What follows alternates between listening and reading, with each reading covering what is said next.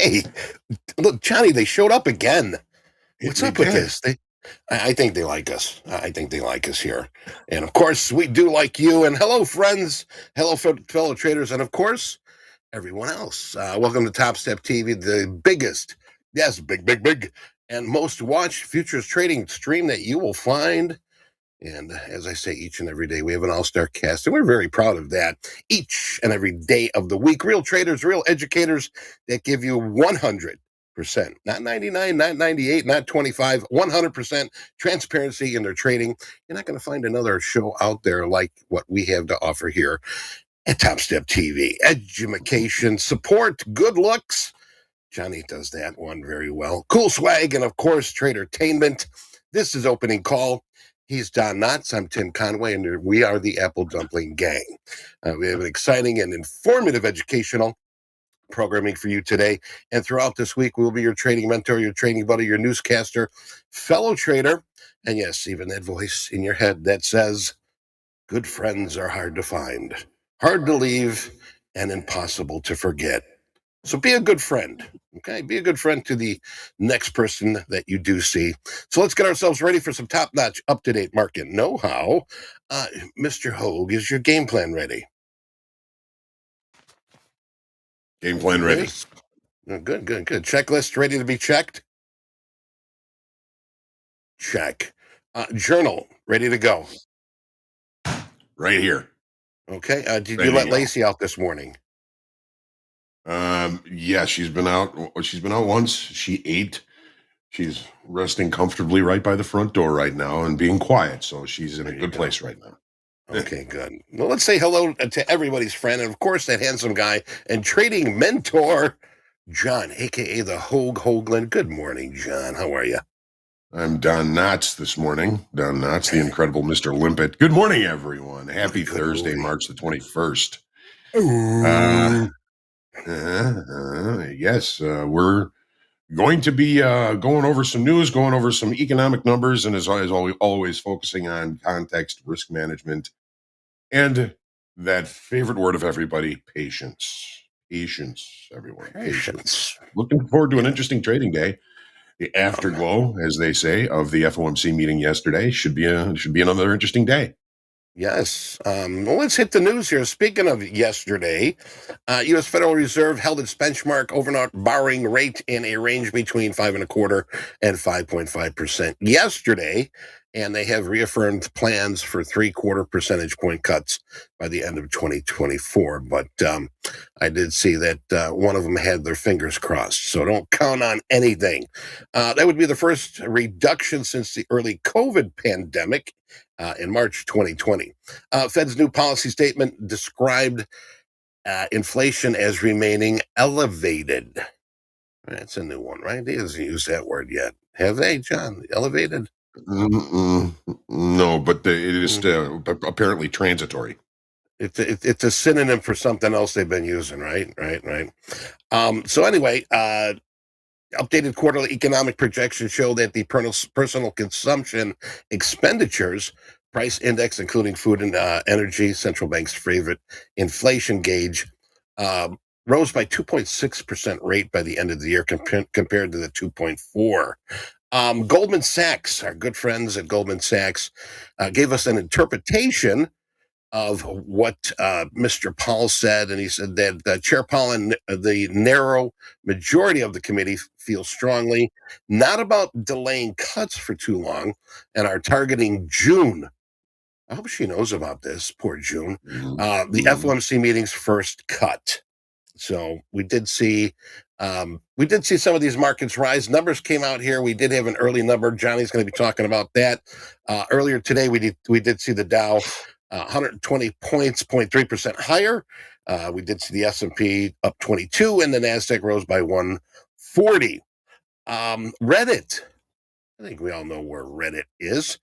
Priced its initial public offering at the top of its targeted range, $31 to $34 per share.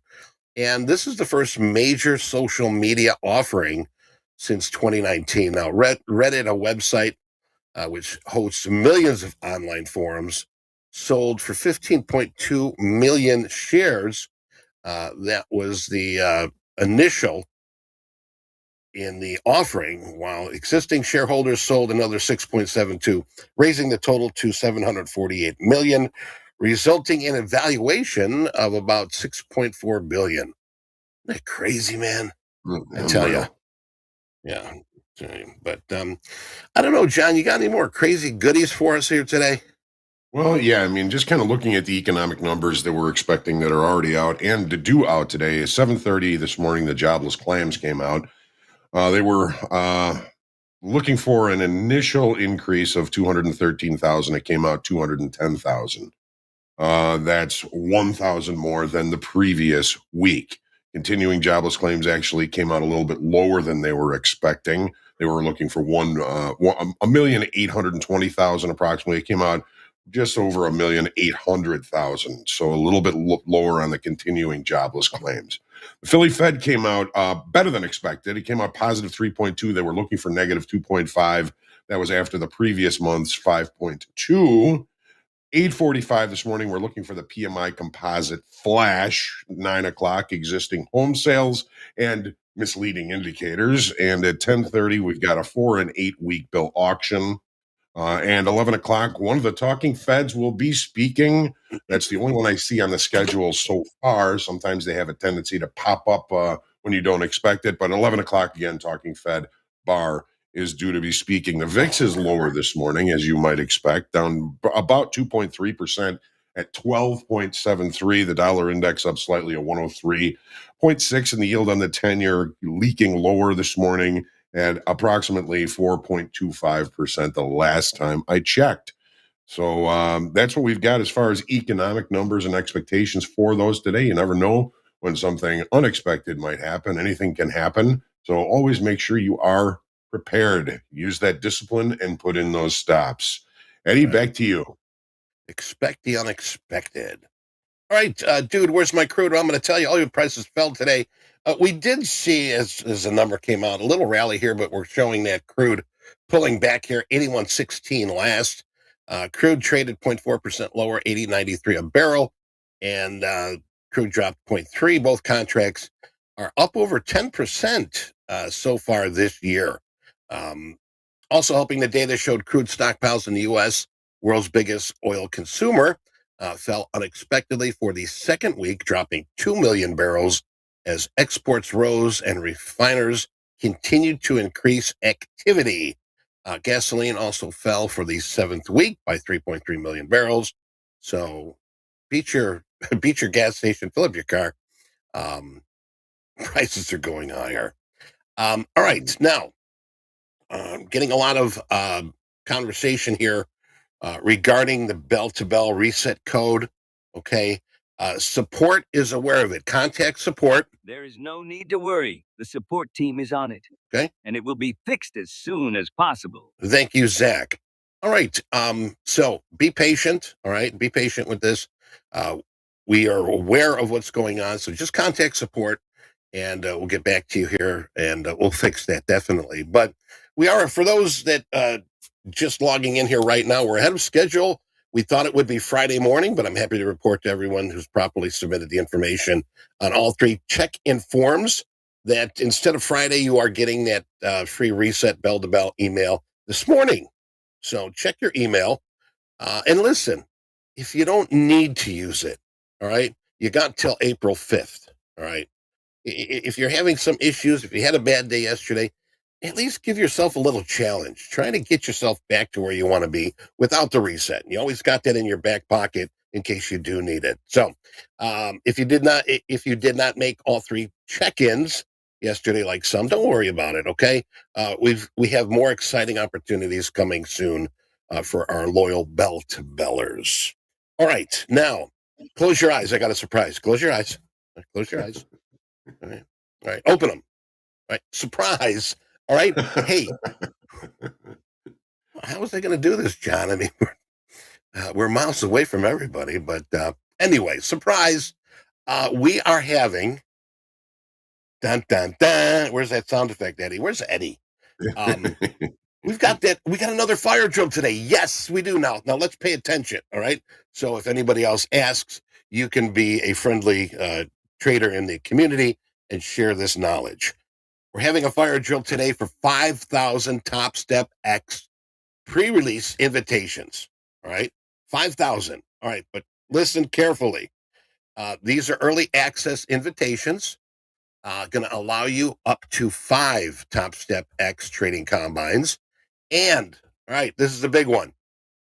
Any size, all right, 50% off. Any size TopstepX combine that you want to trade on, we're giving up to 5 with 50% off. Okay. So this is for everybody. Even if you already got it already, if you have TopstepX, you're trading it. This is for everyone, whether you use TopstepX or not. And just to let you know, sometimes during the broadcast, we're going to announce, like we do, the fire drill, everything goes off and people freak. Get your name on the check-in form. We're going to pin it to live chat. Now, remember, this is the Who general admission, so you got to be quick, all right, to get that front row seat. So we're going to randomly draw 5,000 traders. We will email you your invitations and code by tomorrow morning. So there you go. All right. So remember, one more time here, any size. You want 150K combine? You want 5 of them? 50% off. You want the 100K? All right. You want only 2? Take 2. You want the 50K? Let's take all 5. 50% off. So there you have it. All right. Where's my good friend and cohort, James? You got our tip of the week. There it is. There it is. Stay disciplined. Disciplined. I always had a hard time spelling that word. I had the C and the S always reversed. I'm dyslexic anyway. Emotional control. Yes, emotional control can be very, very much a topic under discipline. Traders can bring on strong emotions. I think we all experience this: fear, greed, anxiety, stress, which can cloud judgment. All right. And lead to impulsive trading, reckless trading. Now, disciplined traders develop emotional control. Now, what did they say yesterday? You can't control control emotions, but you can control your actions. You can control your actions. Okay, and the best way to do that is question yourself. Am I focused? Am I seeing things right? Am I following my rules? And make sure you got the right answer. Yes, I am. Of course I am. This is what my game plan says. And if you got an answer that says, well, I'm sort of flinging it against the wall, hoping it sticks, that is not discipline. So, Johnny, you got anything to add to that? Yeah, I like what you're saying is, question yourself, is what I'm about to do really in my best interest? That can be something that you want to ask yourself to make that decision. Am I, using discipline here? If I'm compromised by emotion, by anger, by fear, by greed, by all of those nasty words, part of that discipline is not to respond to it. We all feel them. It's very difficult to control emotions, but using just a little bit of discipline and asking yourself if what you're about to do is really in your best interest can keep you on the side of making good trading decisions. Discipline is never easy. It's not like I can just say, hey, today I'm going to have discipline and all of a sudden have discipline, So it's, if you're trying to be disciplined, God doesn't just give you discipline. He gives you opportunities to use discipline. So use it wisely. Use it wisely. All right. We've been burning the clock here. We're running into some time here. But Johnny, let's get to the charts. What do you got for our traders today? And we got about 10 minutes here, so good luck. Right. Yep, no problem. So this is the daily in the S&Ps. We've really been as Isaac, I think, was saying yesterday, it's been, relatively rangy, and it has been relatively rangy. Well, in the S&Ps yesterday, we had an impetus that pushed us higher. It accelerated price higher. Of course, we've been saying for months now, the upside structure is intact. It is intact, and we've got an acceleration yesterday with an additional 12,000 in open interest coming in on the long side. There's still money out there. willing to buy at these levels. We took out the all-time high, which was basically a key reversal pattern. That is no longer part of the game. We've broken out of the range. We've broken through last week's weekly kickoff high yesterday. This was the weekly kickoff high this week, looking for it to accept below for a market state change or continue to accept above it for a potential continuation of the current market state. Well, we got that continuation yesterday. All-time highs, okay, in yesterday. Now we've put in all-time highs in the overnight session. Right. So here we are. So here is the all-time high. I mean, we've put in the all-time high in the overnight session. We know, and we've seen over and over and over again how that has a tendency to get taken out during regular trading hour sessions. If we're holding any overnight inventory, it's to the long side, but we've done a lot to reconcile that overnight inventory by becoming a little bit range bound above the high from yesterday's regular trading hour session range. We're opening with a gap. We're opening out of balance. The market was knocked seriously out of balance on this move to the upside yesterday. It is still out of balance. Opening with a gap, gap rules. We can't close the gap relatively early. We look for opportunities to trade in the direction of the gap, which would have us looking for opportunities for longs. Anything can happen. Make sure you use your levels, your ideas, your thoughts on opportunities in these markets today. Again, ACH, anything can happen. The profile yesterday was just a very narrow ranged, range-bound, normal day, normal variation day, whatever you want to call it. The 1 o'clock happened and it just got knocked seriously out of balance. It is still trading out of balance, seeking new levels where two-sided trade can kind of continue, can ensue. Where is the level where buyers and sellers are going to be most comfortable transacting business? And the market is still looking for those levels. So again, it's going to be an interesting trading day. A little bit different here in the NASDAQ. This is the daily in the NASDAQ now. Well, our all-time high is still the high of that reversal pattern, that key reversal pattern here in the NASDAQ. Yes, yesterday we added about 5,200 in open interest. That's a good thing. Volume was pretty good. I don't really expect to see explosive volume on upside moves, and it certainly held true yesterday. Volume was good, but the open interest increase of 5,200 indicates new buying coming in. The NASDAQ, I think, was at bigger risk of changing market state. That risk is pretty much gone now. We're going to be, possibly testing to the all-time high, which was here on the 8th of March. We're already above that in the S&Ps. We've already taken that out. NASDAQ lagging behind just a little bit. So one of the things that means is, well, we're not looking at an overnight high that occurred in the overnight session, an all-time high that occurred in the overnight session. We still haven't taken that out yet. It doesn't change the fact that in the NASDAQ, it seems like we're holding more overnight inventory to the long side. We're going to be opening with a gap, so gap rules again apply. If we can't close the gap relatively early, I understand relatively early is a very subjective term. Use your levels. Make sure you're using your levels to manage your risk, and we'll see what kind of a day we end up. The profile yesterday was a normal trading day largely until 1 o'clock came. That changed everything, knocked the market out of balance. We're still out of balance. We're still seeking levels where two-sided trade can occur, where balance can occur. It was a big move yesterday. Is today going to be kind of a hangover day? Are we just going to spend a little bit of time up here accepting price at higher level? Nobody knows that for sure. So we're just going to be looking for opportunities as the day goes on, using the tools that we use, and that everybody has their way of looking at markets.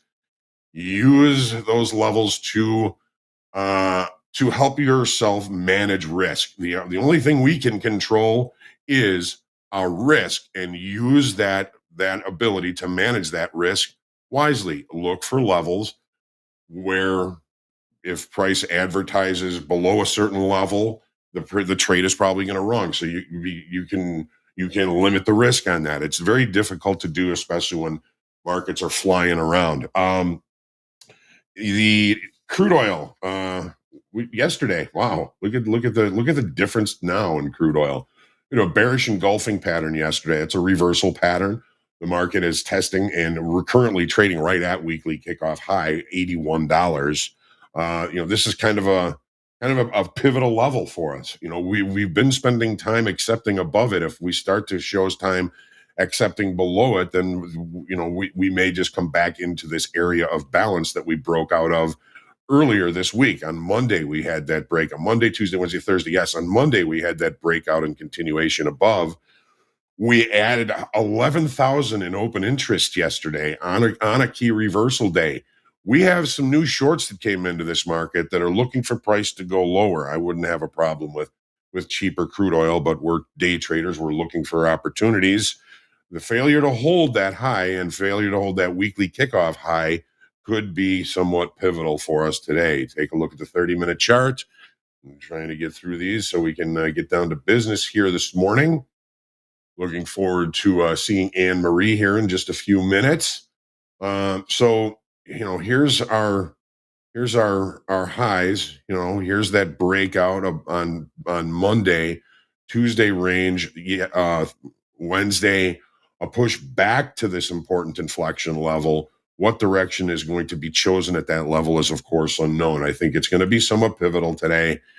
Watch for participation below or participation above to see which side of this level might show acceptance and continuation away from it. Last week, it was really centrally located in this range. We're back in that range. So I'm going to try and focus more on the extremes of the lows here and the extremes of the high, basically last week's high, for opportunities that don't involve the weekly kickoff level. The profile yesterday was a normal variation, neutral day, bit of a B profile, a B-shaped profile, which is usually an indication of long liquidation, which is not supported by the increase in open interest. This was more about new sellers coming in and taking short positions than it was about longs taking profits or liquidating those positions. Gold yesterday, wow, what a day in gold yesterday, right? This was a bear flag we had been watching. This is one of the technical analysis patterns that everybody should know about. We were watching this bear flag. The number yesterday broke us above that bear flag. The continuation seems to be on for continuation above that level. Last week's weekly kickoff high I had all the way up here at $2,300. $2,300. As long as we hold above this week's weekly kickoff high, that to me is a reasonable target. It's a measured move. There's no information up there. That would be another all-time high for gold. So that is a measured move, and it would could certainly be a reasonable target. I mean, look what we did last week. Look what we did yesterday. I mean, this is a lot. We could do that today if we really start to see more buying coming in, and of course, keep your eye on the. This was a breakout. Another breakout yesterday. A couple of weeks ago, we had a move of that magnitude that could take us up to that $2,300. Take a look at the 30-minute chart, and then we'll get moving on here. So here was, I think you need to get a new mouse, I think. Here was that bull flag we were watching. We saw it break out yesterday before the number. We saw the number come out and barrel this thing to the upside. Again, on an increase of 3,900 estimated open interest.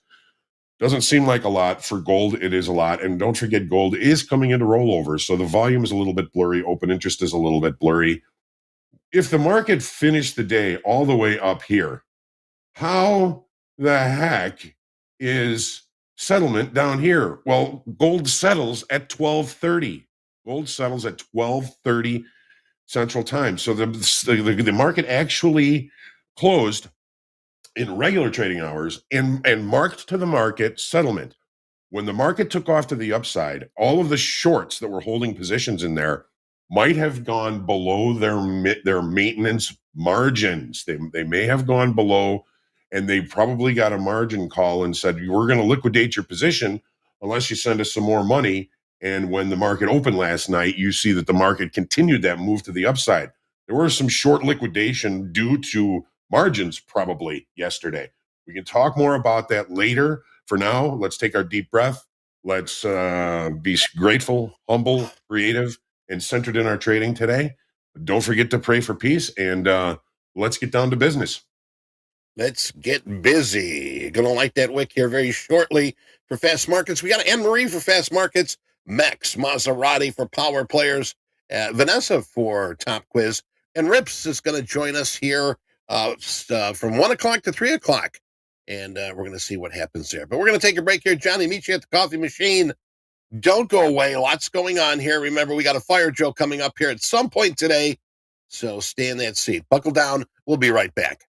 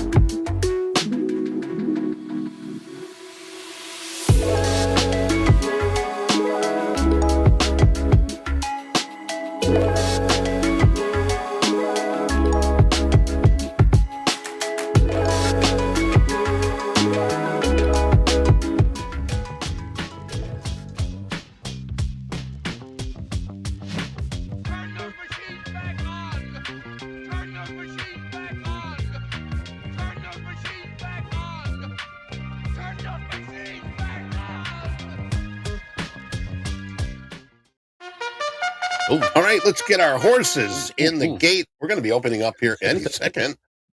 Morning, Andre. Morning, Johnny. Morning, guys. Morning. I saw the look on John's face there. What was that look for, Johnny? Because I mean, we're opening right now. There's the bell. No, there it is. Let's go. All-time highs, baby. All-time highs. All-time highs. And NASDAQ. Who would have thunk it? Gold chain above 2,200. Wow, look at these prices. It is a fire drill Thursday here at TopstepTV. More details to come, but for now, let's watch this open trade. Wow, look at these prices. I'm taking the opening range trade with a one lot. Hell yeah, let's do this, Johnny. And if it seems like there's some momentum, we'll add to it. Okay. I like it. We did put in the And you all-time mean high in the the ES, overnight right? session. There's Anne Marie. Yes. Welcome, Anne Marie. Anne Marie. Hi. Hello, You hello, mean hello. in the ES, yes? Correct. Okay. A 4.5 handle opening range so far. Good morning, traders. Good morning, Madanaya. Shout out. Enjoy the March Madness today, Madanaya. All right. John? You took it? Let's- Michael Stanton, whichever side it breaks out to the down, it just broke to the downside, so I'm taking a short. There you go. What's up, Michael Stanton? Big day today, baby. Big day. Fire So drills. stop All-time is gonna highs. be TopstepTV. 18. 18. And we'll see what happens. All right. NASDAQ opening NASDAQ staying range is the strong. high of the session, but it's coming right back into it. Okay. Yeah, the NAS has really been different. Mm-hmm. You've Not seen this a like lot. anybody else. Anne-Marie, we were talking about Yeah. this last week in Strategy Lab about the divergence we're seeing on the open based on the components of NASDAQ and S&Ps, if you remember. We're seeing that play out right now in Yes, front of us. I do. So when I see this, I'm Absolutely. hands off. When I see this, I'm hands off. Let these two get it sorted out, so to speak. But it does make for tricky. Which one will catch up with which, I guess. Microsoft coming off the high pretty hard here. Good stuff, John. Thank you. NVIDIA, I mean, it pretty much kind of rolled higher all night, and it's still just kind of hanging up the highs. Alphabet, Google just came off its highs pretty good. Apple, we're pretty range bound in the overnight range here, so we're just kind of seeing how things play out here with this opening range trade. Here is the profile. So Let's get it, Stanton. Let's get it. Opening range is this gold bar here. That's telling me that's the first minute of trade. And if that remains the high of the session, then we're going to be in really good trade location if we are short. I don't necessarily see this thing rolling over and heading, south very far. It's been, proving to be an opportunity to buy every time this market breaks. But we're pretty low risk here. We're risking 300, and if we do get a decent pullback, Anne Marie, I know what you're probably thinking right now. You're thinking, "Well, that VWAP is leaning to the upside." I would be looking more for longs in this case, right? Well, yes and no. Yes, I would be looking for longs, but the positioning, it's so far away from that VWAP that it could easily leak into the VWAP before we have the position. I do like that short that you took in the near term. I just suspect that the upward draft might be traders coming in and taking that space. Oh, since James just put up my screen, I want to show you something. On the very bottom, we see the double smooth stochastic. Notice how huge the green portions are and how small the red portions are. There's a massive amount of momentum involved on that updraft. And so the question becomes, who chases price? And so I'm in a little bit of a conundrum because I thought is initially that shorts chase price and longs maybe not so much. But what do you think? What's Delta telling us in terms of great long question, and short-term traders? Great question, Delta's Anne-Marie. positive 500 right now in the S&P is negative 800 in the NASDAQ. The NASDAQ has already kind of doubled the opening range as far as the overall day session range is concerned. The NASDAQ is kind of presenting as the weaker of the two. Let's put up that chart. Definitely. And that we certainly do see the VWAP is leaking higher. As far as your question is concerned, for the last 40 years, shorts have chased price and gotten run over most of the time, That's right. right? Yeah. So All right. that's where I'm always sitting, right? So if shorts chase price, Mm-hmm. the speed comes into that, that Brian Shannon thing that goes from fast moves come failed moves. Right. Not that What's Adobe time? not that it doesn't continue, but there's usually a reckoning at the breakout lines. And so the big thing that I am really trying to say to every trader is watch your size. Just watch your size. I know Absolutely. it looks fantastic to go, hey, I'm going pulled pork. Or Oh, um, Anne Marie. but but we gotta go, hey, hang on, just be uh right, get that Yep, see money, take money kind that's of right. environment that we're Especially on sitting shorts, in right? right now. Yeah, That's right. exactly. Oh, exactly. Mm-hmm. Especially on shorts with moving averages just holding straight up. Absolutely. Well, we got a jam-packed day today. Before we go any further, Eddie, my man, what do we got for eco numbers today? Dre. Hey, in about 7 minutes, ladies and gentlemen, we're going to have our global U.S. manufacturing PMI. They're looking at a 51.8, prior 52.2. We'll keep an eye on that. Also, within the half an hour, we've got existing home sales. They're looking at 3,950,000 versus the prior of 4 million. And that's probably going to be it. I know that 12 o'clock, we got a 10-year tips auction. We got a balance sheet from the Fed later on in the afternoon, but that's going to be about it. So I'm going to let us know what we've got here coming up in about 6-7 minutes here for our PMI. Back to you, Andre. Thank you, Eddie. He'll keep us posted on when those numbers hit the wire here at Top Step TV. Like we said, it's a fire drill Thursday, day after FOMC and Chairman Powell spoke. We see some crazy price action. Didn't expect these prices to hit today. I'm getting But out Emery, of like you're this. saying, I control know. your size. Not going pulled pork on a day like today. We're in a bull market, clearly. Yeah. Yeah. Staying short is I it's a difficult task. What's up, Johnny? I got out of that short. Okay. If you look, I mean, the Dow was kind of a leader the other day. Yeah, I The hear the open Dow's with a ripping higher. gap, opening range the low of the session, and it's just ripping higher here. So I took a smaller loss than expected on that. Smart. We couldn't even get to VWAP. We couldn't. We're about to take out the high of the opening range right now. Yeah, we So are. I'm not going to be taking a full stop on that. It just didn't do what I was thinking it might. Just about now going to take out the high of the opening range, maybe.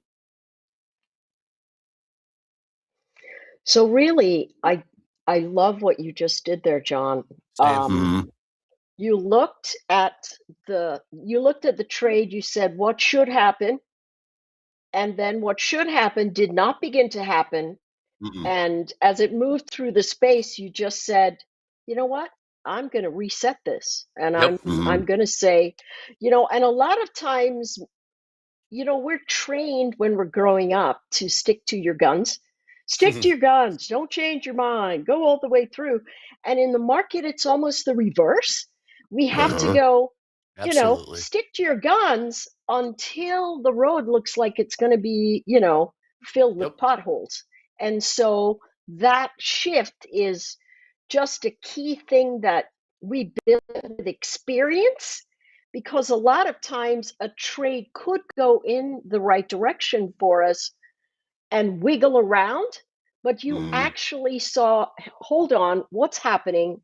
I've got this, and this, everything pointing to upside pressure. Why do I wait for it to hit my stop? And Yeah. so Great point. that's something that you build that with I experience was in the exactly. markets. Exactly. If there's a hole in the boat, find another boat. 100%, John. 100%, Exactly. man. No, I think that was very Exactly. that's experience for you, like Anne Marie said. Trade wasn't going away, Yeah, recognizes that sure is. there's the trends to the upside. Didn't go the way. Cut bait. On to the next one. Short, a smaller loss than. Look at these. Look at this rally. Look at this rally. What's going on in tilt here? 69% long NASDAQ, 67% long ES. I would have just 50-50 taken in out my gold. stop. So, yeah, okay. So you cut your losses in half without even having hit your stop there. It's give or Yep. take though. Wow, rally. Yeah. That was So that was closing in on 40,000. Am I reading that properly? Am I reading that right? Closing in on 40,000. the futures are over it. Yeah. Woo-hoo-hoo. I know. Futures what are a- over it. What a time to be Yeah. alive. Oh man. So, John, are you using any measured moves for new highs with a Fibonacci in terms of price points to the brand new highs? What are you tracking in terms of this, rarefied air that we're Good question. sitting Great in? question. Yeah. Great question. Last week's weekly kickoff high, and just let me put on the daily here, was 52.90. We broke and we closed above that. I have not done any research. Didn't have time last night or this morning to really start to kind of focus on a new potential upside target for this. And because we are in open space, so that's really the only thing we truly have is measured moves, fib extensions, sometimes even like Andrew's pitchforks would be nice. But if we're going to look at this, let's look at the top trend line here. Oh, Yeah, let's do that. wrong. This is very interesting. Wrong. How do you get levels in uncharted water? So I'm just going to go from here because this has the most points of contact, right? So we've got point of contact here, point of contact here, point of contact here. So if this channel is going to remain, then what are we looking at today, or over time? We're looking at 5,400. Yeah, which is only 80 points. I mean, that's only 80 points away. It's insane. What do you think? By Monday we get there? Hell, we get there by tomorrow. Today. We could. Today. Yes. Why not, Anne-Marie? Why not? Why not? What am I shortchanging this market for? I'm underestimating the market. Monday. Who am I crapping Monday? Come on. Crap. All right, we got a number in less than 2 minutes here, Eddie. You'll keep us posted. But yeah, John, it's very interesting. How do you find levels? Maybe fib extensions, like you said, but we haven't seen these prices before. Yeah. So for me, what I find to be super interesting is the different ways that the measured moves can be worked out if we've got sideways congestion. So I love to use the rectangle tool, and you can find it in TopstepX. Super easy. It just gives you a little box. So you get that little rectangle move, and you just sort of square it off. Now, this is my Motive Wave platform, where I've got a number of accounts connected together. But the key event is looking at the squaring off of the spaces with a wider time frame. So I'm going to, while we're looking at this, waiting on that data, I'm going to shift it to a daily chart, and we're going to look at the YM futures. And again, that big thing that we notice is how much green momentum is sitting here, and it's all the way up now at the 40,000 level. Hang on a second. Let me bring it up into the fray. 10 seconds. 10 seconds. Yes. Yeah, so we will wait for those, but you can really draw a little box that goes old resistance, new support, into the prior resistance zone. Ooh, here we go. All right. We got our PMI flash coming in at 51.7. That's the service PMI. The manufacturing PMI coming in at 52.5. Composite PMI 52.2. So there are your numbers, and back to you, Anne-Marie. Well, those are pretty good numbers. I think those are going to, anything better than 50 is something that we'll cling to.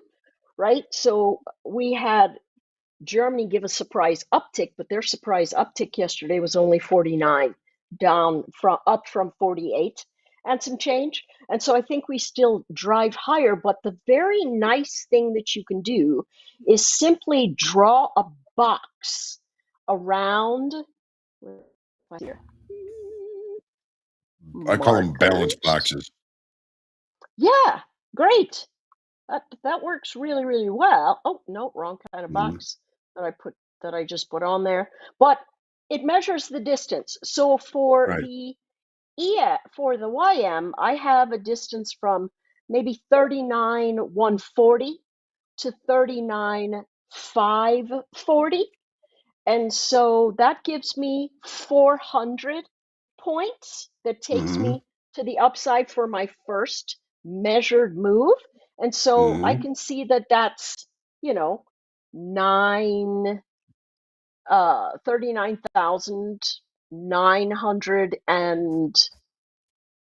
39,950 or so.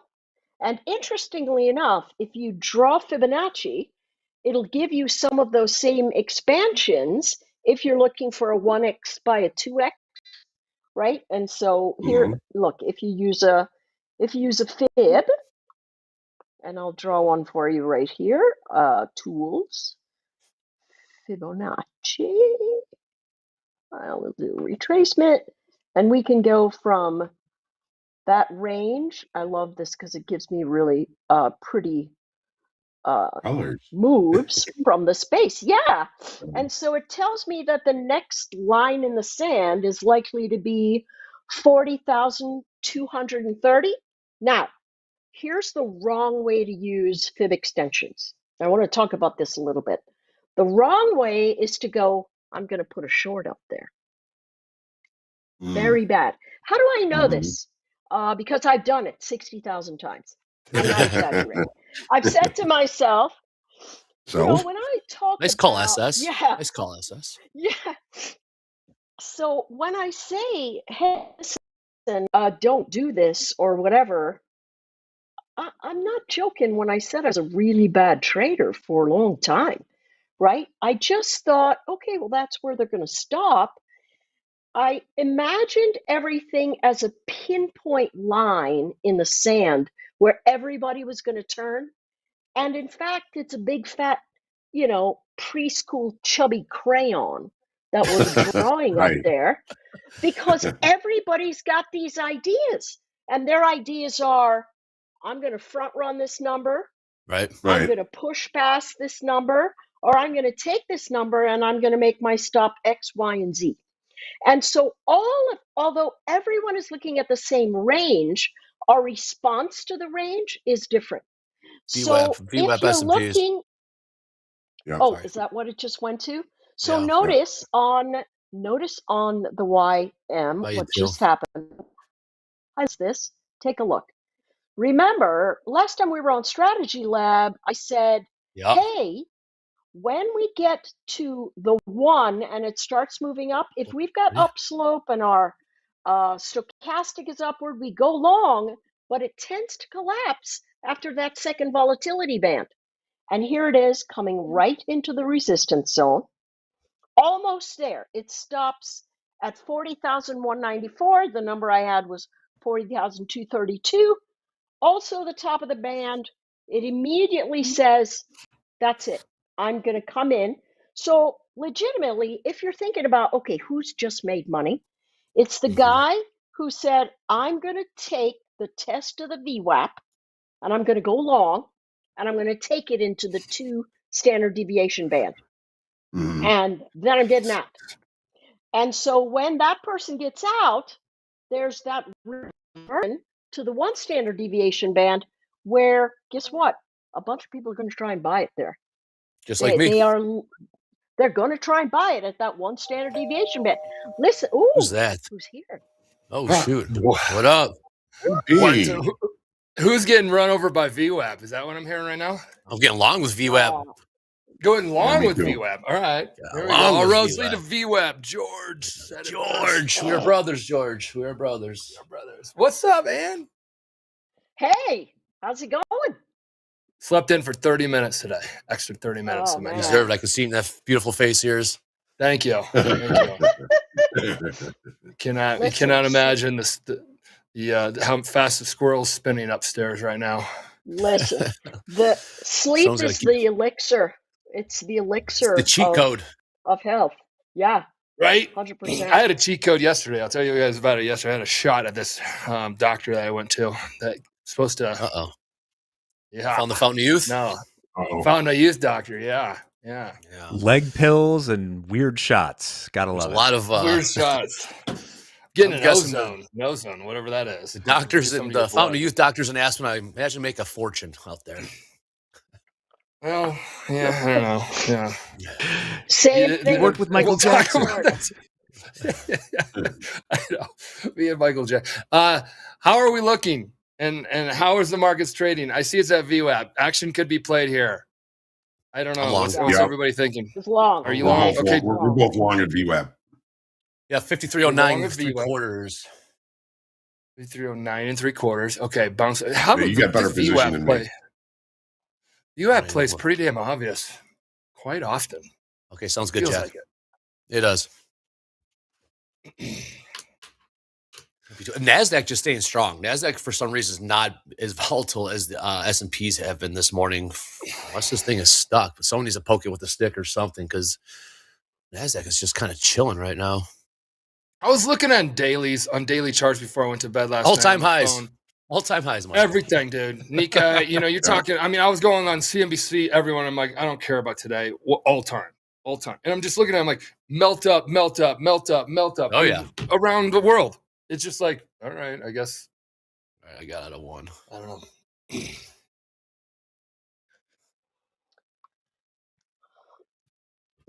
Oh, yeah, The man. levels All-time we highs. have. Gold's above 2,200. NASDAQ just hit all-time highs. S&Ps, all-time highs every time you blink. This is our new reality. We also have numbers coming up, too, Michael. We got a number coming up in 8 minutes. We got a Fed speaker at 11. And we got a 10-year tips auction at noon. So stay on your toes here. Who's speaking Yeah. at 11? I got Barr. on Barr. the calendar here. Barr. Oh, okay. We'll see what Talking. Mr. Barr has to say. One of the talking feds. Yeah, this looks Every very. time I say okay, all-time so, highs, it falls apart. I mean, I don't know about that. Yeah. So let me share with you. Mark this, is listening to me. let me At share least with somebody you this. is. I gotta share. Let me share this pattern that I saw last week jerk. and potentially this week. Okay. So last week, Monday, Tuesday, Wednesday, flat to grinding up. Mhm. Thursday, Friday, it falls apart. This week, Monday, Tuesday, Wednesday, grinding higher. Yep. On Thursday, just like last Thursday, it gapped up and then fell apart. And so could be 1 week and a totally different week this week. But a lot of times when the Fed comes out, says something, and then it leaks through the market, very often we see the real move in the days after. Mhm. Mm. And so my thought would be careful anticipating just a complete run up into brand new highs Mm. without the element of digestion. Because again, with our delta is not showing any strong numbers at all, right? They're small Positive numbers, yeah, 1,600 right now. As of 1,600. right? So Yeah. not grand. And what I have seen almost with all the charts you're looking at, as soon as it starts breaking higher, it'll have a plateau and then it'll come right in and collapse on that Mhm. VWAP or on the whatever and just digest. So if we look at daily charts, everybody's talking about all the RIAs out there that are trying to help people manage their money. They're all saying, hey, listen, markets are overbought and these sorts of things initiate reversals. But here's the thing, we can stay overbought a really long time. And the longer we stay overbought without zooming higher, either we come back, dribble, and then we bounce higher and then dribble, that works off all of that overbought space, and we're still in a brand new space. So people are thinking, oh, we're going to have a 10% reversal and XYZ. Been hearing that It forever. could happen, but nothing is 5 telling minutes us remaining. anything other than let's just work off these overbought formations and let's just get into those new higher lows, and then we're going to buy the formation again. We got existing home sales coming up in 5, like Eddie just gave us the heads up on. John, are we gonna get flat before this number? I just did. Yeah, it's probably the wise thing to do. I'm not happy about it because I think we're in a good spot there, but yeah, no, we got to stick to the rules, stick to the discipline. Flat. It's okay. See money, take money. See money, take money. Take money. Right. Right. Yeah. Andre, if you use that line, you can't go broke taking a profit. I'm going to reach through the camera. This is very true. I like that hoodie you got. Campland. If you guys, here's a plug. This is sponsored by Campland. Campland is if you are an RVer or a camper. Actually, if you're an RVer or a camper or a pull behind, or just want to pull up with your motorcycle and throw your tent down in San Diego, it's called Campland.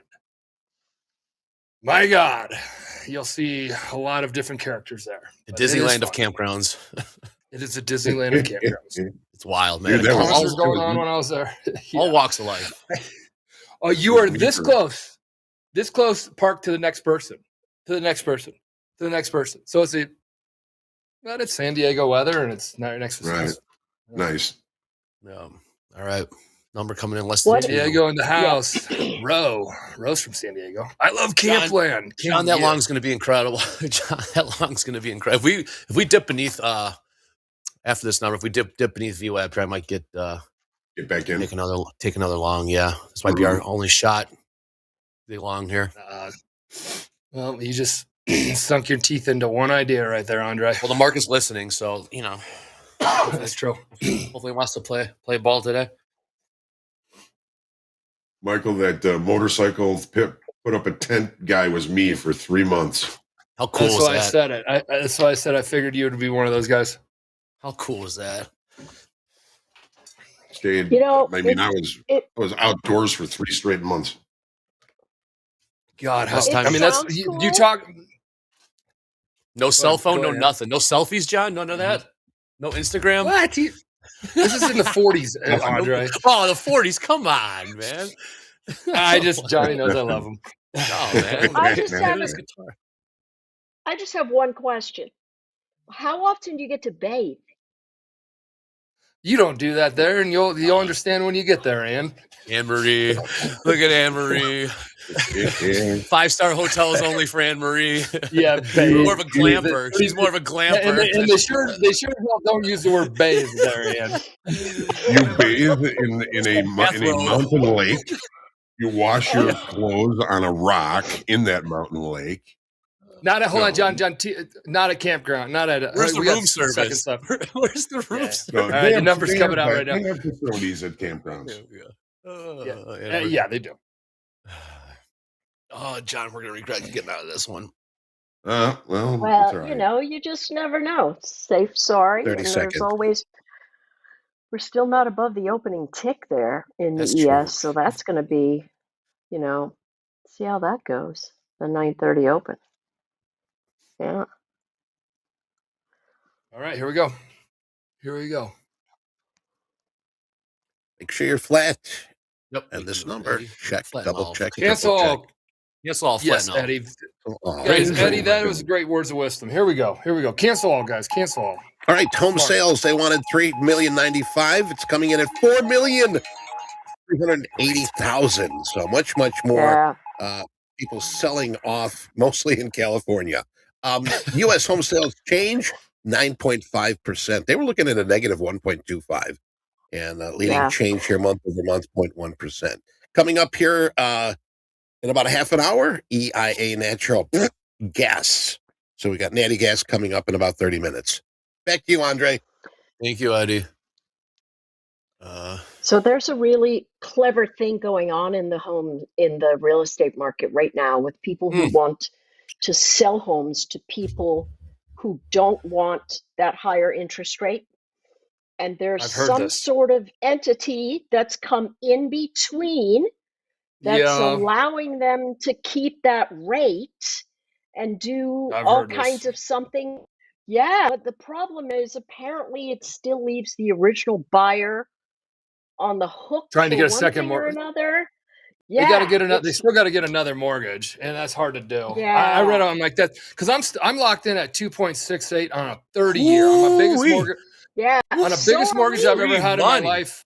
Yeah, I'm Free like right money. before COVID started. Right when COVID started, I'm like locked it in. I'm like, damn, 2.68 on a 30-year fixed. God Wow. bless. That's Yeah. good. I'm That's never, a I'm good- never, and Yeah. I even said I'm never paying that one off, and it was at 2.68. Now things are at 6, and I'm like, that thing is going to stay on the Bank of America books for the dawn of time. I know. BOA's problem. Exactly. That's BOA's Yeah. problem.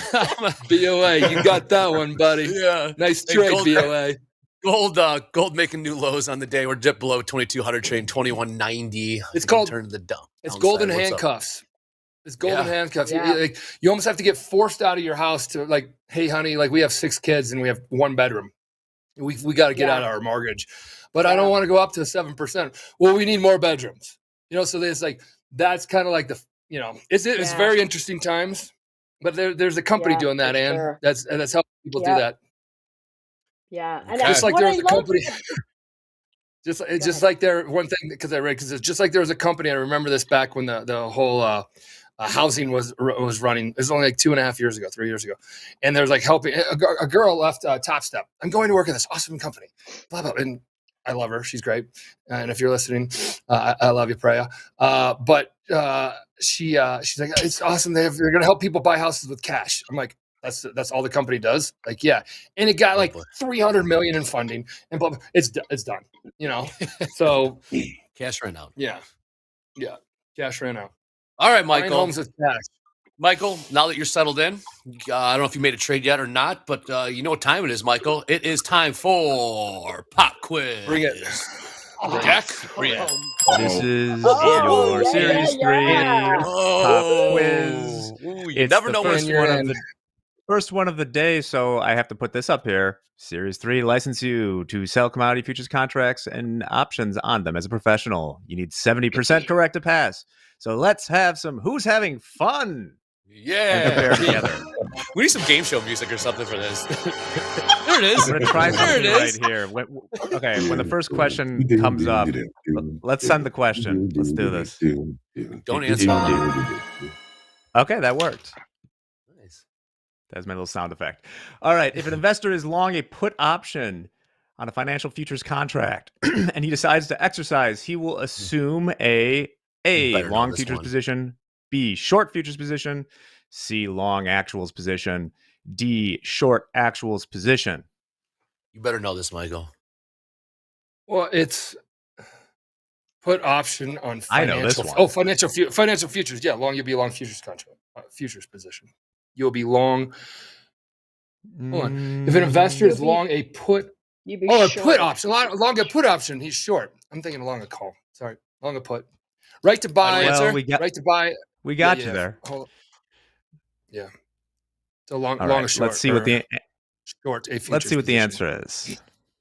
Yeah. Yeah, It short is futures indeed position. short a futures position, and Yes. that is your first of the series 3 question. Wow. While I'm Whole kind of here, I struggle wanted to you were describing Wow. your mortgage, Michael, and something that, as a former bond futures trader, something to watch in those markets is your mortgage is exactly the way that you see like cascading moves with mortgage hedging. Because if you think about it, what Bank of America has to do, so like if bonds are selling off and interest rates are rising, actually the mortgage banks have to sell more to hedge it. So as the interest rate's going up, and that fuels what can be sort of a cascading thing, because the higher interest rates go, the more they have to sell, and that can really get things out of control.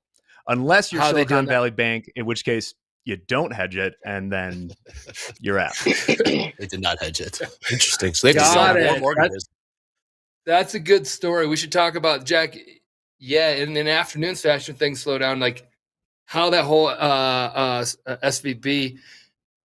What your thoughts on it, and then what you just talked about cascading and all that kind of. That's very interesting. I would love. Yeah, they were too Yeah. obsessed with like tech bro stuff and not enough like the bait. Like hedging your fixed income portfolio is like the bare minimum banks should be doing. So it was kind of shocking when they weren't. It's like a puke limit. They don't want to ride your mortgage and hundreds of thousands of others, you know, at a 2% when it's 6%. So they have to at some point just hedge it. And they do that by selling futures or bonds or other instruments. They got all kinds of stuff. Yes, that's why you hang out with financial buddies, because you're always in the same. If I was hanging out with like, I don't know, a different industry, you're like, okay, that's cool, thanks, doesn't help me. You know, like that's good stuff. That's good stuff. Michael, did you know today's a fire drill? Michael, did you know today's a fire drill Thursday? Oh, it is. Yes, it is. Soon. Is it coming soon?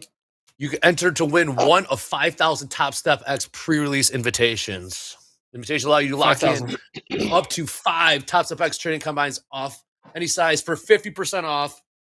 Form will be up for 15 minutes. It's coming up. I'll tell you this, coming up within the next hour. All right, how about that? All right, so everybody, whether you've used TopstepX or not, we'll randomly draw 5,000 traders, and we'll email them the invitation.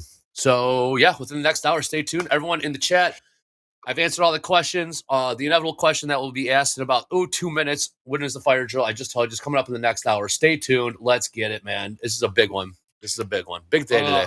There's 4,400 people here right now, so we have plenty. Smash and subscribe. We have smash a like. Help us out with subscriber or whatever thing button that you hate saying that stuff. So we can pop up in your push notifications and let you know when we go live.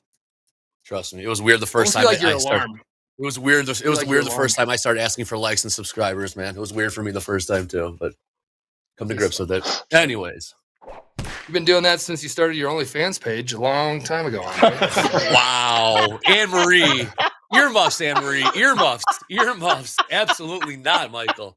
That was earmuffs. My goodness, half an hour more of sleep. And you didn't know. Dude, Michael, this is being broadcast into schools and homeschooling. Mm-hmm. This is my goodness. Yikes. There is a really good joke there that I can't say. Yeah. Oh boy. Wow. It is getting feisty here this Thursday morning on a fire drill Thursday. My goodness. I mean, Michael's look, he's still smiling. He's still loving that joke. Because I got other jokes floating around. What do I wear on that site? I wear my TopstepX. I wear my TopstepTV. No, yeah, just picture George Costanza on the couch. Just picture that picture. Your favorite picture. Wow. Oh shit! Gold selling off here. New lows in gold. Oh, it'll take a turn to the downside as well. The chat really liked that joke. All right, S&P's moving to the upside here. NASDAQ. Oh, Anne Marie. Who needs enemies with friends like this? You know what I'm saying? My goodness. All right, here we go. Back to the markets. Not doing much here. We're still holding it above that VWAP. We should have held it. Yes, we did, John. That is going to. Okay. Yeah, we could have just kept the number. Just put a stop in there. To the number. We could, but whatever. Hey, it's a fifth, like you said. Over the course of time, half the time it's going to rally, half the time it's going to break. We'll get stopped out. So might as well take the profits, lock them in, move on to the next one. Yeah, there you go. Yeah, we're just not seeing great price action here. I mean, is this going to be a hangover day? What it's starting to feel like? Yeah. Could be. Possibly. Maybe in the afternoon, it begins to really show a little bit more of what's going on. I think the fact that the Swiss National Bank lowered its rates in a surprise move, I mean, their rate was only like 1.75 anyway, and they moved it 25 basis points. I don't know. Why? I'm sure Yeah, I'm sure Powell knew that the Swiss bank was going to do that, and that's why his commentary was, yeah, we're going to have 3 more, blah blah blah. But the why really is interesting, because if commodities keep running, like, gold is going to pull back, it's going to get a support, it's going to bounce again, but every single commodity is running, right? They're all running. So we could say, what's good for commodities is good for the market, but that's going to drive inflation. And if inflation continues to rise, there's no way they're going to. That's what I'm saying. I mean, they could lower rates and then have to turn way around and then go back up, which is going to be another dumpster fire. Yeah. So it really is a space of, well, what do you do? I mean, this is literally a buy everything that you can space right now, until they get to the, oh, I got to spend that much for copper, silver, anything industrial. If that keeps going up, there's no way that inflation is going to pull back. So I mean, literally, I don't even know what they're thinking. I've no idea what the Swiss bank is doing. And then Bank of Japan just for the first time in 17 years got out of their negative rates. So, I mean, there's kind of conflicting forces there. So, like I said earlier, what a time to be alive right now. Yeah. What is it? Yeah, what is that? It is actually best time in the world to be alive. People are like, oh no, it's scary. It's the worst time ever. I'm like, go back to the medieval days. Go back to the medieval days. Go back to the 40s. Exactly. Yeah. Wow. Bank of Japan, 17 years. And tell me about. I read it. It was like yesterday, the lost 2 day decades. before that. Yeah. Well, like. Yeah. Try to stimulate the economy. I mean, they're strong. They have very, to. very strong. Well, they have to, because they are seeing inflation tick up. They're seeing it tick up. And the thing about Japan is that they can tell their people, because they're a very nationalistic and highly patriotic country, if their leadership came out and said, hey, we need you to repatriate your funds, they're going to go, whatever you say. And they're going to try to bring their money back home. Now, granted, they raised rates, but it's still zero.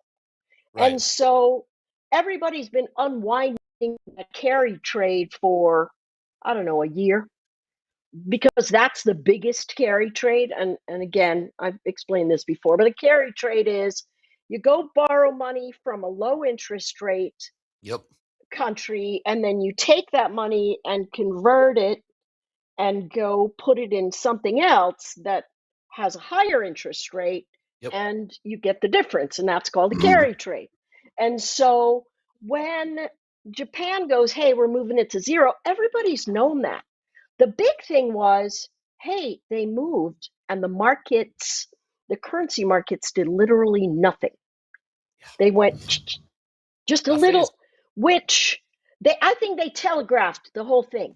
And I suspect that central banks are going to have to continue to telegraph everything that they're doing. If not, it's like opening Pandora's box, and all kinds of crazy things start flying out of there, right? If you know what Pandora's box is. So that, I mean, it's a big deal for them. They got a long way to go, but the way the market took it in stride tells me everybody's been preparing for that. They're all going, hey, that's okay. That's all right. We got it. We've been, winding down the carry trade here.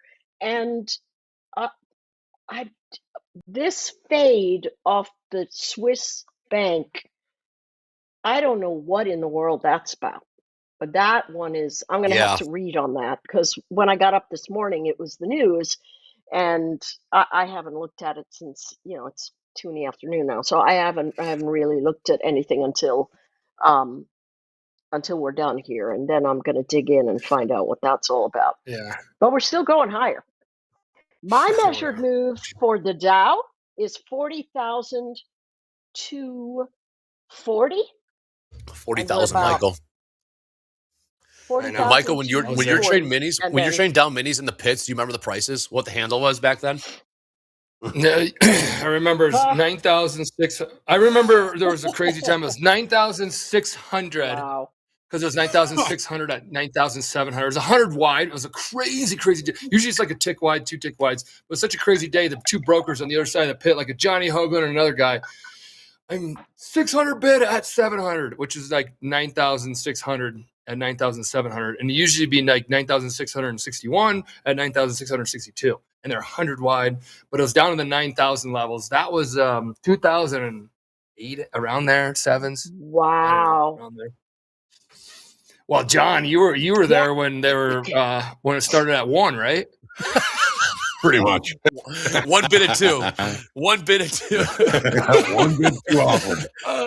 I had to, Johnny. I had to. Dude, Michael's full of them today, huh, John? No one's safe I'm today. telling you, He's full that of extra something. 30 minutes of sleep. Yeah, that's what happens. Wasn't Actually, that 30 minutes shot? of sleep. He's got a sharp tongue today, Anne Marie. I'll tell you what. My goodness. Saying. My goodness. I know. I went skiing yesterday, Andre. First time. Yeah, in dude. 2 With weeks. Sean White. Sean White, man, right? Oh, nice. I thought it was Sean. All right. Well, really quick, we got to keep the buses on schedule. Hey, we've got over 4,500 people watching us. Please hit that like button. Please hit subscribe. We truly appreciate it. In the meantime, Jack, we're going to you, man. What's up, Jack?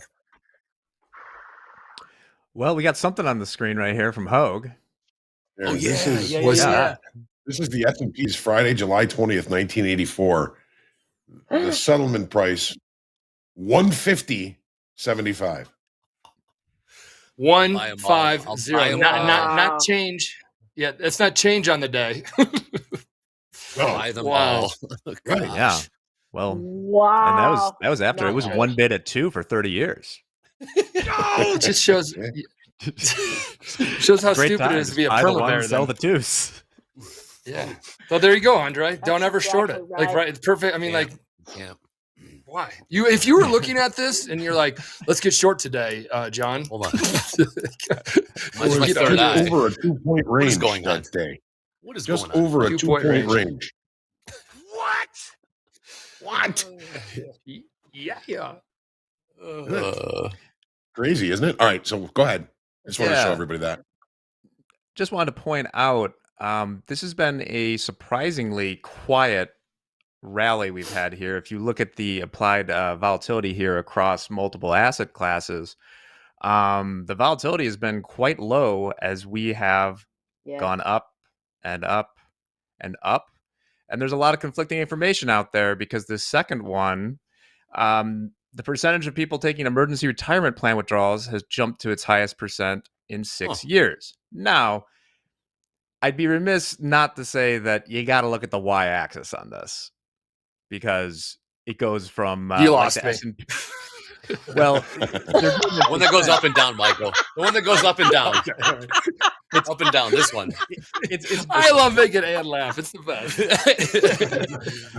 like the S&P in the early days. This only goes from 0 to 3% on the y-axis. So while it's going up, I don't know if that's concerning. We shall see. And lastly, we talked about the Reddit IPO. I saw from Wall Street Bets an amusing thing here. After Bill Gates became friends with Warren Buffett, he began to diversify his portfolio and sold Microsoft shares. His fortune today is $138 billion. If he had diversified, it'd be $1.33 trillion.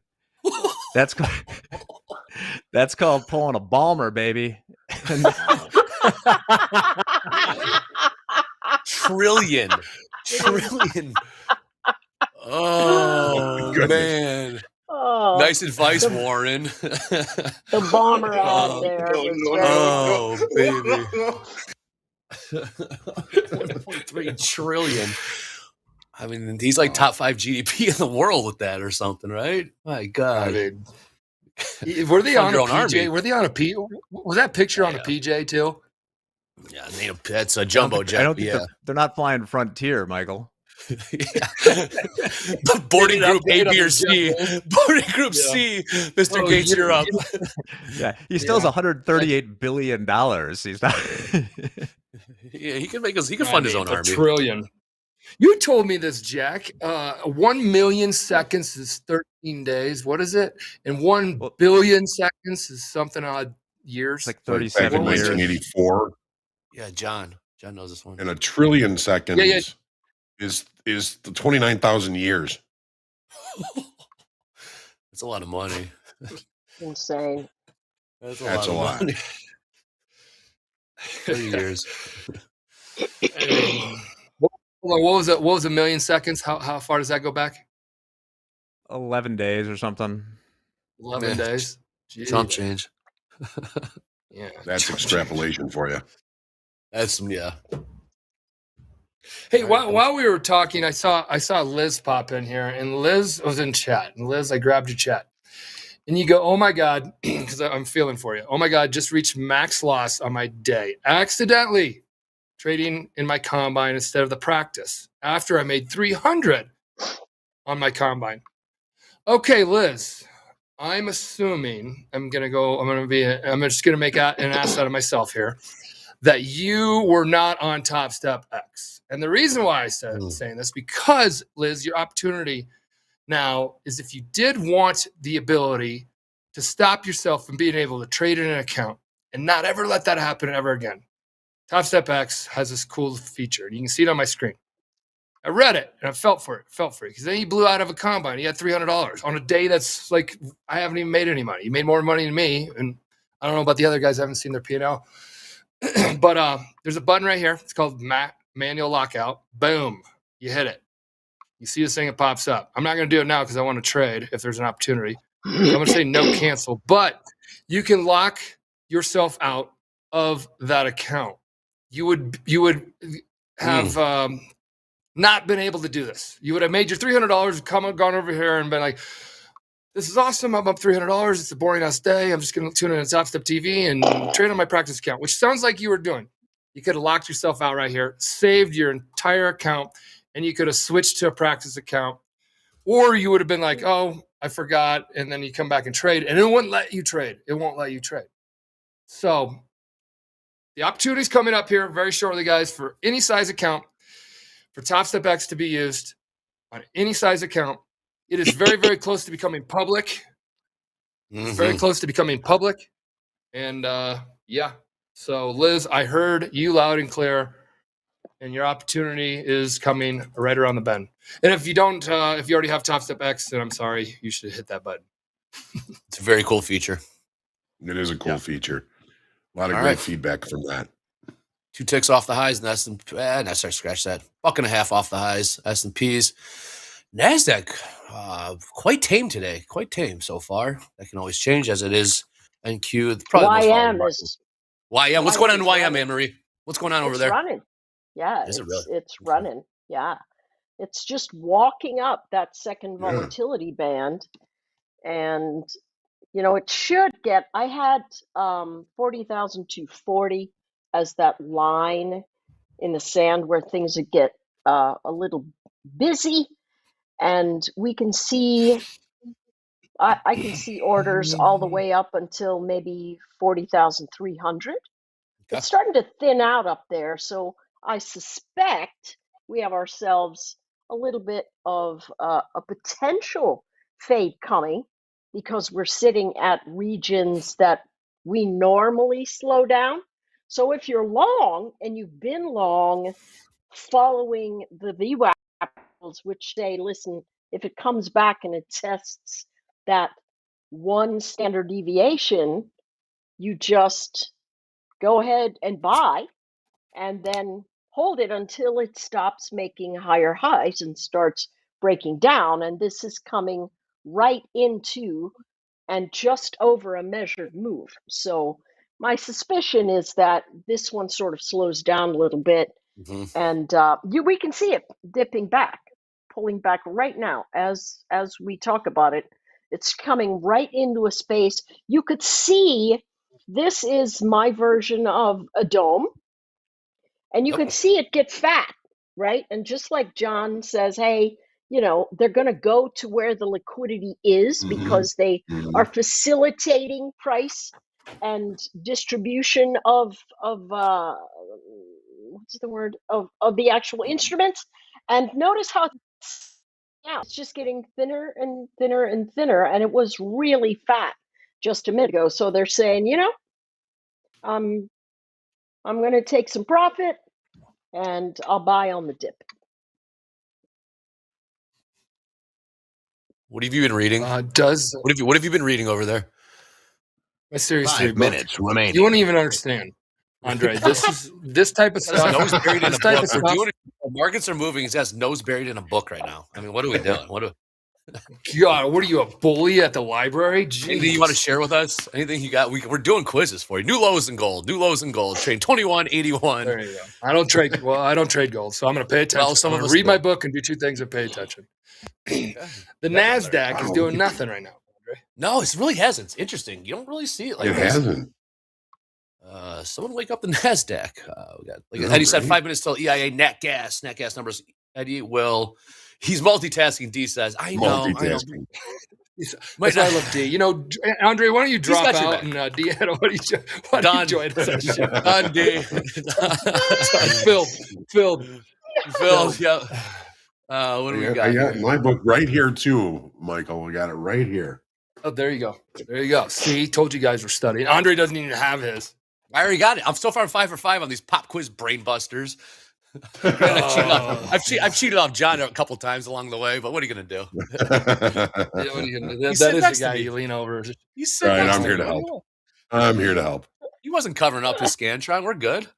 I do gotta admit, We made you something, Andre. Jack at MP's request made it and sent it, and here it is. No, you didn't. Oh my God. Oh no! Take that down now. Oh my God.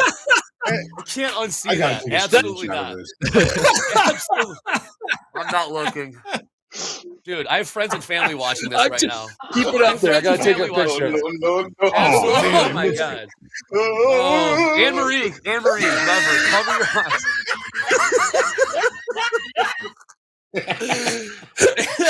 Oh my God. Oh. Keep it up. So bad. We have So bad. Posters, postcards, Mom, if shirts. you're We'll have it watching, all in the store Mom, soon. if you're watching, that's not really me. They just put my head on, superimposed my head on a body that's not really me, Mom. Oh, you guys. My God. That's Super transparency. hilarious. Oh, That's- Mom, that's not Andre me. How many subscribers you got now, Andre? How many subscribers you It got? just went up by about 80, actually, now that I take a look. I mean, since you mentioned it, the subscribers just went up. My Hilarious. goodness. Let's get back to business, everybody. Gosh. And you too could work from home. It's called a side hustle, all right? Leave me alone. Oh, gosh. Holy shit. This is just, my No, God. that's What is going on? hilarious. All right. We got less than 2. Oh, boy. Hilarious. Well, it is a Fire Thursday. Fire drill. People are asking when the fire drill's coming. It's coming soon, within the hour. Like I said, just to recap, boy, that was a good one. We're dropping a check-in Yeah, form here very soon in funny. the chat where you can enter in one of 5,000 TopstepX pre-release invitations. These invitations will allow you to lock in up to 5 TopstepX trading combines of any size for 50% off. Form will be up for 15 minutes. This is for everyone, whether you've used TopstepX or not. Then we'll randomly draw 5,000 traders, and we'll email them their invitation and code by tomorrow morning. It is coming soon, folks. Stay patient. Hope you guys are enjoying Can I give you a day today. Michael, Hey, our fearless leader. What do you have heads up. tonight? Yeah, can I give you guys a heads up? If you don't switch if you don't want to switch, and don't switch at all if you're comfortable with wherever you're at. If you're not comfortable with where you're at, then you should always explore what's out there, whether it's relationships, products, platforms, whatever, locations on this planet, whatever. I had to throw that out there. Relationships. Well, it's I true. If can't- you're not Still comfortable with it. You slipped that right in there, Jack. I mean, it's just you got to go across the board. If you're not comfortable in a relationship, get the hell out. Okay.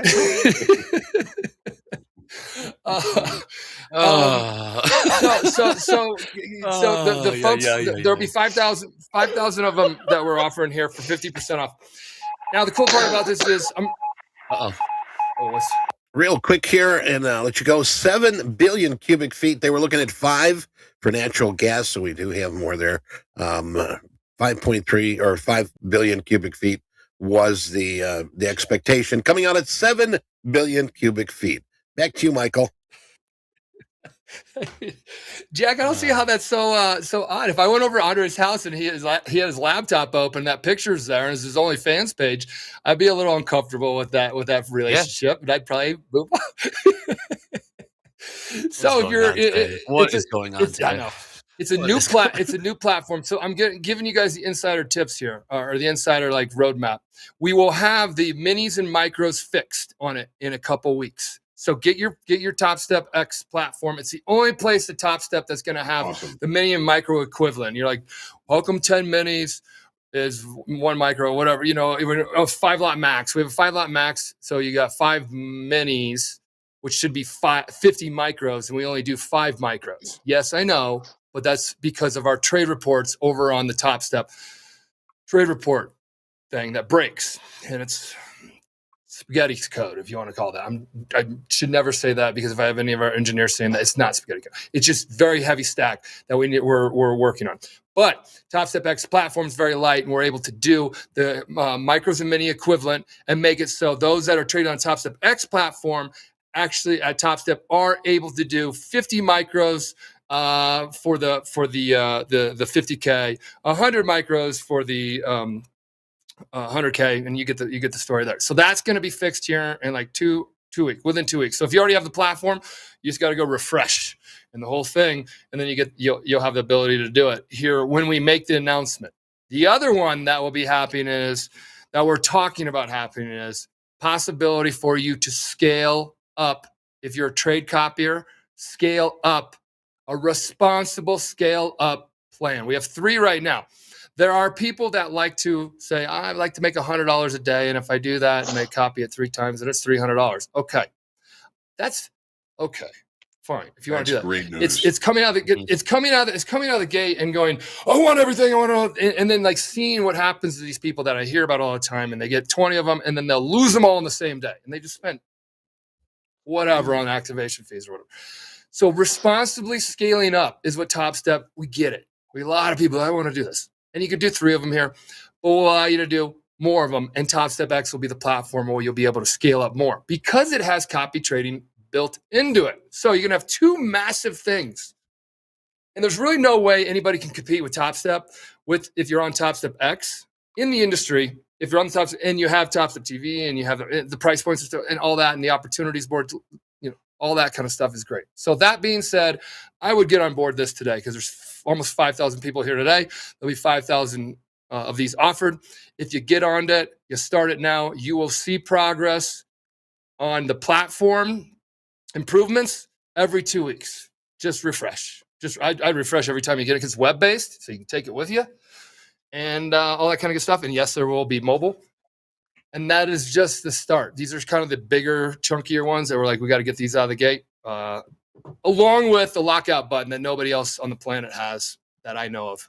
That's awesome. To lock yourself out. So that's awesome. That's the ways that we're trying to help. So it should put you in a better, put you in the best spot we can put you in. And you get Tilt built within it too. So that should help you get a little bit of a perspective. Ann knows all about Tilt. She talks about it as well. Yeah, big time. Well, while we have a second here, a little lull in the market action, we're not seeing a whole lot moving around. Anne-Marie, please keep an eye on Dow for us. It seems to be kind of leading the pack here as far as equities go.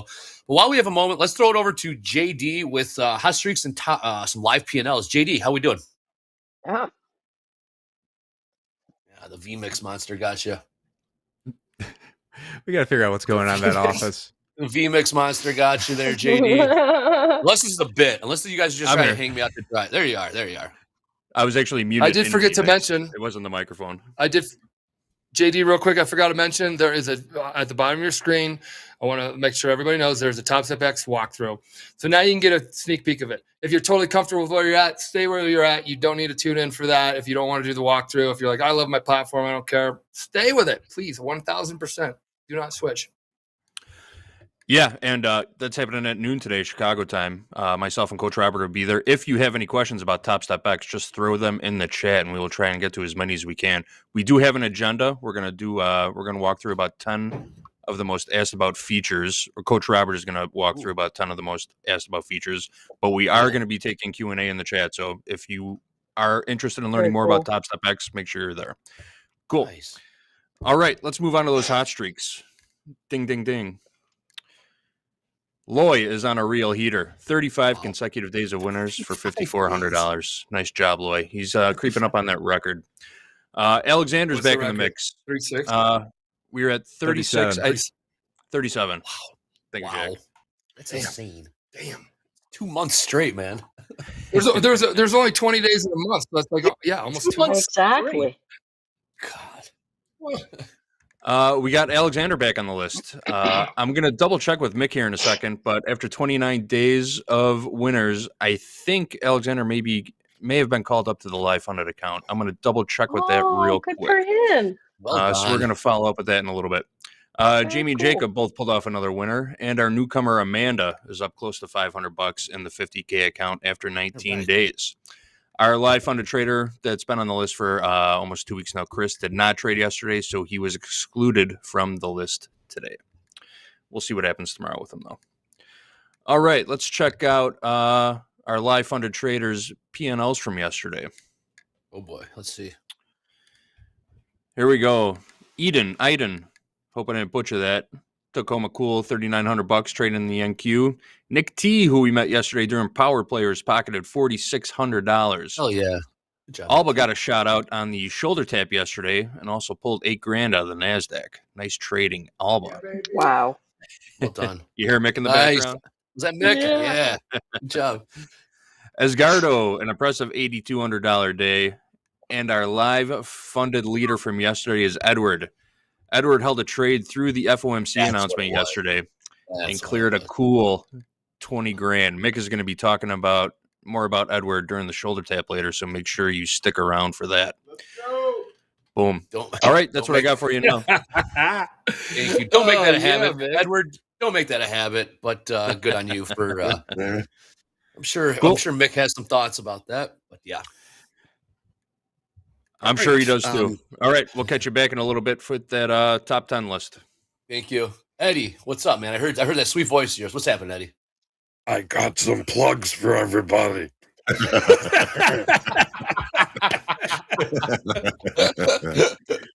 Oh, what is Sweet. happening today? Andre, I love you, man. I really Yeah, do. this is fun, man. This is a fun day. We're having a hell of a time. What's up, Eddie? TopstepX, as JP mentioned, Coach Robert, if you got TopstepX, highly suggest you check this out. Hosting another TopstepX walkthrough this afternoon at 12 o'clock Central Time. If you missed the first one, c'est la vie. We're going to have the second one, so tune in. Also, a lot of questions about this thing we call the fire drill. We're going to be dropping a check-in form in the chat. Okay, that's coming up here very shortly. And you can enter to win one of the 5,000 Topstep pre-release invitations. Now, the invitations allow you to lock up to 5 trading combines, any size. Okay, you got the 50K, the 100K, 150K, anyone you want. Okay, up to 5 at 50% off. Another question was on rebill. Am I going to pay the full price? No, you're going to be paying 50% off. It's for the life of the account, all right? Whether you cancel or pass to XFA, you'll be paying on rebill 50% off that size combine. Now, this is for everybody, all right? Not just for those that did not have TopstepX. This is for everybody. So we're going to randomly draw 5,000 traders. We'll email your invitations and code by tomorrow morning. So if there's 5,006, well, 6, you're SOL, okay? 5,000 are going to get this. So that is it. And stick around. Coming up here soon. Back to you, Andre. Thanks, Eddie. Good stuff, man. This has been a Let fun. your friends know. We have 5,000 people here, so get it all the way to 5,000. So then you'd be like, ha ha. Well, Eddie, you have that little ha ha thing. You didn't make it 5,001. We'll close the door. John. There's John in there. I know, John. Try. There it is. There you go. Hey, right. and we did it. We did a little clinic yesterday talking about technical analysis. And with you here right now and the market's moving, I'm going to be this really quickly. Play the emotional side of trading, the psychological side of trading game. We did the technical pattern. It's a bear flag. It's got to do this, and it didn't, or it did a lot of things. There it is, John. Now I'm sitting here. I have not traded all day long. My emotions are like, well, you're sitting here. Do something. Okay, so I'm looking at the chart and I'm like, well, it's down at VWAP. It's looking like it wants to go lower right now because it couldn't hold a bid. But I'm not even thinking, a rookie trader wouldn't think about this. It'd just be like, I want to trade. So my thing is right now, how do you help somebody? Because right now I've been sitting here, I'm like, man, Michael, you've been really patient. I have not traded. I've not really wanted to trade. And I'm glad I haven't traded because there hasn't been anything here. Now, I've been talking with you guys the whole time. So that is like a help of not trading. But if you're sitting here, talk to the person that's sitting here that's watching these markets, and how do you like, I want to keep trading them. How do you keep yourself from like not getting caught in that mix when you guys are just saying it's a quiet day and all that kind of stuff? How do you separate the two, or understand it's a quiet day? What does that mean? And then I want to keep trading because my job is to be a trader. And then how do you make that emotional side not turn into bad behaviors? Wow, those are great questions, and I think really Great we questions. struggle with Stumped you. them. We Look at struggle that. with them all the time, right? We either struggle with one aspect of them or another, but that's something that even if we're seasoned, and we're some of us more seasoned than others, but even if we've Done. been around a really long time, we still have to go, okay, head check, head check, head check. And thank you. I don't know how to do the hearts the way my kids know how, but yes, Oh yeah, thank Michael you, knows John. that. There it That's is. awesome. Michael knows it. Taylor, Yeah. practice He does it There all you those go. Taylor Yeah. Swift all those with my techno daughter. concerts he goes to. He does the same thing. Oh, Yeah. yeah, there you go. All right, gotcha.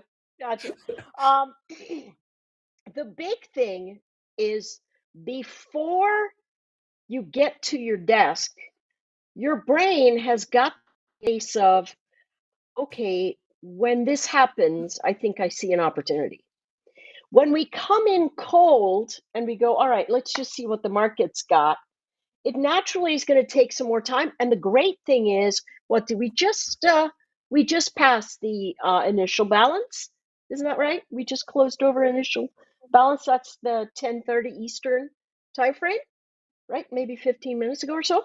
So that first hour always has to give you a framework. See, if you are working on keeping the psychological part of you managed, you're still going to have those emotions no matter what, but you've got to manage the space that comes back to, well, what's the most, ooh, I saw that. I know, Eddie, can you put it down? What was it? Yeah. No, it was just a little bit. Oh, that? It's a little Yeah. whisper. Eddie. Wisp. Yeah. Yeah. No, So Eddie. really, Not right now. It's still early. if Yeah, it's if too you early, learn Eddie. to build your framework, if you learn to build your framework before you have to start thinking about things, then you're just going to be better off. If you come in cold and you go, wow, I've been patient. The question is, have you really been patient, or have you just not been trading? Good And question. so being patient means I'm waiting for, I'm waiting for the bus to come and get me so I can go to where I want to go. You know what I'm saying? Or I are like that one a you lot. I've waited Me for the too. bus, and you're sitting there, and you're like, well, it's going to come, and I'm going to go to where I'm going to go. So, like, just be patient. exactly. Like, what are we, Exactly. start screaming, Yeah. Yeah. Huh. Or you pick up a bus that's traveling somewhere else and you go, listen, I just want to get on the bus. Uh-huh. And you end up down, somewhere you don't need to be. And Humboldt so Park, that Andre. really is the, yeah, yeah. And that literally is really that key space. We can say, hey, I haven't taken any trades. That doesn't really mean that we're patient because we haven't built a framework for what the day should look like. So for me, I always go, all right, if it comes into X, I'm going to look at that one volatility band and I'm going to go, okay, I'm going to buy it off of that. I'm going to buy it off of that one right here.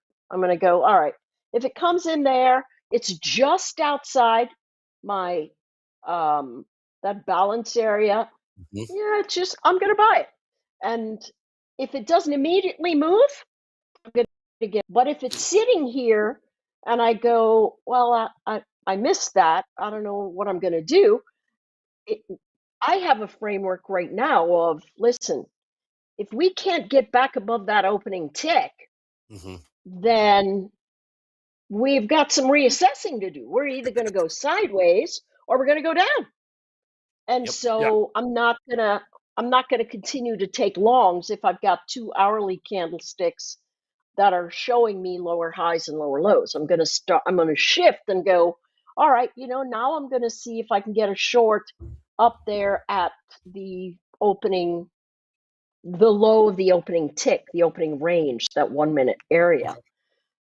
So, I think managing psychology, people get a little, oh, well, how do I It's really, if you've got a plan, your psychology, you can manage. Don't worry, everything will be fine. Right.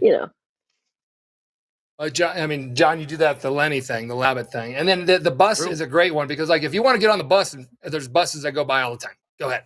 You want to get to where you're going, be patient and wait. I like it because while I was talking to you and I was getting all that, getting kind of, well, I was getting kind of the, No. There's my ride. There's my ride. Look at the lights. Oh no, it's happening.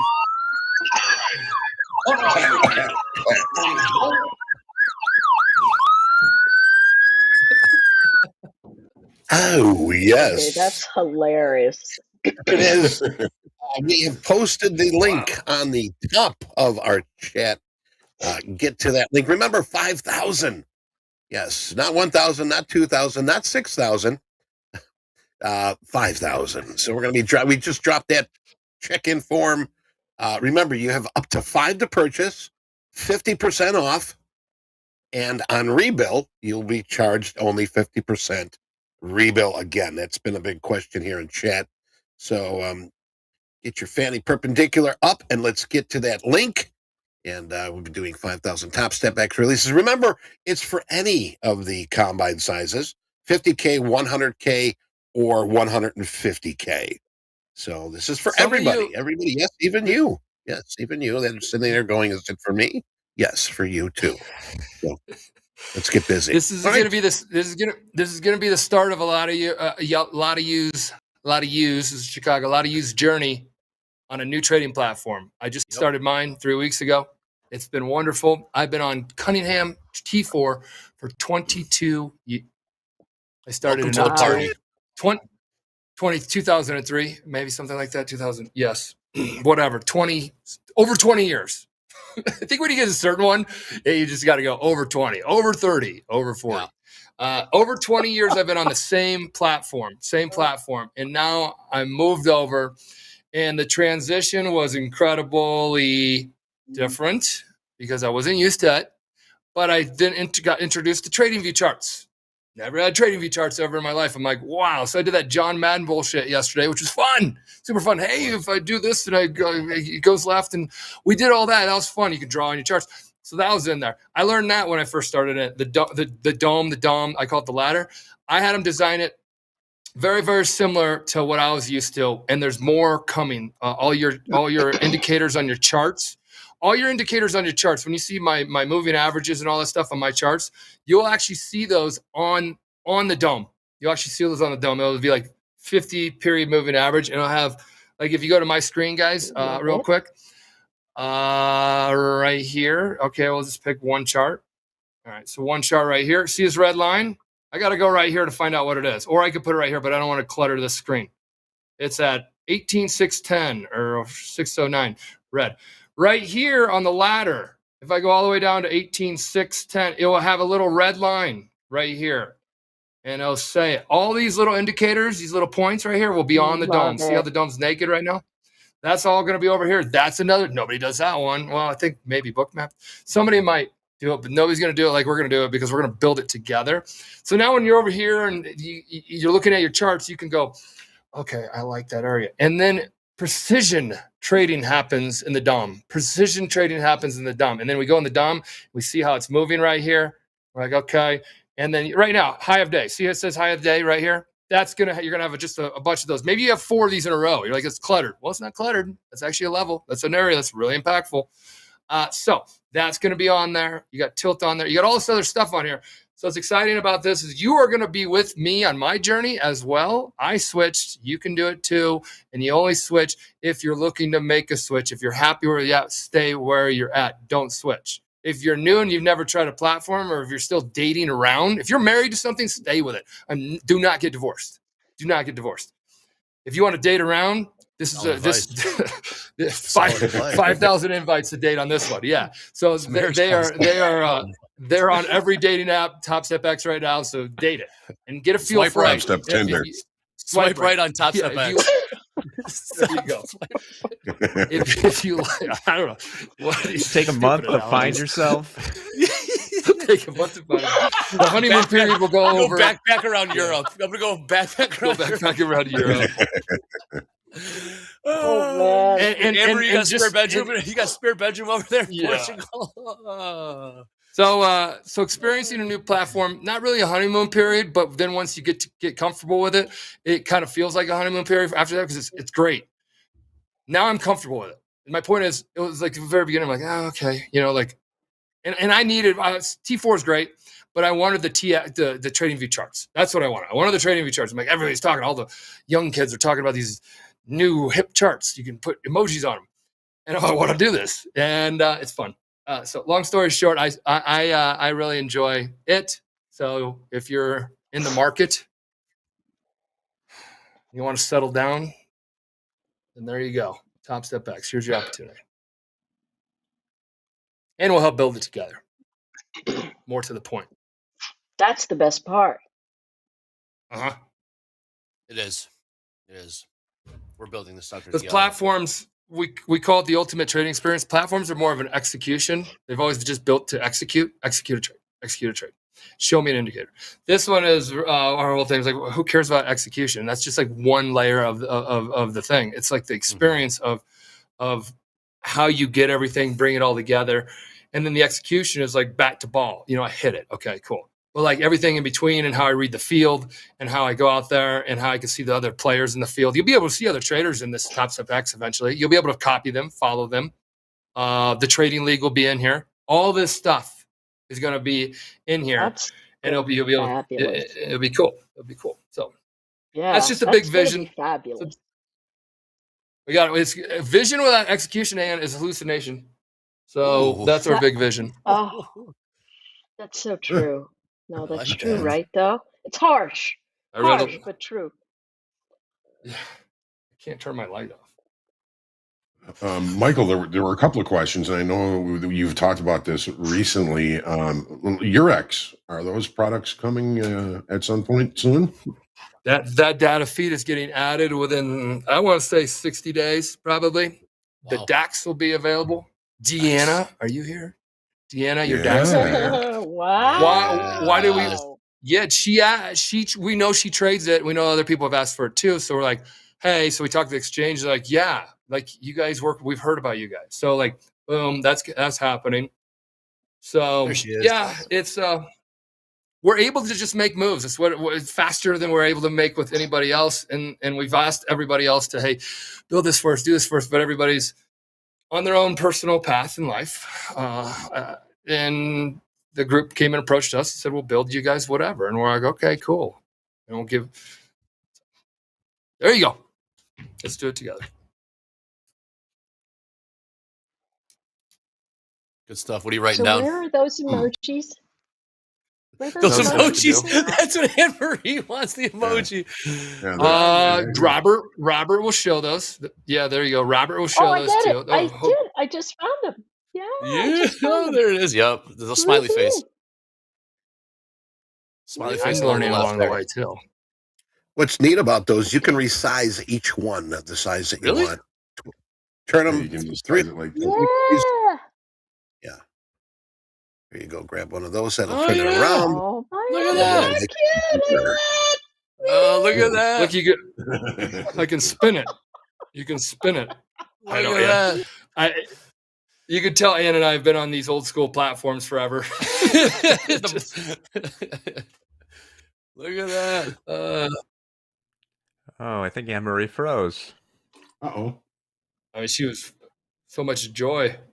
Yeah, well, she's still in Portugal, so I don't know how the internet is where she's at.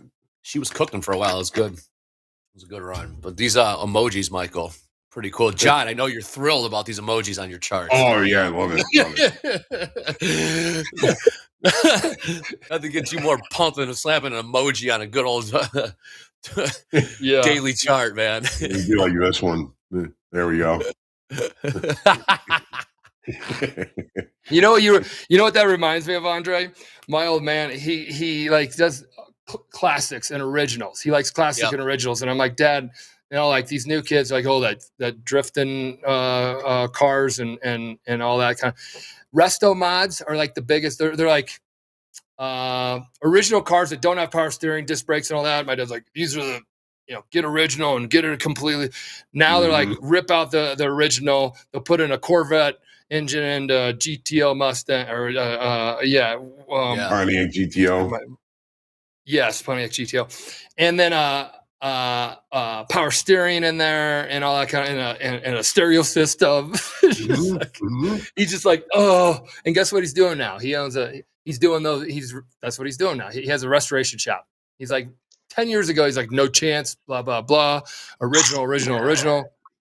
And then he goes to me, Junior, all the kids your age like to buy these. They don't, you know, you got to have power steering, disc brakes, and stereo. Yeah, they like the rest of mods. Yep. So Johnny emojis. I gotta talk to your dad. I'm looking for a classic car. Does he do Pontiacs at all? I know he's a big Ford. He does domestics. Yeah, he's a big domestic guy. What's his what? Well, you can tell me what's his website. Mike'sClassicCars.com. Mike'sClassicCars.com. He has a calendar. Yeah. What does that mean? Does he have a calendar? My old man is if you guys are he knows Jay Leno and he's been on but he's just a country guy that knows. He knows, like, on the conveyor line they put a paint swipe on the engine block to say it was this. He knows every little thing about every domestic. I wish he was into foreign cars, but he wasn't. That would have been a little bit more fun, Ferraris and all that. But he was always like, frame off restoration we did with a Ford Galaxy. I mean, these are like, they were exciting. He had a large collection of the Shelby Mustangs and all that. He's in the network. He's in the network of gearheads. So yeah, if you have a particular car, I can bump at the top of the line. He has his hands on who out there selling them. I'm sure there's people in the chat right now that knows people who might be selling what you're looking for, John. They're all sold. Ooh. He's got one 68 Charger. Maybe his new wife's taking him for him right now. I don't know. I don't know. Restoration. No, Amber, I like it. He's got quite the shop. No, so he does. Yeah, and he has a crew of local guys in Nebraska that. I mean, Nebraska, there's a lot of guys that do restore things. Man, these markets are boring. Yeah, these markets. I was going to say they're bringing back. All right, we're starting to see a little bit of a pullback. Crude on its low. Thank you for that update, Eddie. Gold trading around the lows as well. Look, the Nasdaq. I haven't seen the Nasdaq this quiet in quite some time. I'm not sure what happened over there. Maybe no size, no action. Then we got pullback here in the S&P. Look at the 5-minute here. Maybe I don't know if you call it a failed auction to the upside, John. When you say failed auction to the upside, does it have to be, is it a fast-moving market, or can it slowly be a failed auction? Because I'm looking at the 5-minute chart. It can slowly, but we've got a failed auction at the high in the Dow right now. So okay, pull that chart balance is here, right? The high of the initial balance in the Dow is 40,285. Right. The market looked above it and didn't close above that level. So this becomes excess on the high. It becomes a potential failed auction if Okay. it remains. So if this little selling tail up here above the initial balance remains, it will prove to be a failed upside auction, the end of an upside auction and the beginning of a new downside auction. But you have to be patient. You have to wait over time, which sometimes costs you in trade location. So, I took a short up there because I took a short and it got, I was there a little early. And then um, I took another short simply because the range expansion was showing me what I needed to see on my motive wave chart, Huh. right? Higher high away from the band, and then momentum just sort of dropping off a cliff on the 5 minute. And so I think we're going to potentially have a slow grind into maybe 40,200. But the question is, if you're using this notion of the failed auction on those 30-minute candlestick formations, is it legitimate to say, hey, I think it's going to fail. If it bounces into that old level, I'm going to short it and be the cheap trade? What do you think about that setup? The short in the Dow, Yeah, I if like it it. bounces up into that failed space. Auction. Now, if you're running the 30 minutes and when you started talking about trade location, if it costs you in trade location, that would be if it doesn't bounce and it continues to fade and you just have to wait for it to get to the next TPO. Let me see here.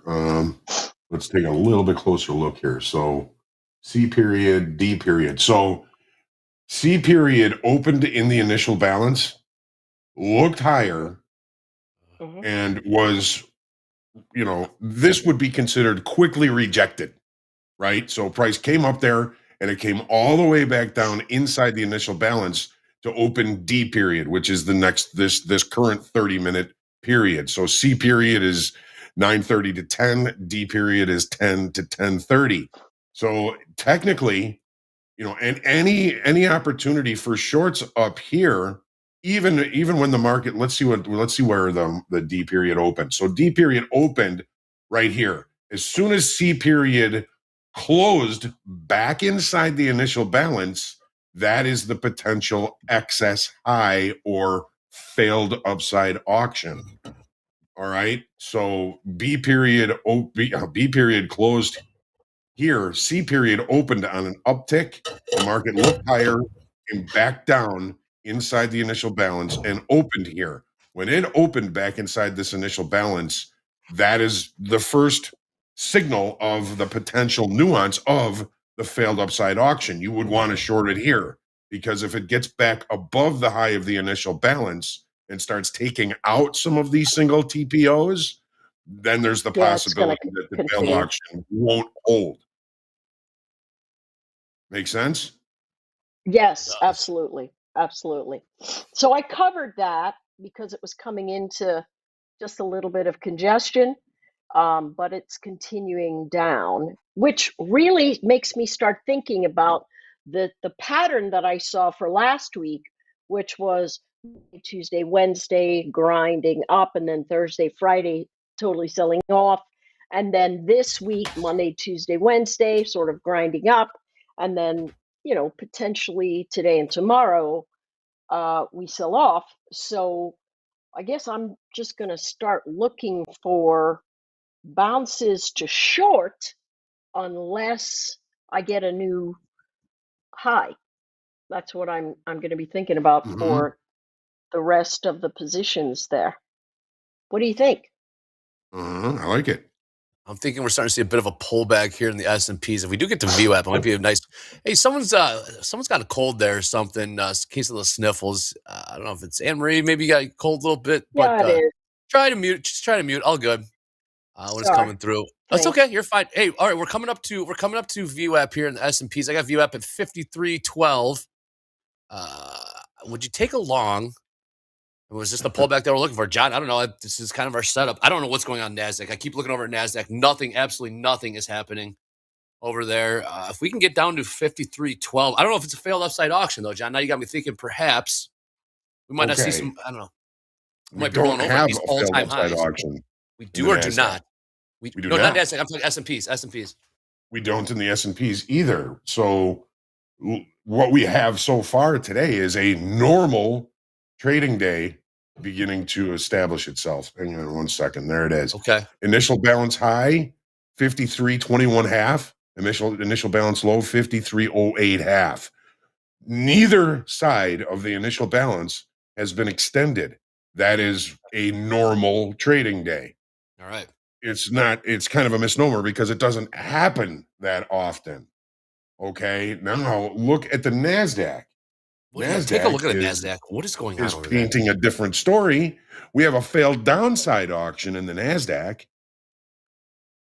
Now, if we start taking that out, then the failed downside auction will not hold. What's that, John? I know what the problem was. John, what is that? The failed auction here is the extension below the initial balance and then the closing of that 30-minute bar back inside the initial balance. John, I can't see your C screen. So you period got to give traded me down levels. here, came back inside the initial balance and opened back inside the initial balance. So this is a John, I can't follow for the time being. Johnny. When you do that, I can't because this is gold, but I can't follow because you said it's here or it's here. But what's the levels? Because I'm looking at when you talk, and I'm driving in my car, or I'm sitting here. You're in one ear. I just need to hear the levels. So failed downside. Okay. Yeah. The low of the initial balance in the NASDAQ is 18,626. So the C period excursion below that appeared to be a failed auction. The auction traded down to 18,620. We can see in live real-time activity right now, the C failed auction is no longer valid because D period has taken out all of the single prints from C period and traded below it.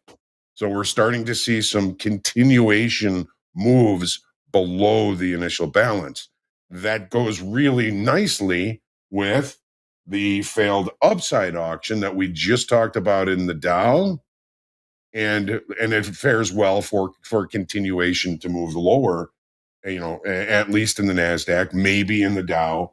But, looking at the S&Ps, we still don't have any excursion outside of the initial balance. And again, the initial balance high in the S&Ps, 53.21 half. The initial balance low, 53.08 half.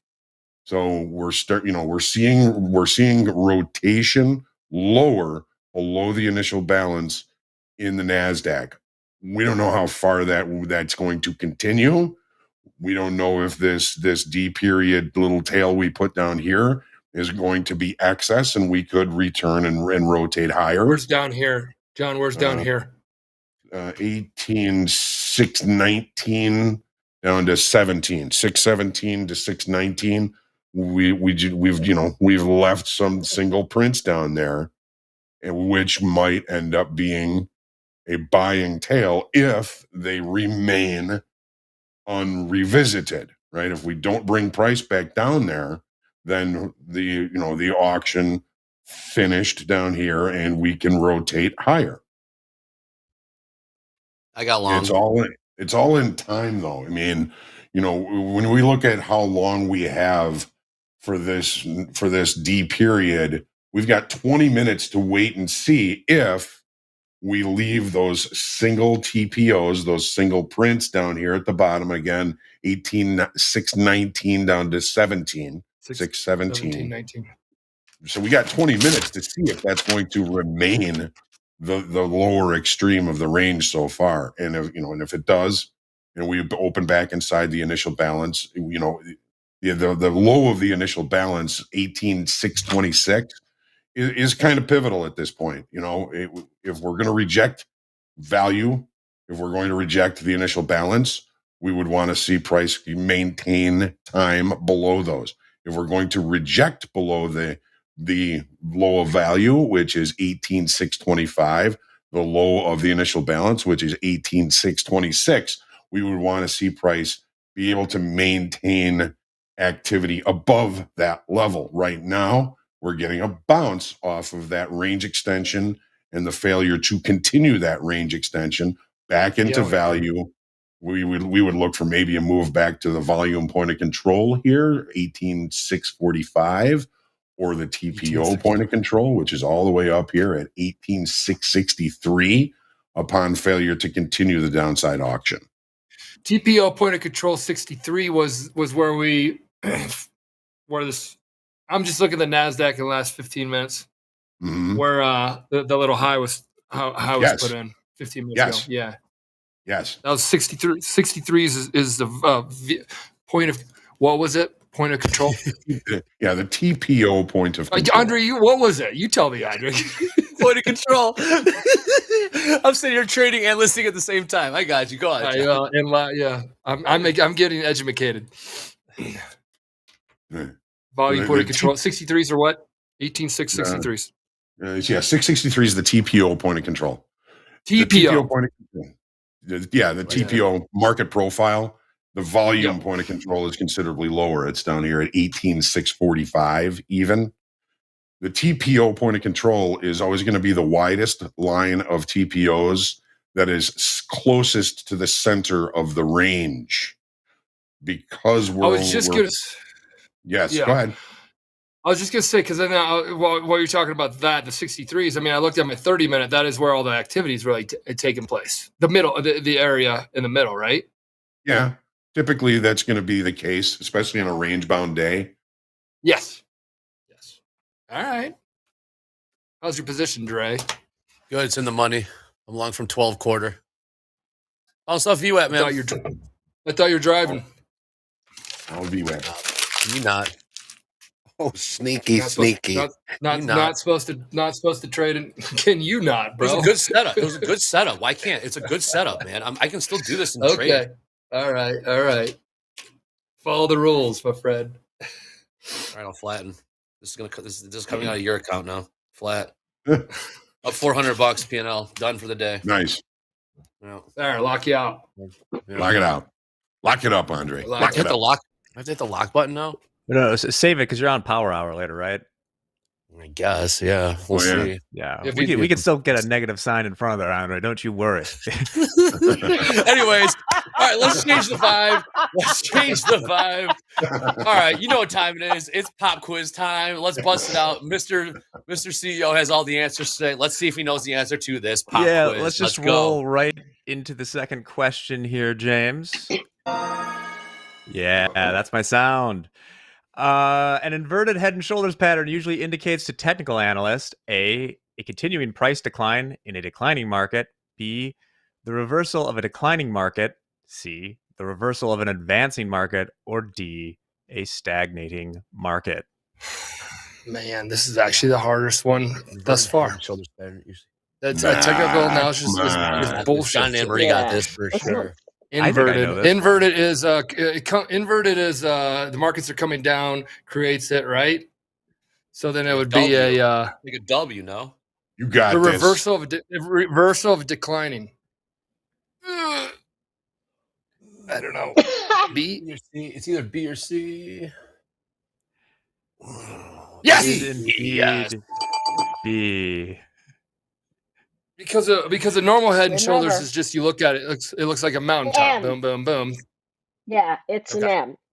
Yeah, it's an M, not a W. It's an M. It's an M. Yes. And what I'm learning, and inverted. Because I'm not there yet. It's like it gets into technical analysis. Why? I don't know, but it is. I'm now, and that's why yesterday it's like where the pattern, but then what the pattern came from. Was the market selling off or was it rallying? Then would tell you, is it a bear pennant or a bull pennant, or because it's like, so inverted would be down below, which means it's not a normal, like Rocky Mountains, or it looks like the mountains, head and shoulders. It's inverted. which means it'd have to come from below a bearish market, which is a reversal. Here, Michael, I can show you on my charts. Just yesterday, Yes. we saw a real Head and Shoulders and then right into an inverted Head and Shoulders. Okay, here we go. So here we have price moving up. Whoops, hang on a second here. Let me figure this out. So we got price moving up to this level here. We got one shoulder, a head, another shoulder, and then the market breaks. What happened after that? Here we have an inverted Head and Shoulders pattern. Price comes down, shoulder, head, shoulder. Market was coming down, and inverted Head and Shoulders would indicate a reversal, and look what happened. Okay. To be sure, many of these Head and Shoulders patterns we would not want to see as real humans on the street, or we'd run in the opposite direction. It'd be horrifying. But if you just they get a little I get what wonky, you mean, actually. But yeah, they get a little wonky, but you can sort of tell that little bit of, I just look for the W's and the M's and leave the rest out of it. I wish you'd stayed in that. Andre's long was nice. It was. Don't get me started, Anne-Marie. You owe me money. You owe me money, Michael. You owe me money. Anyways, with that being said, let's turn it over to JD. I guess Andre doesn't have to follow the rules. Hey, Jack, don't worry. Your production. Andre doesn't have to follow the rules. Andre's got his own thing he's going to do. He's going to text and drive while we're all in the car. Oh, you're the king. Anyway, all right, over this conversation. I know Anne-Marie started this one. This was Anne-Marie's fault. She knew exactly what she did. Fault. You owe me money, Mike. Anyways, all right, JD, we got the top 10, man. We got the top 10. This is my favorite list of the day. What do you got, JD? Here we are. First, we're going to start off with some XFA P&Ls from yesterday. I'm going to throw these up right now. Jonathan is our XFA leader with almost $20,000 in profits yesterday. Now, if you remember, our live account leader, Edward, took down $20,747 yesterday. And I do believe this is the first time since TopstepTV started that our live funded leader has outdone the XFA leader in the daily P&L. And like a heads-up battle, a single live account versus single XFA, not a mix of live and three XFAs, So kind of a banner day for our live funded traders for sure. Awesome. All right, let's get to that top 10 list. 6 through 10. Jesus dropped from 9th down to 10th after taking a $3,200 drawdown yesterday. Farouz is back on the list. Farouz jumped up from 15th place to 9th place yesterday. Isaac held on to 8th place for another day. Dakota dipped back down to 7th place after a $4,300 drawdown across a live account and 3 XFAs yesterday. And Pin rounds out the bottom half of the list. Pin was in 5th place yesterday and suffered a $3,200 drawdown. That is the bottom end of our top 10 list. All right. Drum roll!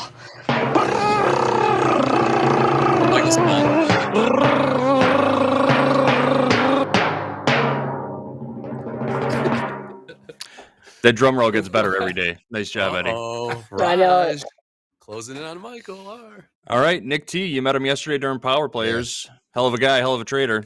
Nick was in 12th place yesterday, slid into 5th with that nice $4,600 winning day. Spread that across a live account and 3 XFAs. Nice job, Nick. Bulk Run was on a nice run. Unfortunately, he took a $13,000 drawdown across a live account and 3 XFAs yesterday. That pulled him from 2nd place down to 4th. Yeah, it did. Sheng Jing held on to 3rd place. You remember we were talking about Sheng Jing, had that big $64,000 day on Tuesday. Still hanging in there. Raj jumped up to 2nd place from 4th after a $1,600 winning day yesterday. And Michael is still holding on to the top spot. Michael took home about $700 yesterday. Good enough to hang on to 1st for another day. Fabulous numbers. Yeah, Sheng Jing was in the chat yesterday. I think we reached out to them and tried to get them on the show. So that's a little bit in the works behind the scenes. Yeah, yep, JD, right?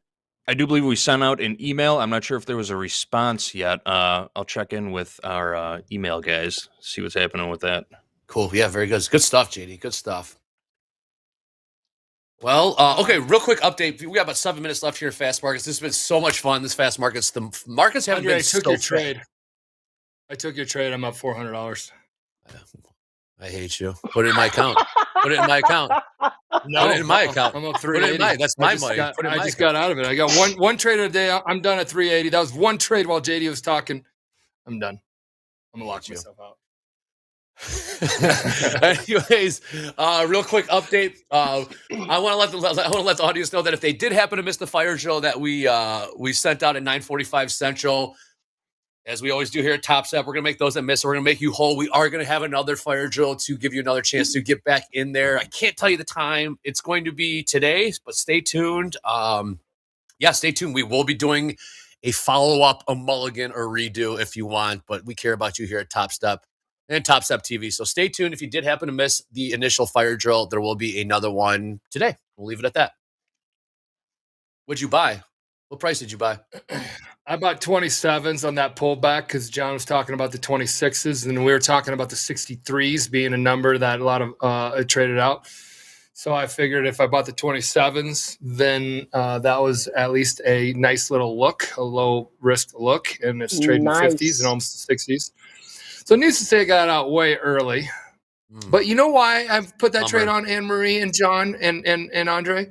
Is because it's like being in a car and I could turn around and my buddy John and Ann in the back seat, and I'm sitting shotgun. Hey guys, how y'all doing? And blah blah blah. Yeah, where do you guys want to go? And the person driving is not texting, so I feel really comfortable about having that conversation, and I could easily get into that trade without anxiety going on. So I think John told you the setup. Don't blame him. John gave you the setup.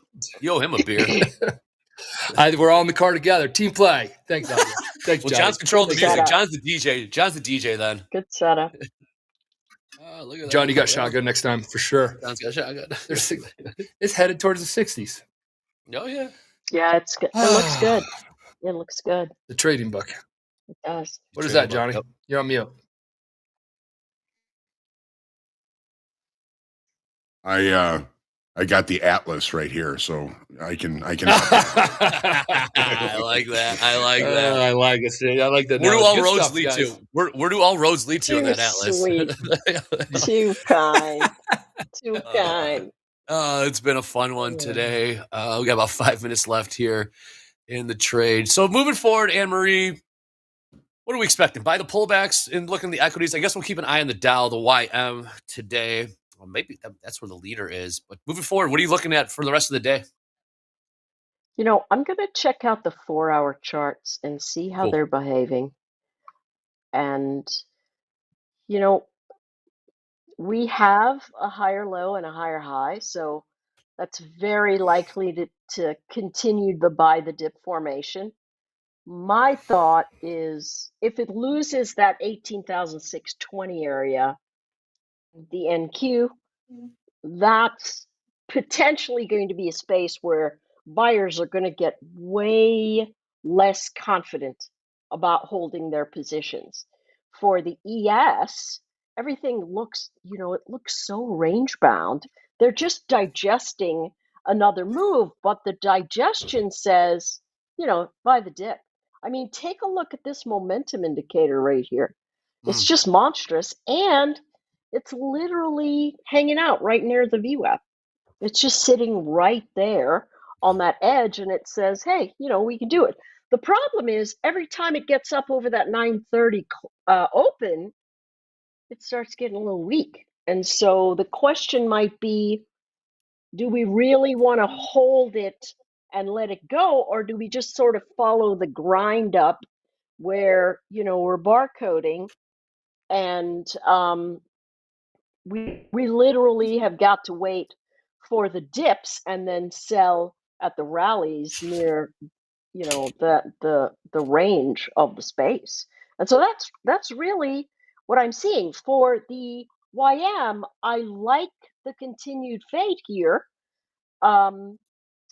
simply because the YM doesn't have a tendency to run off the rails quite the way the ES and the NQ do. And so my goal, again, is to cut this trade off at the 40,200 level. I think that's going to be a fair place to take some profit. 40,240 was the level that my Fibonacci held. And so, I'm going to look, maybe I can get lucky and it'll come into 180 later, but 40,200 is certainly a zone I'm going to watch for. And if it loses that one volatility band over here, that one standard deviation, who's to say it doesn't come right back and get into that VWAP at 40,130? I'm going to stick with that notion that, hey, we had some savage moves up. All of it is pure speculation. It's no directives about anything new in the market. Hence, it's really still going to be a range trade.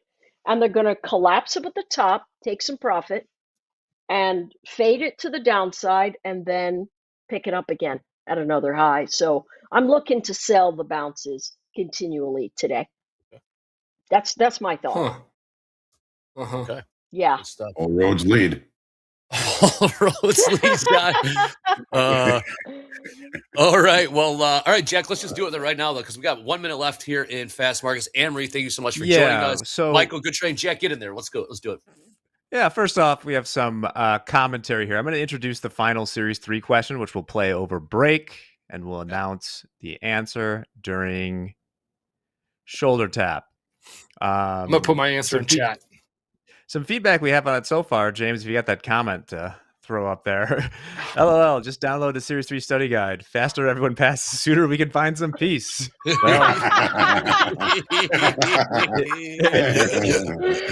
oh my gosh. We're going to make y'all learn if it kills y'all. That's You're gonna learn today. That's the You're gonna commitment. I'm not we going to have. lie. I downloaded that study guide myself. So, I don't want to be on TopQuiz with Jack and act like a knucklehead when I hear ya. Series 3 comes around. I have I just got the physical book, so I can read it on the beach. You guys can sign off. We're gonna show that question over the break, so I'll kick it back to you guys. All right, cool, Jack. Well, that was a super fun Fast Markets. Market's not so fast today, but I hope you guys enjoyed it. We did have a fire drill today, so hope you guys took advantage of that. We will do another one later on in the day, so stay tuned for that. Real quick, the schedule. We got a really cool one. We got a shoulder tap, and we got the power players with Max Maserati. Group coaching with Robert. He's going to do a walkthrough of TopstepX while the markets are open. Before he did it after the market closed, he's doing TopstepX walkthrough while the markets are open. So make sure to tune in for that. Super valuable. Then this afternoon, we got Hoagland RIPS for recapping with RIPS. Then Jack, myself, and RIPS for Power Hour. Then, of course, we got Dakota with slow markets. Awesome. Everyone, thank you so much. That was a ton of fun. Let's keep the profits in the pocket, and let's not go too crazy. The markets aren't doing much yet.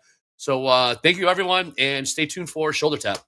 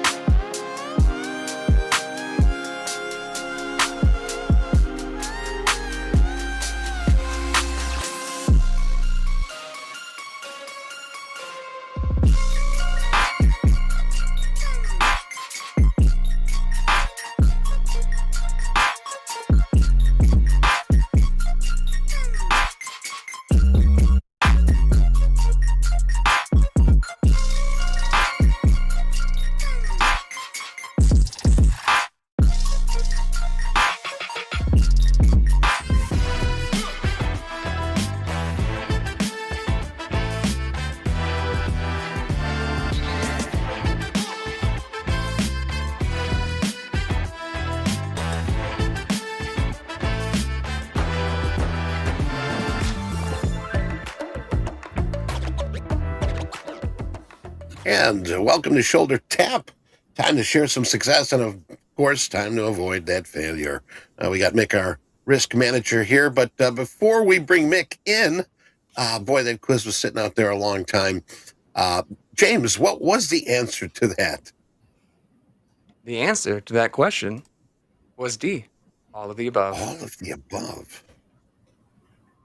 I think that's usually what I used to put on for my SAT score tests. You see D, you just, well, you're almost right. But anyway, If you're giving me multiple choices, I might as well select all of them. there they are. Thanks, James. All right, Mick. Welcome back, Mick, on this What's up, Eddie? wonderful Blackjack 21st of March. And good to see you, my friend. And I know that we're short on time here, so let's fire it up. I'll light the wick, and we'll get going on this. But what do you got for us today, brother? All right, I want to start out with some follow-ups from FOMC day yesterday. It was a rather exciting day, and JD, who's in here in the office with me, he and I had a fun time around 1 o'clock cheering on one of our traders. So yesterday, I talked about a couple traders that were up money, and when John and I were on, we were like, okay, for these people that are up big money, definitely sit on your hands. Don't risk it going into FOMC. So I've got a few shout-outs for traders. Alba.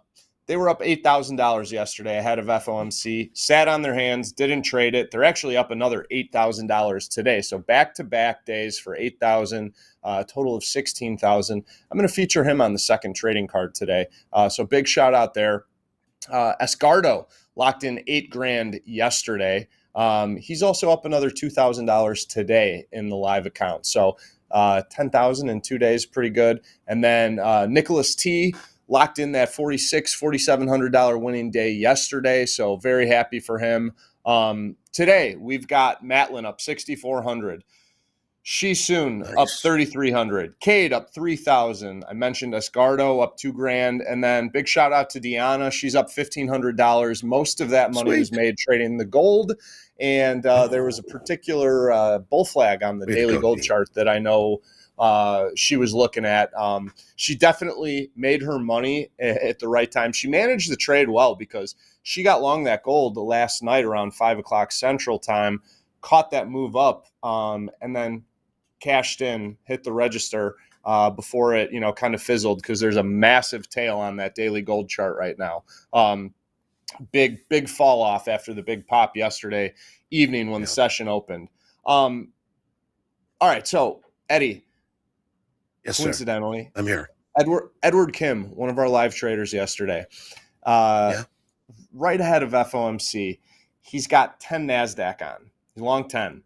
And he's up $4,900 on the day. I'm like, oh, he's got the tiger by the tail here. And it's coming up to like 5 minutes before the FOMC release. I like the sound effect. Purr. And that position purred nicely. I told John, JD over here, I was like, oh, we got a guy who's long 10 NASDAQ. He's got 4,900 open trade equity in it. John's like, is he going to be riding it into the FOMC? I'm like, well, we're like 4 minutes away. I certainly think he is. So obviously we got to pop on the news with the rates, staying the same. So that market rallies, he keeps 10 on. He's up like 13,000, 16,000.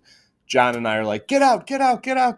John's like, where's his exit? So I quote the price that he's got his limit offer, way up there. And, it came really close a couple times, pulled back, came close a couple times. And then, John's like, did he move his offer? I'm like, no, he kept it where it is. Sure enough, boom, offer gets hit. 20,000, like 400. I know John quoted the exact number, but he made over 20 grand yesterday. Wow. So that was a really nice day for Edward. And it made for an exciting afternoon here. Most of our traders did sit on their hands yesterday during FOMC, which I really liked. There was a lot of good P&L on the boards yesterday, and for them to, lock it in and not risk that. I know I've shared horror stories about, Hughes, that trader from France who had amassed a very large account balance, being up, like he was up 15 grand on an FOMC day, and then traded traded into FOMC, fought the market the entire way, and turned a $15,000 winning day into a $3,000 losing day. I remember Oh John. my goodness, really? Said he almost, yeah, that was one of Ouch. 2 times that happened for that trader. But nobody did that yesterday, so it was a really good day, and really happy that one of our live traders put up 20 grand. So I'm going to talk about. I'm going to talk about Alba, one of our traders who did the back-to-back $8,000 days yesterday and then today. But before I get to him, I have a shout out for one of our live traders.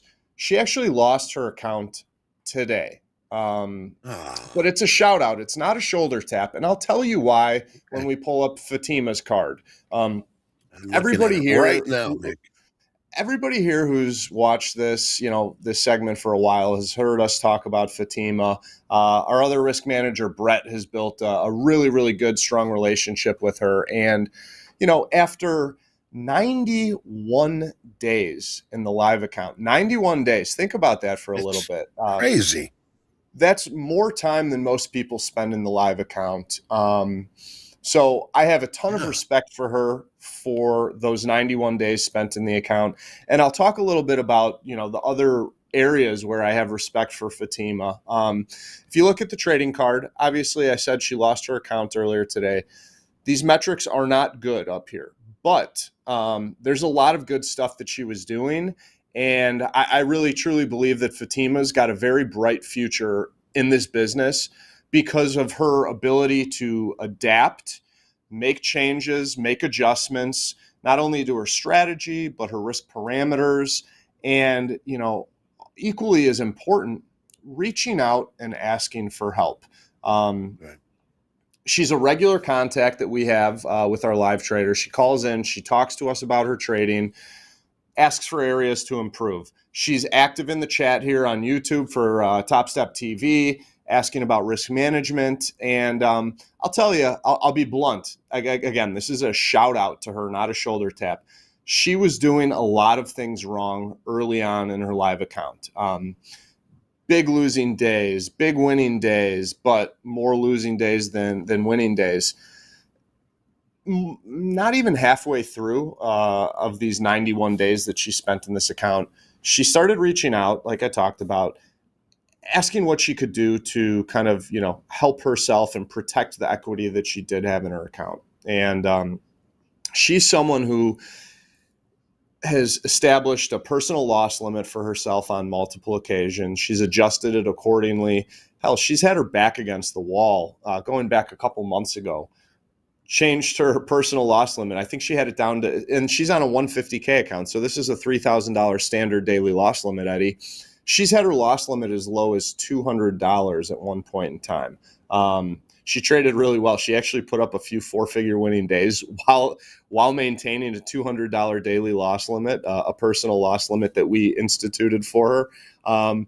And she really turned things around. Overall, she struggled, and she lost the account. So, was not profitable overall. She did take a nice $5,000 payout in this account early on. But I have so many good things to say about her. And while the trading wasn't profitable, she really grinded it out and made herself survive in this account for a long period of time. I don't know if you have the trade report up, Eddie, but I got it up here. Yeah, you can see a very clear line where she made some big adjustments to what she was doing and completely changed things. And yeah, it was kind of a slow bleed in the end, but she wasn't, swinging for the fences like she did early on. And, I wanted to talk about her because we have so many traders. We don't have a lot of traders reaching out and seeking help. We certainly do have traders reaching out, seeking help, making adjustments, but she is like a shining example of what you should be doing when you're trading, if you're struggling, even if you're not struggling. So I feel like I've kind of spoke my piece on her. I don't have any, shiny statistics to talk about here, but I have a ton of respect for Fatima and how seriously she took this account. there's in this trading space, there are a ton of brilliant competitors out there. Everybody's got a bullseye on their back, meaning your competitors want to take money out of your account. It's this business is a zero-sum game. So for every dollar made, there's a dollar lost. There's a winner and a loser for each contract that's traded, and she really took her craft seriously.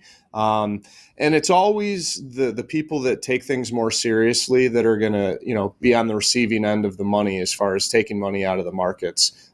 It didn't happen. I mean, she took a $5,000 payout in this account. She didn't take a lot of money out of the markets. But if she continues on this path and can refine her trading strategy a little bit, and continues to take it as seriously and continues to be hungry to grow and get better, she's going to probably be taking a lot of money out of the markets at a future date and time. I think one thing for her, aside from all her efforts to get better, the writing is kind of there as far as the risk reward. She's only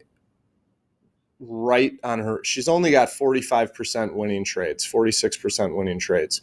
Her risk reward is a little worse than 1-to-1. So I think that's Fatima. If you're in the chat, if you're in TV today and you're watching, that's one thing you really need to focus on. If you can adjust your risk reward and go from being worse than 1-to-1 to just go to 2-to-1, we'll have different outcome. We'll have a different outcome next time. So I think I spoke my piece, Eddie, here on Fatima, but really great job. 91 days in a live account. She wasn't screwing around with other trading combines or other XFAs during that time. She had laser focus on this account, and even though it didn't pan out, I could say I'm more proud of her than I am of other profitable traders that we do have. Can I add something? Can I say something? Yeah, please. Fatima is in the chat, and we appreciate her. I tell you, sometimes if we follow through with our success strategy, sometimes the market just isn't there. And what I see here is excellent management. Like you said earlier, she didn't take out the home run bat and swing for the fence. All right. She tried chipping away. And I see a trader here challenging themselves to get them back themselves out from being in a corner. So get another combine, like you said, Mick. She'll be back. She will be back, and I just see I have to compliment her also. It's a very good look here as far as her trading. Yeah, so, it really was. I mean, okay. She fought hard. She fought hard, Eddie, and it really kept her in the account, longer than, I just, last thing, I really appreciate that she fought it out and didn't say, you know what, I got $2,000 left in the account. Let me throw some size on and see what happens. I do see that, I've talked about that. People that have, a $3,000 account balance after, X amount of trading days, and they go risk 3,000 and bust the account. I absolutely hate that. That's not good. She did it well. Very classy. Let's pull up the card for Alba. I told you I was going to talk about Alba. He's the guy that put up 8,000 yesterday. He's up 8,000 again this morning. And let me get his trade report up here. Trading out of Phoenix, Arizona. He is someone who doesn't have the greatest metrics on his account, but after 13 days in the account, and this average daily P&L there of $1,041 doesn't even include today's $8,000 winnings. It does include yesterday's $8,000 winnings, but pretty damn profitable, Eddie. Every day they come in and trade, they make over $1,000, despite having only 38% winning days, 30% winning trades. If you look at the average winning day, it's substantially larger than the average losing day. And all this good money that's coming their way is largely attributed to their risk reward ratio. Their per contract, they're taking down over $2,000 on their winning trades, and they're only risking $1,100. So they do have a big appetite for risk, but the risk rewards there, which, translates to good stuff. So I would say Alba's, a relatively heavy hitter. They've got a big appetite for risk, Yes. but they are managing it. And despite not Pretty being right consistent there. more than half the time, yeah, they are. I mean, after 13 days, they've got a really nice, healthy account balance. And, hey, who doesn't want to make $1,000 a day like they are? I really like, another thing I also like about Alba is if you look at the average trades per day, they're only taking 3 trades per day. They're all 10 lots. They're all 10 lot trades. Right. Alba is a 10 lot trader. But they're limiting what they're doing, and they actually have relatively short hold times on both the winners and the losers of only 3 minutes. But this is really good stuff, and I think so. There's not always an area for improvement to talk about when it comes to a profitable trader. Alba's got it. He's making over $1,000 a day. One thing that I am thinking about, though, when I look at the trade report here, Eddie, is these losing days, more often than not are they're hitting the daily loss limit. And I talked about it yesterday with Hoag. Yeah, if you put a 10 lot on and you're trading the NASDAQ, 3,000, in profits or losses can come relatively quickly. So I think one small area for improvement, a little subtle tweak, and it's not an easy one because it is kind of changing how they execute their strategy in the market. But if this trader went from trading, going all in, all out, to scaling into those positions, I'm gonna keep harping on this. For someone who trades up to 10 contracts, I think it's very important to scale into those 10 contracts. It doesn't have to be 1 lots. It could be 3, 3, 3, 1, or 2, 2, 2, 2, 2. But if you're scaling in to larger position sizing, the best thing that does for you is if the market goes against you from your initial entry, you're only going to have a couple contracts on when you're taking the heat on that trade, as opposed to all 10 contracts. So I think if Alba is able to make an adjustment to their strategy and scale into those positions, I think we're going to see fewer losing days. We're going to see smaller losing days, and heck, that average daily P&L could be a much bigger number. Right. Mick, I would suggest, hitting that DLL. You're blowing some confidence. I would rather quit before I get shut down by the platform. And that's something that might be applied here, and, hitting the brake a little sooner before you hit that negative 3,000. But, Alba's going over just a little bit, but still you're getting that, you're done for the day. Psychologically, for me, quitting before that happens is going to be like, all right, you didn't get me almost, but I'll be back tomorrow. I'm with you there, Eddie. Absolutely. Take a look at some of the win-loss durations on those losing days where they did hit 3,000. I mean, they haven't, because they go all in on the 10 contracts, they don't really give themselves very much time to end before they hit that. If you look at some of these losing days, I mean, $3,000 daily loss limit hit in 47 seconds. They spent less than 1 minute participating in that trading session. There's another one, 36 seconds. You spent half a minute trading, 31 seconds. We're talking about someone that, these markets are open 23 hours a day. They're spending half of a minute trading before they hit their daily loss limit. Right. They are profitable. I'm going to give them that. But I mean, that kind of that makes me a little sick. I'm happy you brought up, getting out earlier, because that kind of made my eyes gravitate towards the time spent. It's a mindset. Yeah. It's a mindset. Anyway, Mick, we're just about out of time. Actually, we are over time. We are over time. Any last words for Alba here? I already said it. No last words. I'm all good here. Keep up doing what you're doing well, and try and think about scaling in on those big position sizes. That's all I got. All right, cool. Mick, appreciate it. Thank you very much, my friend. We'll be back here tomorrow, Friday. I'll be back here with you, Mick. And I know that we've got some other cards we got to talk about. But coming up next, yes, it's Max Maserati, Robert, and Andre. Yes, Max, I do see you in the room. But otherwise, Mick, have a great day, my friend. And we're going to take a time out. Be right back for Power Players.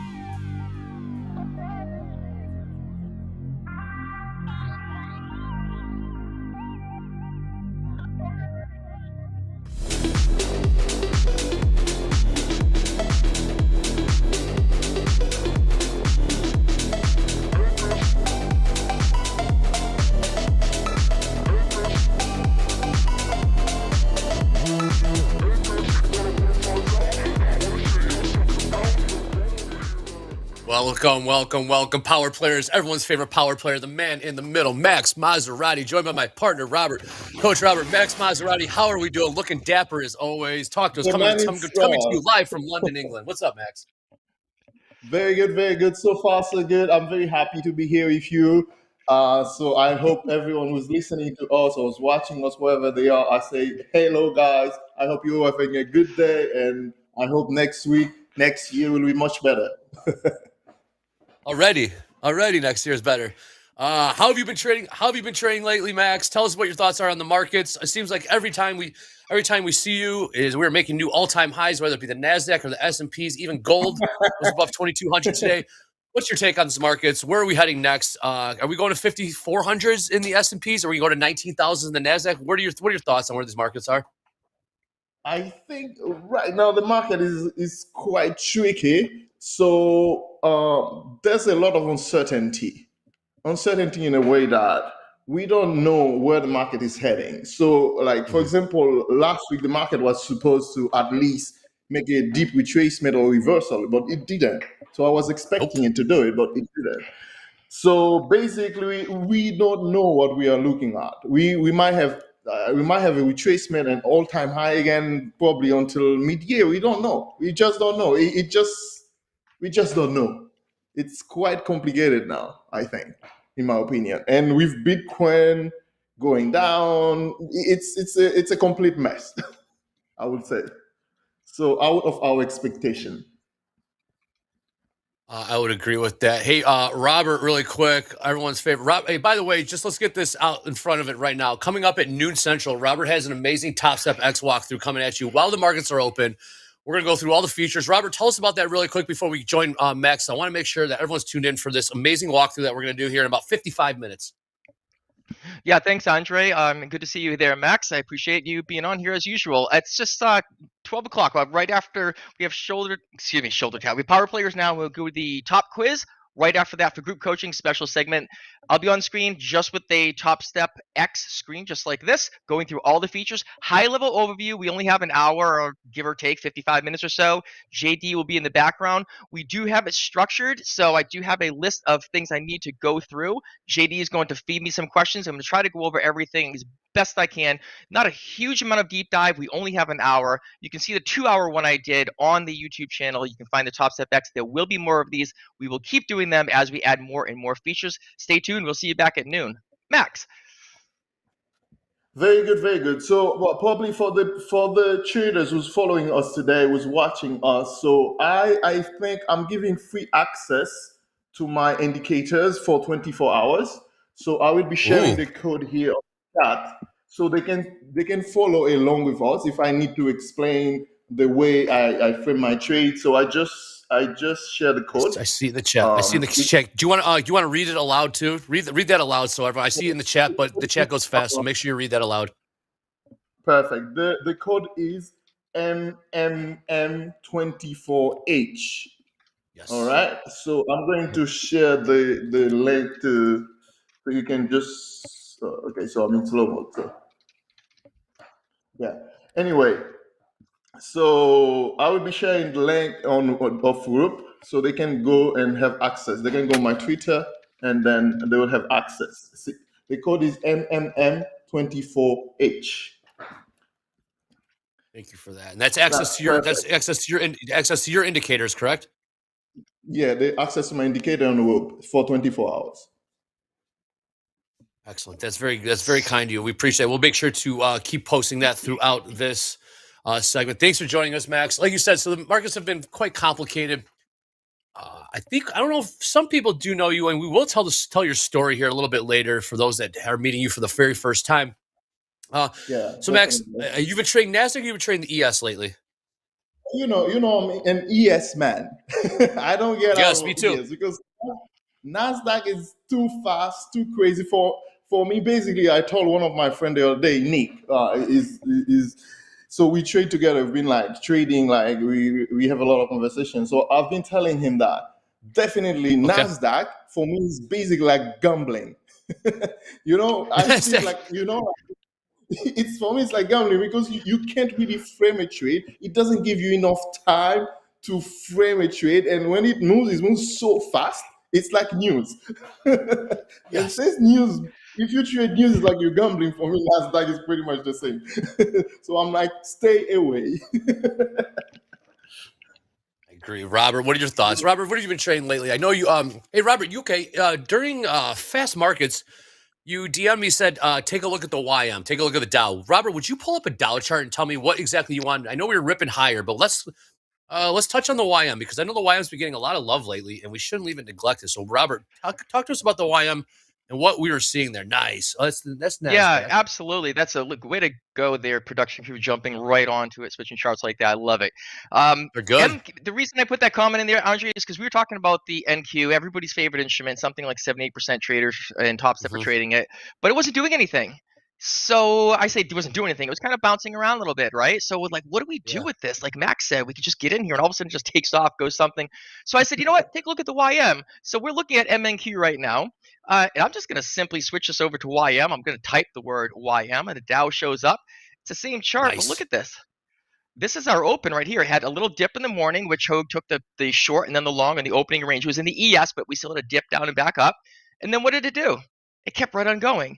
Now, here's what I like about this. It moves similar to the NQ. There were no ticks in between, so we know the NQ is 0.25, 0.50, 0.75, and then the whole number. YM doesn't do that. It doesn't have ticks in between. They're just straight single numbers, single points. And it's $5 a point, whereas NQ is $20 a point. And if you look at the two of them, and I'll do this later on, not in the TopstepX demo, but when I do Discord stuff, we'll go short on both of them, and they'll both move just about the same amount.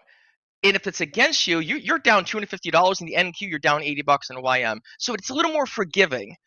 30 stocks in the YM, but they are price weighted, and we know Amazon jumped in there, but it didn't have a huge impact because of the price weighting on it and the percentages of it. So that's what I like to look at, and that was a comment in there, and I'm glad y'all jumped on there and said, oh yeah, look at this. This is running up like crazy. At least it's a smoother move. Is it always like that? No. Sometimes the Dow chops and the NQ takes off or drops down all day long. You know, who the hell knows, right? But if one instrument isn't working for you, it's nice to have a backup. And as I always say, it's nice to have something that is structured along with it. I'm seeing NQ and YM similar, or a correlation. Gold against silver, oil against natural gas, the dollar against the ES. So those are kind of my takes on there. We took a look at YM, and there it is. That's a 1-minute chart. Let me just real quickly do a 5-minute chart, and we can see what it did. There it goes. That's the entire day right there. This blue line on the left-hand side, if you can see it where my cursor is right now, that's the market open 5 p.m. last night. Didn't do a heck of a lot overnight, but did make an overnight high. And what do we like to say when it makes an overnight high? The U.S. market doesn't like to keep those overnight highs. And what did it do? It took it out, just kept right on running. Looked like a pretty easy trade once you get out of that first 30 minutes of the U.S. Open mess. Excellent. Yes, excellent. So the YM seems to be where the action is. Robert, thoughts, or Max? I'll get your thoughts. Max, have you ever dabbled in the Dow, or are you strictly just the ES man? Obviously, Nasdaq is kind of a bit of a like you say, gambler. I think we mean that facetiously, loosely. It's not gambling; it's just the volatility. It's very thin. Liquidity isn't necessarily there compared to the ES or the Dow, right? Yeah, definitely. For me, just like saying going, just like joking about it. The volatility, it's like it doesn't really give you time. I mean, for me, if you're a beginner, NQ is not the best asset to trade. Take your time, go on MES, go on ES. Take your time, find the best way to go around it. But don't start with NQ. Don't start with NQ. No, do not. Absolutely not. I like that. I think those are very good words of wisdom there, Robert. Why are you laughing, Robert? Because I agree with that 100%. I found it the hard way. I jumped over from trading low cap, low float penny stocks, and the first instrument I traded was NQ. It didn't serve me well at the beginning, but I got used to it and I started to like it. Kind of fit my personality. But I'm liking the Dow these days. So you work your way on it. You should, yeah. I did not make a wise choice. I was used to trying to trade those little penny stocks, at the market open, flying around, trying to catch a runner on them. Did terrible. But then when I looked at futures, NQ was similar, so I was already kind of used to that movement, which still didn't do me any justification. I had to find my way around after that. And gold is not my baby whatsoever. Gold, my daddy. I think all the times I've traded gold, if I haven't won 0 trades, it was only one that I've ever won in gold, and I just don't trade it anymore. Some people do. Some traders do awesome in gold. I know Eddie loves it. He does great on it. Just doesn't work for me. Understandable. That makes sense. Yeah, I guess it has to. Max is Max. They're asking if you're Jamaican. Max, tell them a little bit about your story. Let's get into it. Let's meet Max Maserati. He has a very fascinating story. Where you came from, where you started, what your previous profession was, and to what you are now. Let's get into it, Max. Love his story. Yeah, let me go ahead. It's been how many times? It's been more like 6 or this is the 7th time. You got to do it. It's a fascinating story. Because every day we have new subscribers, we have new people coming in on TopstepTV. Let's go for it. So basically, I was born in Haiti. So I grew up in Haiti, and then I studied. I went to medical school in Dominican Republic, and then after medical school, So I moved to the US and I spent almost 1 year in the US, and I wanted to do an MD MBA. And after that, I decided, oh no, this is probably I wanted to take a loan, and then it was too expensive. I'm like, okay, I'm giving up. And my main objective was to go to Japan, and and after that, I'm like, I want to go to Japan and do a master in public health instead.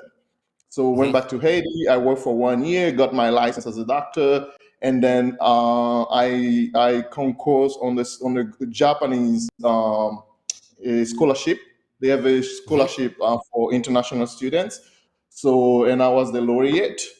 So I win the scholarship, and then I moved to Japan at the University of Tokyo.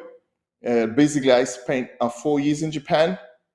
I did my master's here over there, and then after my master's, but I was always interested in on trading. So before I moved to Japan, I'm like, I want to be a trader, you know. And then once I moved in Japan, I opened my account. I went to Baby Pips. I studied Baby Pips, and then I studied the academy. And I'm like, oh my gosh, I think I'm good. I downloaded MT4, MT5. And then I started on demo, and I was making like $1 million on the demo. I'm like, oh my God, this is so easy. And then I invested $1,000, and then I lose it within 2 weeks. And I'm like, oh my God, this is crazy. So I have only $100 left. I'm like, let me take it out. And then I stopped trading, and I stopped studying. I stopped studying as well because my master was like quite very, very busy. And then at some point, I moved to England. I moved to London in 2021. But I was always like, I need to find a way. I need to find a way to become a profitable trader. I want to be a professional trader. You know, even my background is medicine. I've spent I would say more than 14 years in the medical field. But I'm like, I feel deep inside of me, like trading was calling me. I have this call, you know. And then when I moved here, I decided, okay, so I was going to take the exam here to practice medicine here to get the license here in London.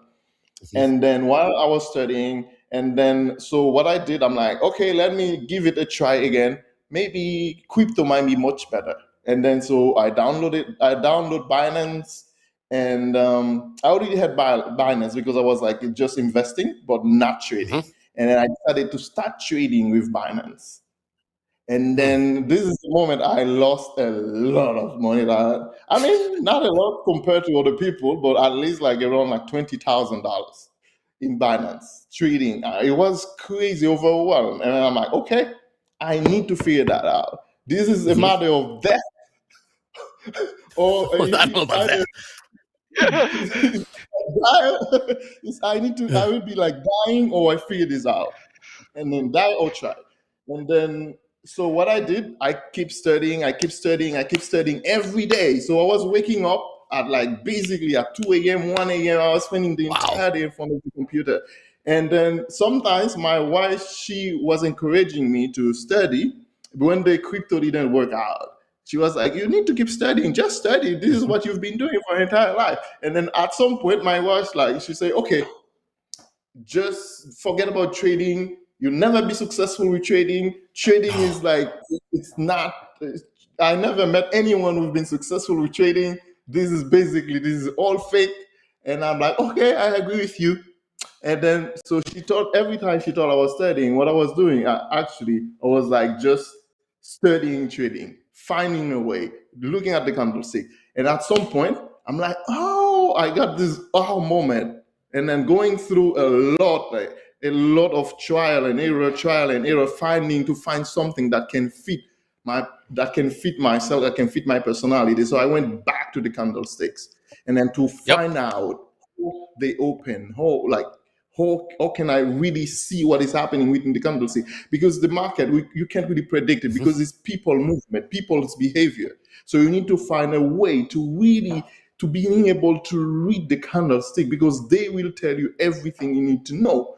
And I came to the realization that I figured out there's 10 ways a candlestick a candlestick can close each of these close can tell you a story.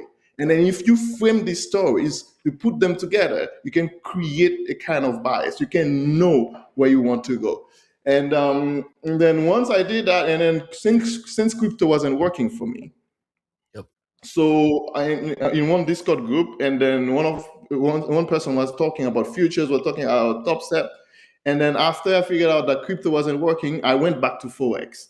And then Forex was like a nightmare because like there's so many price, the spread, and I'm like, this is crazy. Max, question now. Question. Go ahead. So the medical field was not for you because the trading was a calling, right? And your wife necessarily wasn't. Your wife had a healthy skepticism. Understandable, right? You got this education. You're a very, very smart individual. You're doing good work for the greater good of society. Then you're like, okay, I want to trade, right? And initially, we started trading. You started losing money. Like you said. You have great energy, very upbeat, very positive. Did you ever find a time where you're questioning yourself? Is this the right decision that I'm making? Yes, for sometimes I'm like a kind. I don't like challenges. I don't like people. I don't like anything challenge me that I can't do this. I don't like people telling me I can't do something. When someone tell me you can't do this, this will not work. So this is the moment I put all myself in. Whatsoever happens, so I need to figure this out. So even though sometimes I feel like maybe this might not work, but I'm like, it needs to work. I don't care. It needs to work. I'll keep going until I figure it out. Maybe if I quit now, I might have been like one step away from victory. And then if I just quit, I don't know. You know what I mean? So what I did, I just keep going. And at some point, I just gave up on Forex. I gave up on crypto. Even you give me $1 million, I wouldn't trade crypto. Well, that's interesting because Robert, I don't think you got into crypto. You got into penny stocks, somewhat of a similar story. Did you ever dabble in crypto as well? What's your background? I think did. You have It was somewhat of a similar background. Yeah, actually, I did. And I'll make it brief and keep on Max here. But yeah, I ran an IT company my own for 17 years. I decided to sell out. I became a sports therapist. 2017, Bitcoin went through the roof, and that piqued my interest. But I didn't trade crypto at that time. I jumped into the penny stocks. But as I got more and more involved with the penny stocks and seeing how crypto was going with all these crap coins that were out there, it wasn't just Bitcoin, it was Litecoin, Ethereum, and all these other ones that are out there, XRP. Shit coins, call them what they are, Robert. Absolutely, shit coins, absolutely. Robert. Yeah, I know. So I just kind of dabbled with that. I actually became a U.S. ambassador for a product called Waves. They're still out there. I did that for about a year, just alongside with what I was doing. It was really fun. But irony being, last about June or so, I sold every piece of crypto that I had and focused entirely on trading in futures. Wow! Yep. Wow! And I got to hand it to you, Max. With part of your story, I got to comment on this. Your resilience, and I love the fact that you following your passion, and you did not quit, and you put as much time and effort as you needed to finally become successful. That is like kudos to that right there, because a lot of people, traders, myself, we back off a little bit. We're like, can I do this? Can I do this? But I'm like you, man. I am one for a challenge. Absolutely. You want to see me perform, give me a challenge. And that's the way it goes. And the funny story is when I used to play like baseball and stuff, I would strike out. I'd miss catches in practice. But in the game, it was home run, stealing bases, never missed a pop fly. It's one of those types of things that gets to me. You're the same way. I love you for sharing that story. It's amazing. And I do have an idea for you for, you said the candles of NQ are all over the place. I got one answer for you. Propofol. Oh, well, you guys were talking. Stop me if you've heard this. We're making new highs in the S&Ps, about 13-ish. Yeah, 13 points away from new all-time highs in NASDAQ. So we are seeing the buyers kind of creeping in there, kind of drifting higher. Can't really catch that hard of a bid, but when no one's looking, they do try to take a peek to the upside here. At NASDAQ trading above 18,700. As I say that, we dip right beneath it, but trading right around 18,700. S&P's trading around 5320. even. It has been quite a bull market here in these equities. It's great for the 401ks. Gold trading beneath 2,200 as we see. Let's take a quick look at tilts while we're at it. 75% long in the gold, 62% long in crude, 50-50 ES, 50-50 NASDAQ. A little market recap there for you. As Max, did you trade yesterday? Did you trade FOMC? What were your thoughts? Were you able to capture some profits? It was quite volatile once Chairman Powell started speaking. We just see a move to the upside. I'm wondering how you traded, if at all. Did you trade at all, or did you sit on your hands and sit that event out? I can give you one through of the trade of yesterday. Okay. Yeah. Okay. So I can. So I hope some of you guys already download the. Oh, that background. You don't like that white background, Robert, do you? Oh yeah. Yeah. It's okay. It's okay. We'll work with it. We'll work with it. Okay, keep going. Sorry. Yeah. So basically, okay. Yes, this was the. Let me just clean up my chart. All right. Okay. And tell us prices, Max, because we can't necessarily see the prices on the y-axis there. So make sure you call it specific prices. Okay, perfect. I'll do that. Yep.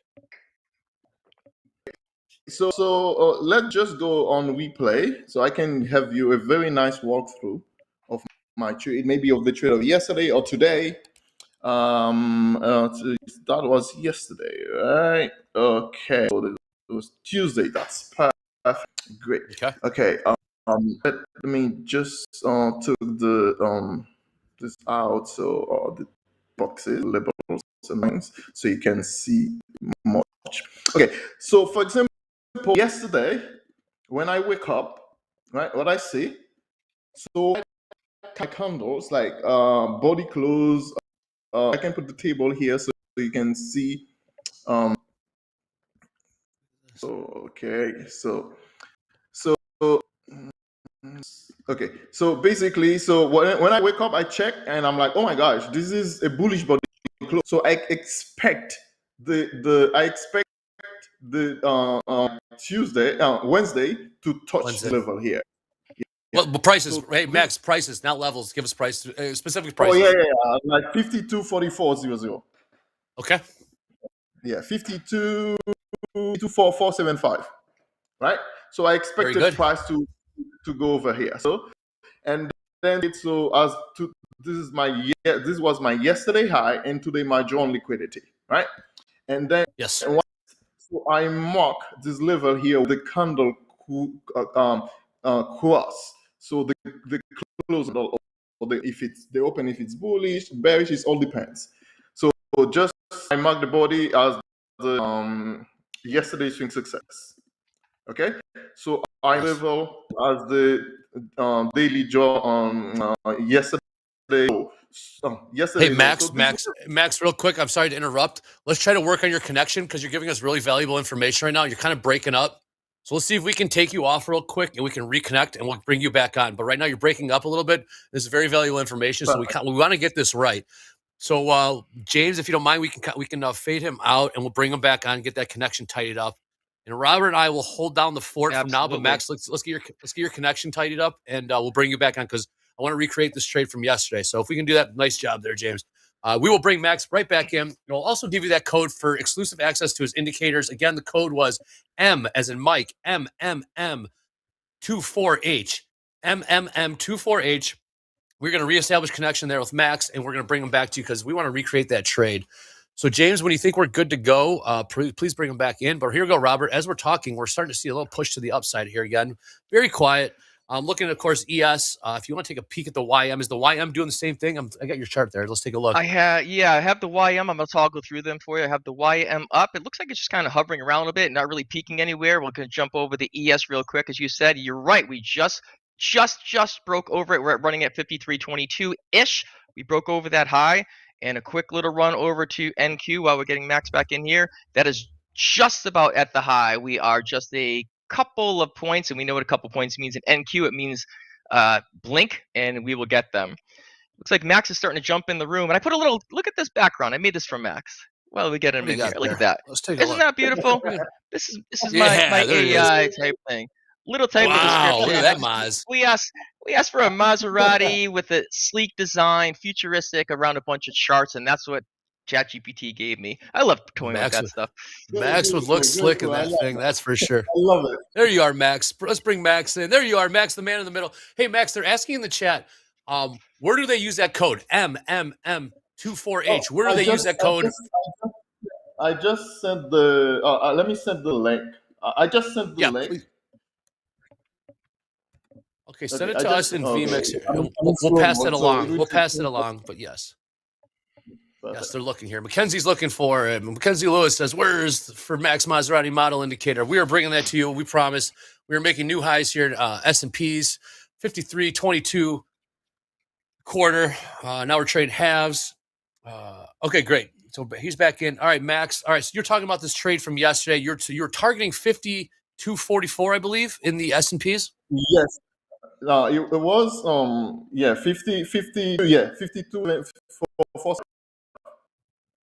52 4475. 4475. Very good. Yeah, 4475. Yeah. Seems like I'm out again. So. Okay, great. He's can there.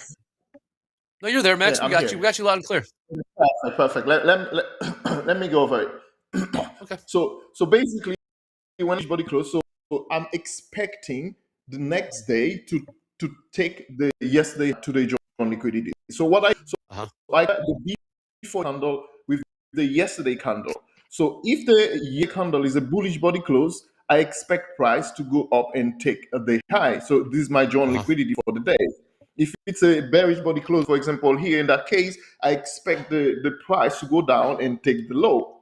So and then there's the neutral, and then so I will send you guys I will send you some video so you can watch my free webinar where I talk everything. I explain everything about the indicators and how to trade them. My model, you can use it with every single strategy you have. It will help you to refine your entry, right? So what I do next, I will be waiting for the next 4-hour candle to close, and so this is 2 p.m. So this is the 6 p.m. So this is the 10 p.m. So when the 10 p.m. candle close, I wake up in the morning. So it was a closed inside candle because it closed inside of the previous day or the previous 4 hour. Okay, so what I'm looking for, I'm waiting for a bullish body close candle to be able to take a trade on the 4 hour. And then what I do next, I mark my fair value gap. Okay, so I will be marking my 4 hour. This would be like H4. H4, yeah. Hold on, Max. You're coming in a little bit choppy again right now. I think we're starting to think it might have to do with the screen share, but I know this is very important stuff. Let's try to get this connection. James, if you work with him again in the background, if at all. We want to get that connection right in. Hey, also, Max, while you're at it, can you please share that link with us so we can share it with the chat here? Because the chat's very interested in that link for your indicators, please. Okay. Let me share it on the. Thank you. Appreciate that, man. This is very valuable stuff. I'm starting to see a bit of a pullback off the highs here in the Nasdaq and the S&Ps. Gold upticking a little bit, kind of drifting higher, 2180. See if we can get up to those 2200s again. Looks a little bit far from now, but we will try to get. Yeah, but Max, please. This guy's gone. You're gone for life. You done. Okay, let me just once to. Okay. Wow, listen, chat. If you guys are not being nice in the chat, we're not just gonna silence it. We're gonna block you, and then we're gonna ban you forever. Piece of trash. Get out of here. Get out of here, trash. We don't have. There's no room for that trash. Piece of trash. Goodbye. Okay, we're starting to see a pull back here in the S&Ps. Let's see if we can get long here. Is Max really a doctor? Max is really a doctor. I can assure you, he's really a doctor. Yeah, I am. I am. Yeah, he's really a doctor. Yeah, he's really a doctor. And now he's trading. Okay, so we don't have a screen share. That's okay, Max. Please, again, let's get that link here so we can share with the rest of the chat here, and we got again that code is MMM24H. MMM24H. Okay, Max. Okay, we got you loud and clear. So you get that link in here. Okay, so you're talking about that trade. We can just talk it out though. So you're looking for 5244, right? You're looking for 524475 after the Powell analysis. Yeah. And how'd the market do? The market kind of rallied right through that, right? Yeah. And yeah, the market won through it. So somehow I can't really access the video ninja. Let me try it again. The password is not okay. Oh, okay, got it. Perfect. Copy and paste. Okay, I'm in. Perfect. Okay, you're in. Yes, we need to. There you go. Very good. Dr. Maserati. They're calling you Dr. Maserati now. Thank you, Love guys. you, man. Thank you. Okay, wait. Did we get that link? Sorry, no. Did we get that link? I'm sorry. Did we get it? Because we got to get that link. That's fine. We don't need a screen share. We're good, right? We're good there. Yeah, are you okay? Okay, let me We are. let me just share the link with you so you can Okay. share it on the chat. Here we go. Right. Okay. Thanks for being patient with us. We're trying to get through this, and we really have a lot of control over sometimes the connections overseas. Things happen. It is what it is. Sometimes you get it, sometimes it comes great through. I love you, Max. I love you. Yeah. I love you too, guys. Yeah, and so in my, I mean, I already I started a master and a mentorship. I already have like 3 students, like Really? from last week. Yeah, they already funded with Topstep, by the way. No way. All right, well, let me ask you about that. Yeah. Okay, so you have 3 students. So you're mentoring now. What are the challenges you're seeing from these? I assume they're newer traders, correct? These are newer traders. And what are the challenges that you're seeing? Like, what's the common thread between your students, so to speak? What are you seeing? Some of their challenges. What are they seeing success with? And what are they liking, not liking about the early trading journey?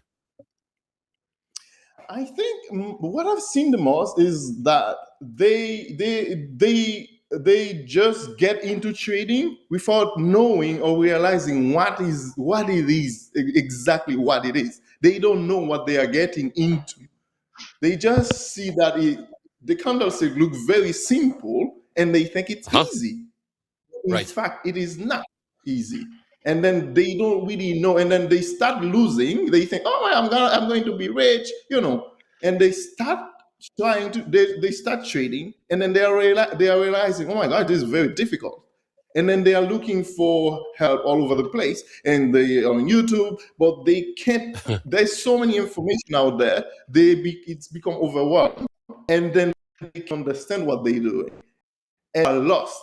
And then they keep trading because it's quite addictive in a certain way. Because once you start, you love it. You just keep doing it because you feel like there's so many potential, and then you don't want to miss out, and then you keep on doing it. And if you're doing one way, you will keep losing and losing and losing. But trading involves losing.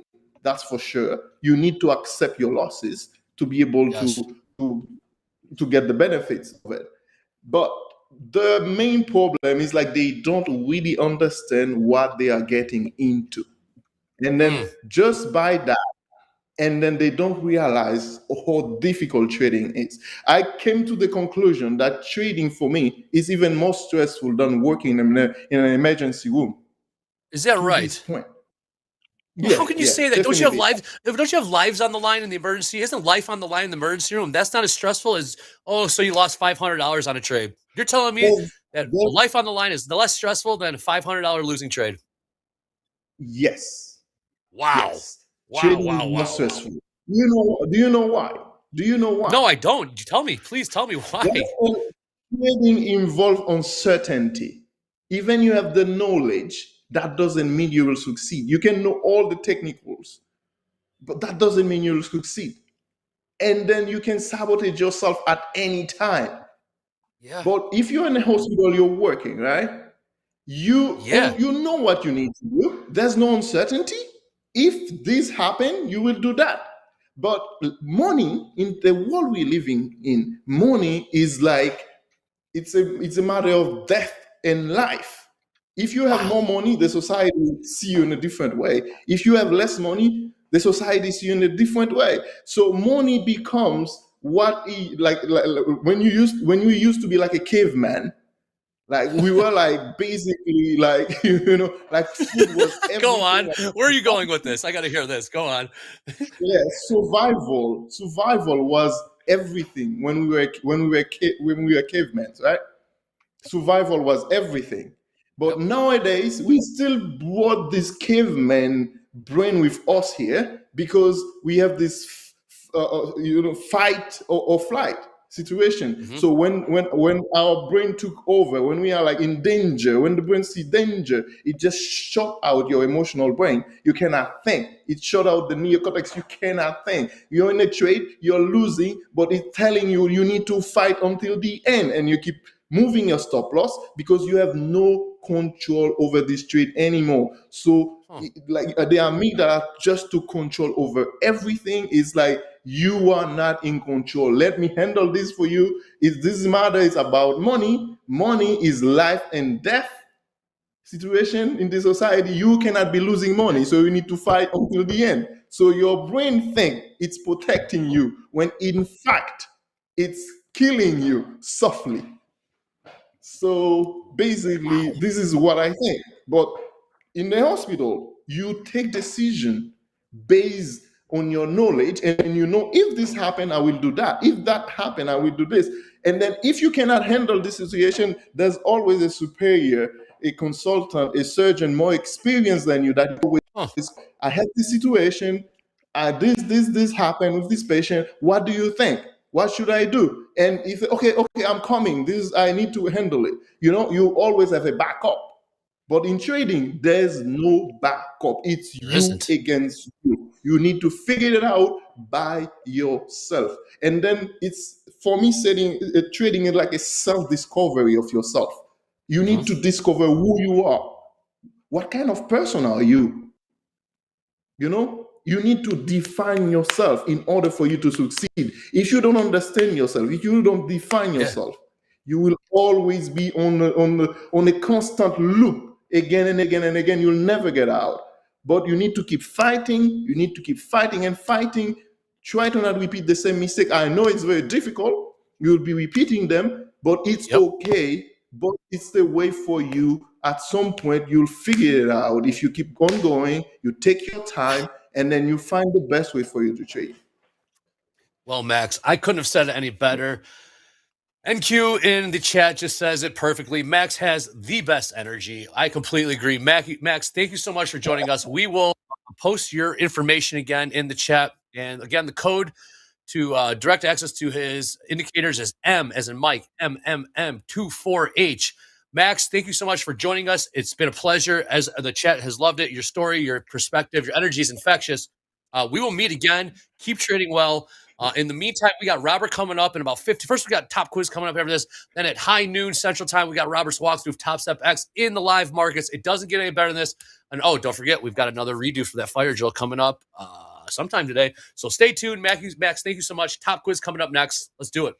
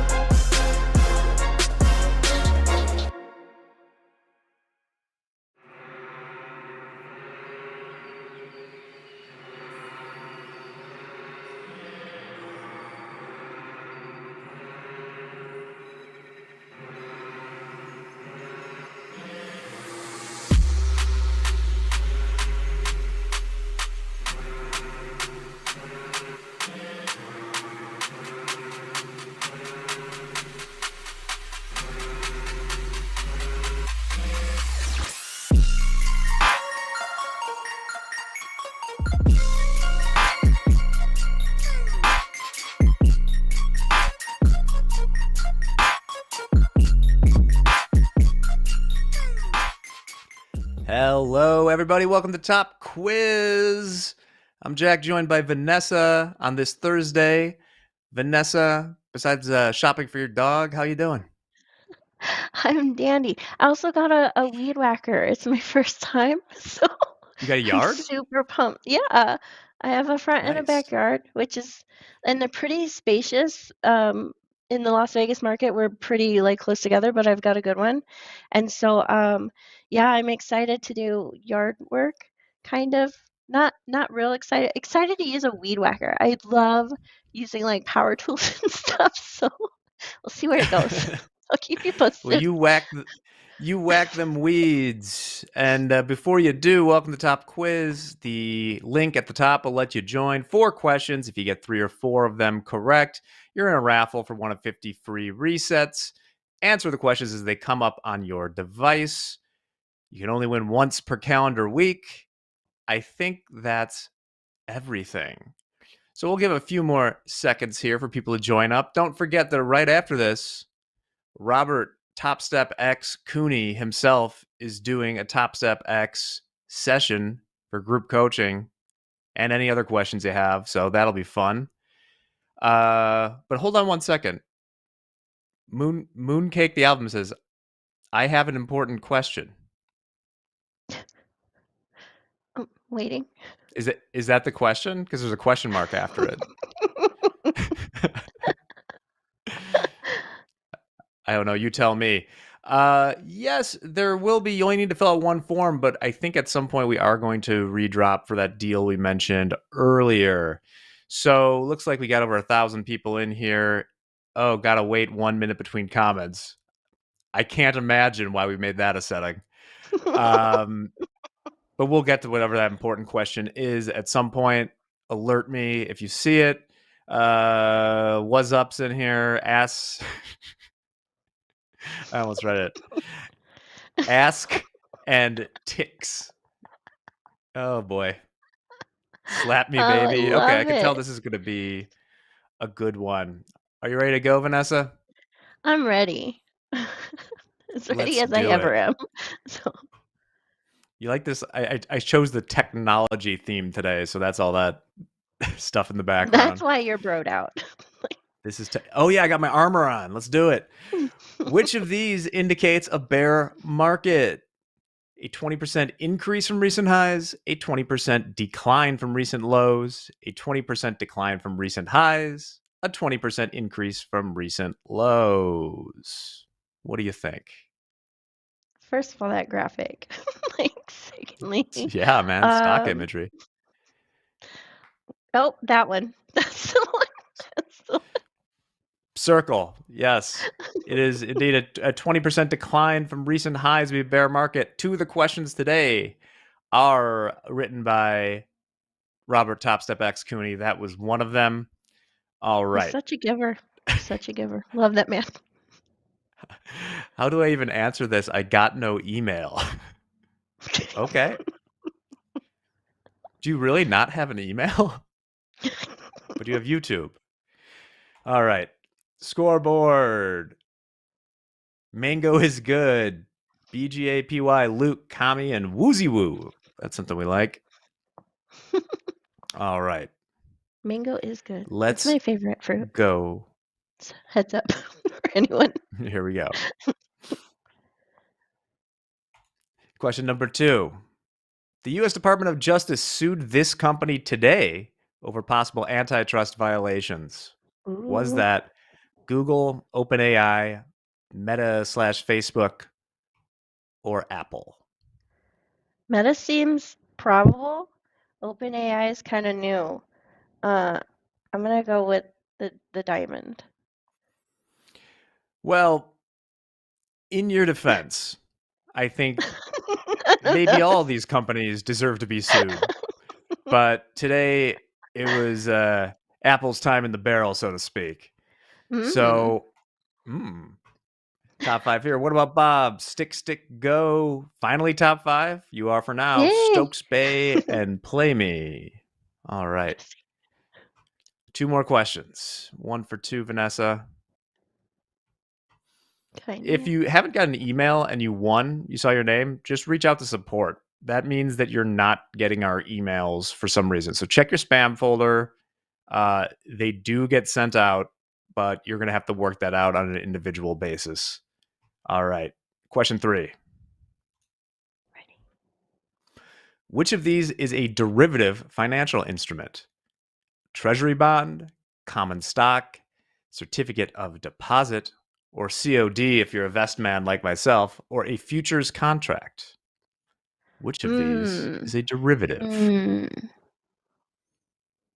gonna go because I haven't picked it yet. How about a square? There you go. That is Hey! correct. So some people, treasury bonds are a bond, not a derivative. Treasury bond futures would be. All right. With one question to go, Vanessa's 2 for 3. Play me. What about Bob? Markets only go up. Queen of Ticks, Stokes Bay. All Queen right. of Ticks. John Jones, keep your head up, man. 638 place can change into 450 real quick with this last question. Here we go.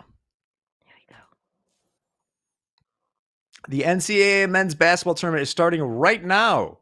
How many teams are in the tournament field? Is it 16, 32, 64, or 128 teams? 32. I have no idea. I'm gonna go diamond. Diamond. Well, no. There are 64 teams. I hope some of you filled out the bracket that Andre shared. That'll be fun. We might give away some prizes. But yeah, it's 64 teams. We'll see what madness ensues. Michigan State's playing right now. I'm excited. I have a team playing tomorrow that's probably going to lose. So my dad sends out a bracket for our family to win prizes and stuff. So I should have known, but haven't picked my bracket. So I don't think you can anymore, but for next year, they're already playing the games as of a half an hour ago. So third place today, Inside Trader. Second place, Markets Only Go Up. First place, and your best Miss friend? Congeniality is What About Bob? What about Bob? Congrats, guys. Yeah. In fourth, Mertman J and Jace. We will. Sorry, I was going off on a tangent there. We will obviously do this again tomorrow. Congratulations to those that win, and I'll send out the winners during the Power Hour this afternoon. I'm also on Power Hour this afternoon, so wish me luck, Vanessa. Oh, kill it. Be You're doing it with going old to, RIPS. Sure. Hope to. Oh, great All guy. right, Great segments. Yeah, should be. So stick around. We got a lot more coming. Robert is going to be in with JD right after this to answer anything you want for TopstepX. And then in Dolby's absence later, so Rips is going to be on from 1 to 3 for Power Hour. Dolby's still out. I'm going to try and pick up the slack and just shovel pork into the fire. We'll see what happens there. Stick around. We'll be back with the TopstepX stuff right after this. Goodbye.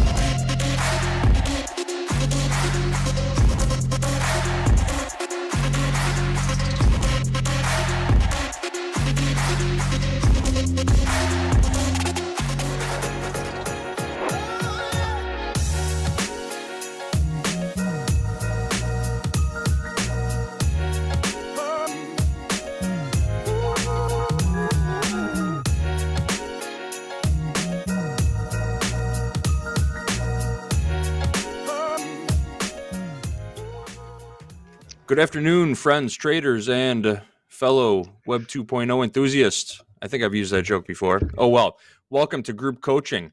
We have a special edition of Group Coaching for you today. Coach Robert is joining us, and we are going to do an in-depth walkthrough of the TopstepX trading platform. Coach Robert, how are you doing this afternoon? I am doing wonderful. What a busy and volatile day, not just in the markets, but behind the scenes. A lot of stuff going on back here, a lot of moving parts. So this is going to be good to take a little bit of a breather and just focus on one thing here for a moment. Yeah, for sure. All right. Well, we are clipping this segment for our YouTube channel, so this will be a standalone video once we are done. Coach Robert does have an agenda. We have a list of things that we're going to cover, and then we're going to switch over to a little Q&A afterwards. If you do have questions for Coach Robert, specifically about functionality of the TopstepX trading platform, go ahead and throw them in the YouTube chat. I'll be keeping my eyes on that the entire episode, and we'll put them in order of, I suppose, most important. With that, I'm going to turn it over to Coach Robert right now. We're going to get started with a general layout overview. So sit back, grab some popcorn, and get ready to learn about TopstepX. All right. Absolutely. Thank you very much, JD. I will not be looking at the chat. As he said, we're going to clip this, so production will grab a screenshot of the time, and here we go. I'm going to start with a high-level overview of the entire layout of the platform, piece by piece. I'm not going to go into specific, really depth of any one particular item because we want to cover as much as possible. We're going to have more of these as we go. So let's just get right onto it, shall we? This is TopstepX. On the left-hand side, there are multiple other components built in, other screens that we can use. We have there's a trader hub. We're going to go through each of these briefly. TopstepTV, you can pull it up and put it on another screen to watch it. We have a trader performance stats, a settings area, which we will be spending much more time on, and a support area, which we will be spending even more time on. That's the trader feedback. Across the top, it has our combines or XFAs or lives that we will be trading. We have our balance. Max loss limit shows us all our statistics of what we have here. At the top right-hand side, we have our pings. This is something new just from last week. It's going to show us our time of how long, how fast it takes us to get to the trading area, and also a separate one for the data. And these are really good to look at if you start to experience what we've heard a lot of is lag, because what you see, there are a lot of us trading, and anybody on Topstep TV is trading this platform all day, every day, and we don't experience any of this. And there are so many factors that can possibly come into lag. It could be screen refresh rate, antivirus, how many tabs you have open, the cookies in your browser. If you're on Wi-Fi, that's the biggest thing. If you're on Wi-Fi, get a wired connection. That's really going to help. And I'm also going to show you how in the settings that we can reduce that data speed so you won't really experience that. The data is coming through, but it may not plot on the charts like the nanosecond you take your finger off the mouse. There's a little delay there. It doesn't mean there's a lag. It just takes time for all the processing. And again, computer speed, RAM speed, video card speed, all that stuff. And I'm going to keep going through this because it is recorded, and if I move a little bit faster, we can always go back and watch it. These are the main charts. So this is the main chart. We're looking at one chart. We can set up multiple layouts. These are embedded TradingView charts. So if you're familiar with the TradingView platform, it has a lot of the features in here. Good 80-85% of the features. We have our drawing tools on the left-hand side. We have our chart times at the top where we can choose between tick seconds, minutes, hours, and days. Range bars coming up. The different chart types. We have multiple chart types that we can choose. If you want them to stay up here in the bar, you just move over here to the right-hand side. There's an add to favorites. We keep an eye at the top. Watch this. I'll choose step line, and it shows step line right behind it, just right behind there. So let's take the Renko off. There we go. Renko just moved off. Renko is back on again. So that's how we add them. The same thing with these time frames up here. We have 5,000 ticks. Let me grab 1,000 ticks. You'll see it at the top. Adding, removing. Very, very, very simple. You can save it for later. Indicators. These are built-in indicators. And if we mouse over them, again, we have this star to add to favorites, and they will move to the top of the indicators area. These are some common ones. Just to add to the chart, click it, and it will automatically add to the chart with default settings. We can save these settings afterwards. We can save our charts afterwards, which we will be going through. To remove, click the X. We'll go through all those settings in a moment. Here's something that's really cool. These are templates. So once we have our templates set up, let's say we are using NQ, trading NQ, we can have a certain set of indicators, and we can call it, NQ chart, for example. We can have it remember the symbol and the interval. So let's say we like trading NQ on apparently a 1-minute chart with a certain set of indicators. We simply click save, and now that is part of our template, so we can very easily click this NQ chart. It will populate the chart the way we like. It'll populate the indicators with the settings that we like. Remove it, click the X. Really cool feature. Here is a chart link. Now I'll go into a little bit more detail on this with the order panels. By clicking the chart link, add chart link, it comes up with this item. It is a link, color coordinated.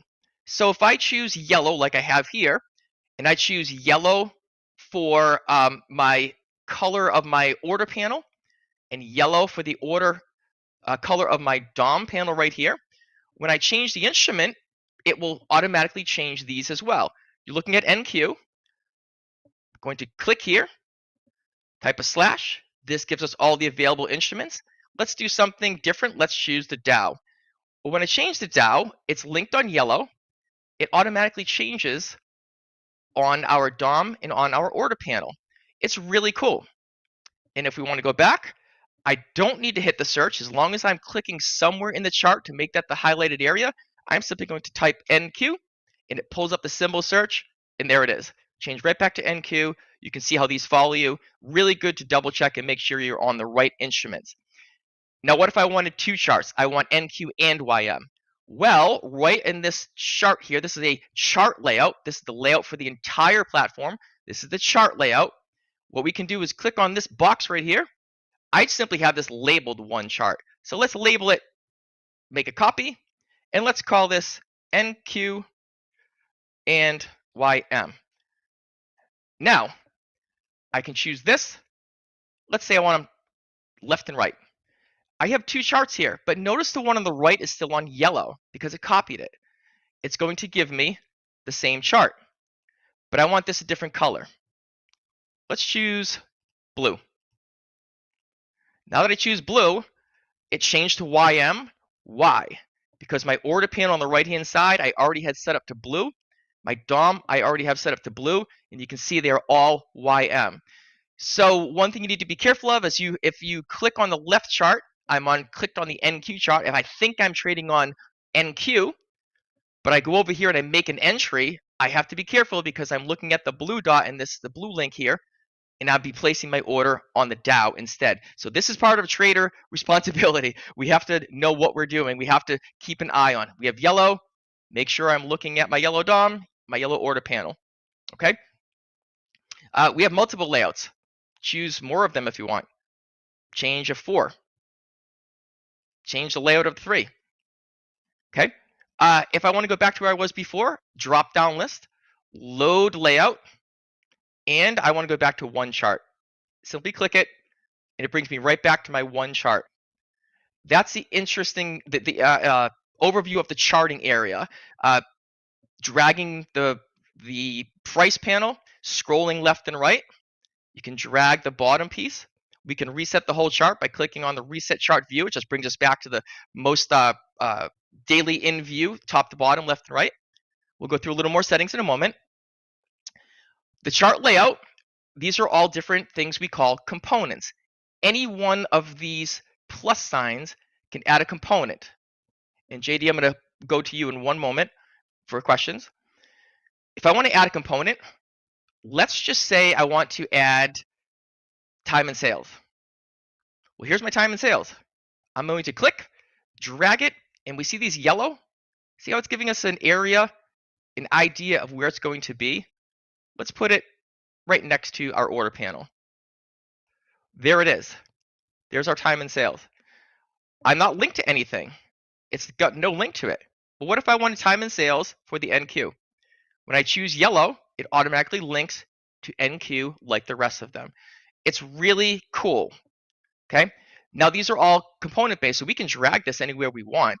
We can make these wider, smaller. Some have additional features like this here. We can do the font size on the time and sales. We have settings on the DOM right here, where we have some additional options that we can go and we can use. The order panel doesn't at this time, but there could be more. Let's close our time and sales. I'm simply going to click the X, and there it goes. Now, what if I like this layout? Well, I have a save button right here. I can also make a new layout by clicking this plus, save as a new layout. I call this one demo. Let's just assume I call it demo. Save it, and that's my demo.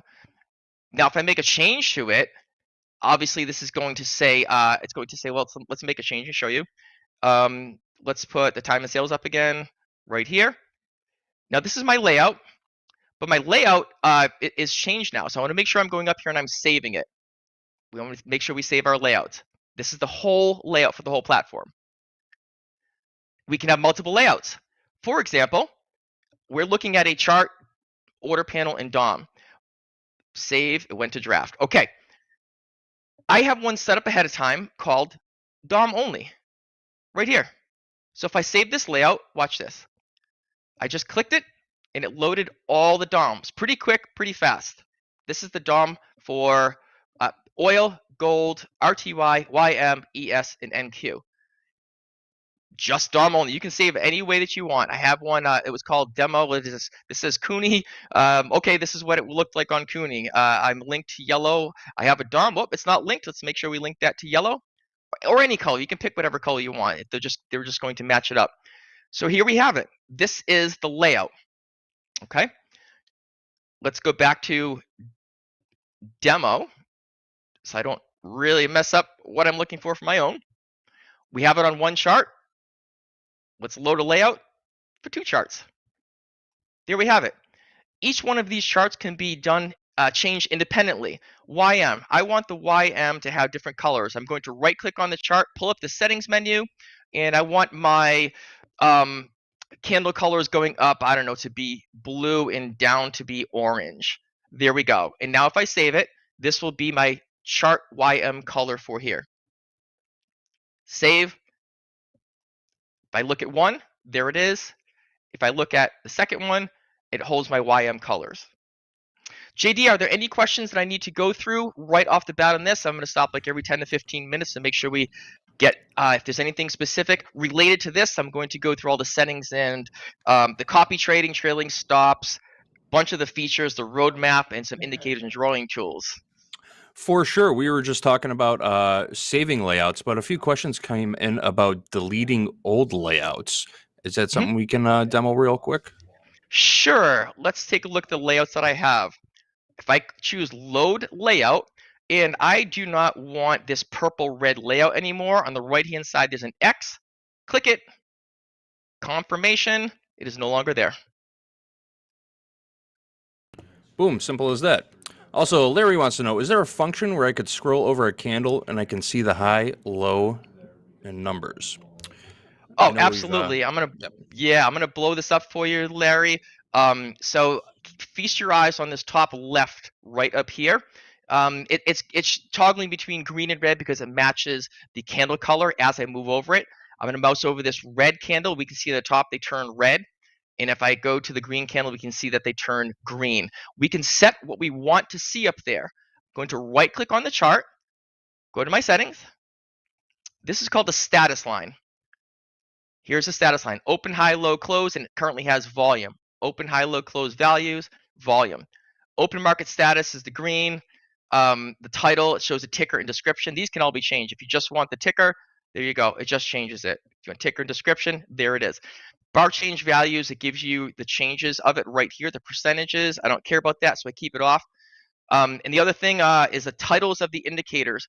Let's add an indicator just to put it on here. Now I'm going to go back to my settings. Titles and arguments. Titles, arguments. Arguments are what the settings are. I'm going to uncheck arguments. It just shows me it's an EMA. Titles, they go away. Obviously, you want to have the titles on there. Arguments, I like to see them unless they're really, really long. Then we can also do values, and it will show you the value. This is the EMA 9. closing with a smoothing of SMA of 9. And if I mouse off of it, you'll see the blue right there. A little hard to see on it, but there's a blue, and that would be the value of that particular indicator. I don't necessarily like to see that. We can see those on our chart. Hopefully that clears that up. It sure does. Big shout out to everybody in the chat too, who's answering questions and providing more clarity to everybody asking questions. It's a big help. With that, why don't we move on to what's next on your list? Copy trading? I'm going Trading to, modules? yeah, I'm going to go to the indicator first because I want to stick in the chart. We're going to go to an indicator and just a couple of drawing tools, not real depth, just to show you how to add them, remove to the chart. Then we will go into the actual trading piece because that's something I really want to go through. Okay. And before I forget, I went through this whole top layout here. These can be added or removed as needed, which we'll get more into as to what we have available for us, like these down the bottom. I want to make sure and highlight this new feature, manual lockout. Clicking it, we have to confirm that we're locking out of trading. This will no longer let you trade that particular account. It tells you the account number. It's the one that's highlighted at the top, one that's selected. It will no longer let you trade that account for that day. Customer service and support, customer service, listen to me, support cannot help you. So if you lock that out, you have to do 3 steps to actually lock it out. So we hear like I accidentally did it. No, there's 3 steps you need to do. You have to go up here, select it, go here and confirm. Bam, bam, and bam. I am not going to lock it out because I want to make trades. Anything that is associated with that account, if you're copy trading, will be flattened, will be locked. You cannot undo it. It will unlock automatically at the next market open, which is 5 p.m. Central Time. If you accidentally do this at the market open on Friday, you cannot trade until Sunday night at 5 p.m. Central Time. Be super careful. There's multiple confirmations you need to do here. So I want to absolutely highlight that particular feature. Don't like it, you can use it, don't use it. JD? Really want to hammer this one home, guys. If you hit that lock button and you confirm it, do not contact our support team. Do not contact the TopStep support team if you decide that you want to start trading again, because they cannot unlock your account. Period. All right, let's move on. Okay, moving on. We're just going to add a simple indicator here. Show you a couple of, this is all the indicators you can search, exponential, search for, MACD. It will show them all for you. I just have these at the top because they're the most common. Let's pick a moving average. Let's actually add 2. I have 2 different moving averages. So let's make one of them 10. And it's calculated on close. We don't care about any smoothing length, so make it 0. I think we have to make it 1 actually. There we go. In our style tab, I want to plot this with blue. That looks good enough, but I want to make it larger right here so we can see it on the chart. So now we have a 10 EMA on the chart. Well, let's make this one let's say 50 EMA. Smoothing of 1. We can check whether we want to show the smooth MA or not, so it really doesn't matter. Let's make this one yellow, and let's make sure we can see it. So now we have 2 on the chart. Very, very simple. Those are the settings areas, and you can look at all the indicators have specific settings. Some of them plot on the chart. Some of them are underneath. So let's show one for underneath. Here's a MACD. It has a new panel down the bottom, which is adjustable. And it only affects the chart that you're on. And again, it has its own settings area with the inputs you want to choose with the style. I'm going to remove that. I'm going to focus on the 2 EMAs. Here's a really cool feature, and this happens to any of the indicators. Then we'll move on to drawing tools briefly. Let's say I want the 10 EMA. I want it to be on the smaller time frame charts. So there's a visibility feature. And this is in TradingView. For those of you used TradingView, this is in TradingView also and just carrying over. I want to see it on up to a 15-minute chart. I don't care about the other days, weeks, months, or hours. That is where it's going to show, up to 15 minutes. Now I want my 50 to be on 30 minutes or higher, but not daily. So this is going to show me 30 to 59, and then show me hourly, but not daily. Notice it disappeared. I'm looking at a 1 minute chart. I specified this to not show me until a 30-minute chart. The blue one will stay on there. There's a 5, there's a 15. But when I go to a 30, the blue one goes away and it only shows me the 50 because that's how I specified it. Really cool stuff. It's a really cool feature, especially if you're toggling through different time frames and you're clicking really quickly through them. And you can say, well, you may not want to have a 200 moving average on a daily chart. You may want a 10. Just throwing numbers out there. You may want to have a 100 early and a 200 later, and then a 10 after that. And this happens to all the indicators and all the drawing tools. If I want to remove it, just mouse over it, click the X. They are now gone. Drawing tool. Real quick, they're on the left-hand side. Mouse over it, it's going to click the one that says trend line. There's an arrow next to it, and it gives me a bunch of different lines that I can choose. I can also click the star next to them to add them to my favorites, and there's a favorites bar that will pop up for you. There are drawing tools. These are all Fibonacci's. Here are Gann tools. Patterns, if you wish to draw patterns, that they're actually pretty cool. I don't know, an A, B, C, and D pattern if you want to do that. Close it out. Here's a drawing tool. We can just draw on the chart 1, 2, 3. I can undo it by clicking Control Z. It undoes the last one, undoes the one before that, undoes the one before that.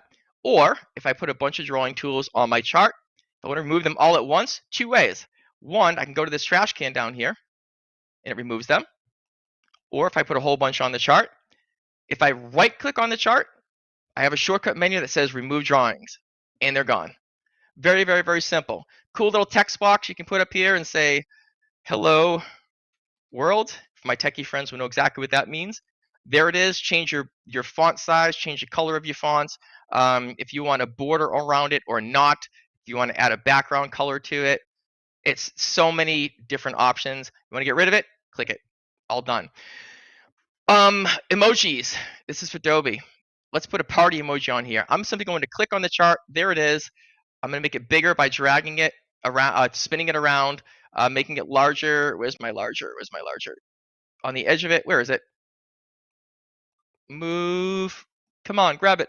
I have it rotated already. Get rid of my emoji. Recently used. Click. I want to make it larger. There we go. Left and right, making it larger, or just grabbing it and turning it. Pretty cool stuff. Just fun. There's a whole bunch of them in there. Ruler, if you want to get a measured move, click to here, click to here. It gives you all this information inside the ruler. Pretty cool. Here's one that I want to show you and demonstrate. It's a magnet. So let's take an idea. Let's take this high right here, but I want to get it exact. If I take a drawing tool, let's make this a horizontal line. And I try to eyeball this. Well, I might miss it. That's not an accurate number. That's not accurate. But I want to get it right on here. So I'm going to turn on the magnet tool. Now I'm choose my line. Now watch my cursor. It snaps into place. It's going to snap, top, top, top, close, open, close. All I have to do is get it close. See, I'm moving my cursor around, and there it is. It gives me the exact. You can tell it's a plot over here if you wish or if you don't wish. Again, remove drawings. JD, any questions on this? Because I'm going to get into, we're right on time. This is going very well. We're going to get into the actual trading side of things with the stops and how to adjust brackets. What do we got? Yep, let's just keep moving along. You're doing a great job. Questions are being answered in the chat in real time, and I think we're good to go. Let's just move on. Awesome. We will certainly do that. Let's go into the settings and place some orders. Settings is on the left-hand side. I click on this. Let's go to the orders first, and then we'll hit copy trading. Platform settings, you can choose to put your risk in dollars. You can choose to put your profit in dollars. I'm using 40 and 40. Let's make it different so we can, let's do 40 and 80. Make sure you click this checkbox if you want them to be a bracket order where you have your profit and stop where they will cancel each other out if they get hit. You can set your personal daily loss limit right here. So if you're on a 50K account, $1,000 daily loss, you can set it to 500 and it will stop you from trading at that point. You can still trade by changing it unless you lock yourself out, which you should do. A lot of traders ask about these confirmations. So by turning this on, when I place an order, I have to confirm the order.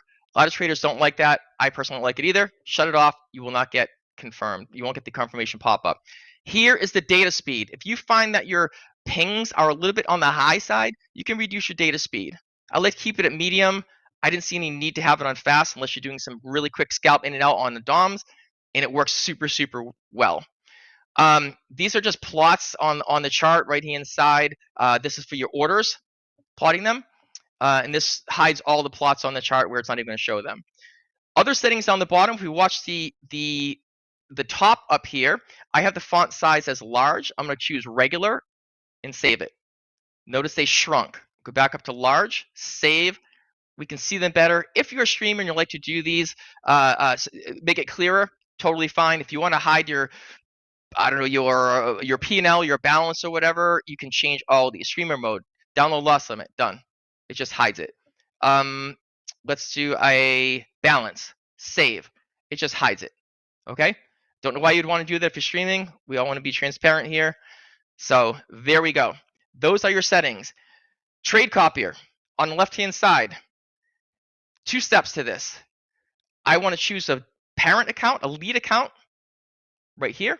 And the other 3 accounts, I want to place a follow trade. And you have to hit save. Now we're copy trading. When I go back to my chart, it will show me that I am up here in my drop down. I'm on the leader and there are 3 followers. See my order panels on the right hand side? Watch what happens if I go to a follower account. We cannot trade. It does not allow it because your main one is your trade. The others are the followers, the lead and the followers. Okay, that's how we do it.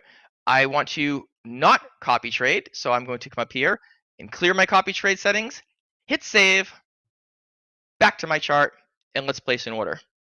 I'm on NQ. I'm going to go to MNQ for these demonstration purposes here. Here we have MNQ, and we have a second. We call this YM also. So notice this was linked to yellow. We want to make sure this is linked to blue. So we are trading the Dow on one side, NQ on the right-hand side. And let's just choose the NQ and maximize. And there we are. We're still looking at a split screen, but we're maximizing the MNQ chart for this purpose. So I want to take a short. And I'm at MNQ, and I just chose $40 and $80. So let's just literally go, I don't know, it's a red candle. Let's sell. So I just sold the market. Now, I have 40 stop loss and 80 profit. I'm short 1. I'm on a 30-minute chart. I wanted to slow this down, speed this up rather, so we can see how candle movements are going. So here we are. But I want my stop a little closer. I just drag it. I want my target a little closer. I just drag it. When I want to close my trade, I can click the X here. I can flatten all. I can buy one in the other direction. Let's close the trade. There we go. Pretty simple, pretty straightforward. Now, what if I want a trailing stop on this thing? Pertinent question. I'm going to short it again. There I am. I'm short, but I have a static stop. I'm going to cancel my stop, come over to the right-hand side, choose trailing. Since I'm short, in order to put a stop on, it would need to be a buy. So let's put in 40 ticks where it was, and I'm going to buy a trailing stop. And if you look at it, you will see that it is trailing. Hopefully it goes down a little more, and we'll see it move as the market drops off. A little bit further. Come on, there we go. And now you can see it's dropping down. 63, 62, 5, 62, half. There you go. Okay, we can actually move this. There we go. There's our trailing stop. And let's see if we go up and get stopped out right here. Let's move it closer so we do get stopped. There we go. We get stopped out. The profit is gone as well. If it hits the profit target, it will not remove the trailing stop at this time. Why? Because we canceled the bracket. We canceled the stop associated with that bracket order. And we added a different type of stop to it. So if you're making a trade and you are simply using your bracket orders, if you hit your stop, it'll cancel the target. If you hit your target, it'll cancel the stop. Bar none.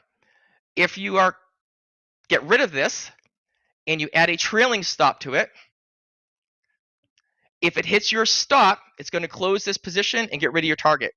If it hits your target, you have to close the trailing stop. It's just something that's there. It's new. We'll work on it. Bear with us on that. It was more important to get the trailing stop on the chart, functional. If you get stopped out, take your profit off. If you take your profit off, you got to close your stop. It was more important to get it on there, get it functional, and get it out to our traders, and we'll get the rest of it going. Just like some of the other things, indicators. Getting some public indicators in there, yeah, that's working too. Getting range charts, that's in the works too. Okay? Just like adding other products, other instruments in the works too. But we want to get our functionality for our traders, get it out here to the public, get them using it, get them used to it, and look at this. Well, we're at $65. Yay. So that is the trailing stop side of things. You can also right click the chart. So let's say I want to go up here and I want to buy long if there's a breakout. I'm going to right click the chart. I'm going to buy stop, and there's a shortcut here. I can choose 1, 3, 5, 10. Those are just standard, the ones that are over here. So buy stop 1, and there it is. It's a pending order. Because I have the brackets set up, once this order gets triggered, and once you get into a position, the brackets will be associated with that order. Let's do a sell stop. Let's see if we can get it. There's a sell stop, and I'm going to keep fabricating this and moving it up until I actually get sold. Let's move this down. Let's see which one hits first. There's our sell stop. There's our brackets, 40 and 80, right there. And let's get out of our position. Positions panel at the bottom is right behind me. We'll show you that in a second. Flatten all.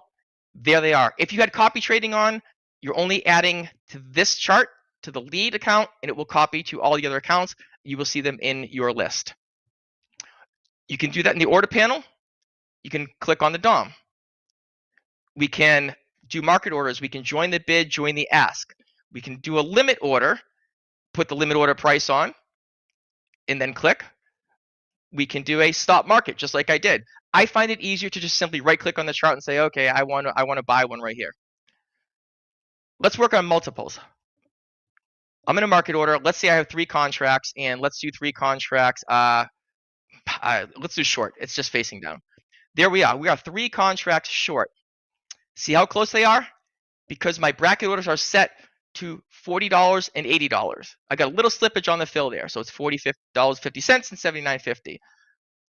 But what if I want to sell one of these right now? If I choose buy to close this, I'm going to do all 3. I'm going to change this to 1, buy 1. Now I'm in a -2. I'm in a short position of 2. My stop is now at 2. My target is now at 2. Let's buy one more. I am now in a single position. Okay? Flatten all. Way to go. The DOM, same thing. If you're a DOM trader, same thing, or ladder, whichever you want to call it. That's the same way you enter your orders. Let's go down here and click. I need to, where's my order? MNQ, right there. I just clicked a limit buy, close. If I want to a limit up here, that becomes a limit buy, but I'm already in my position because it was over the market. And I can also close positions, cancel orders, or flatten all on the DOM as well. JD, how are we doing?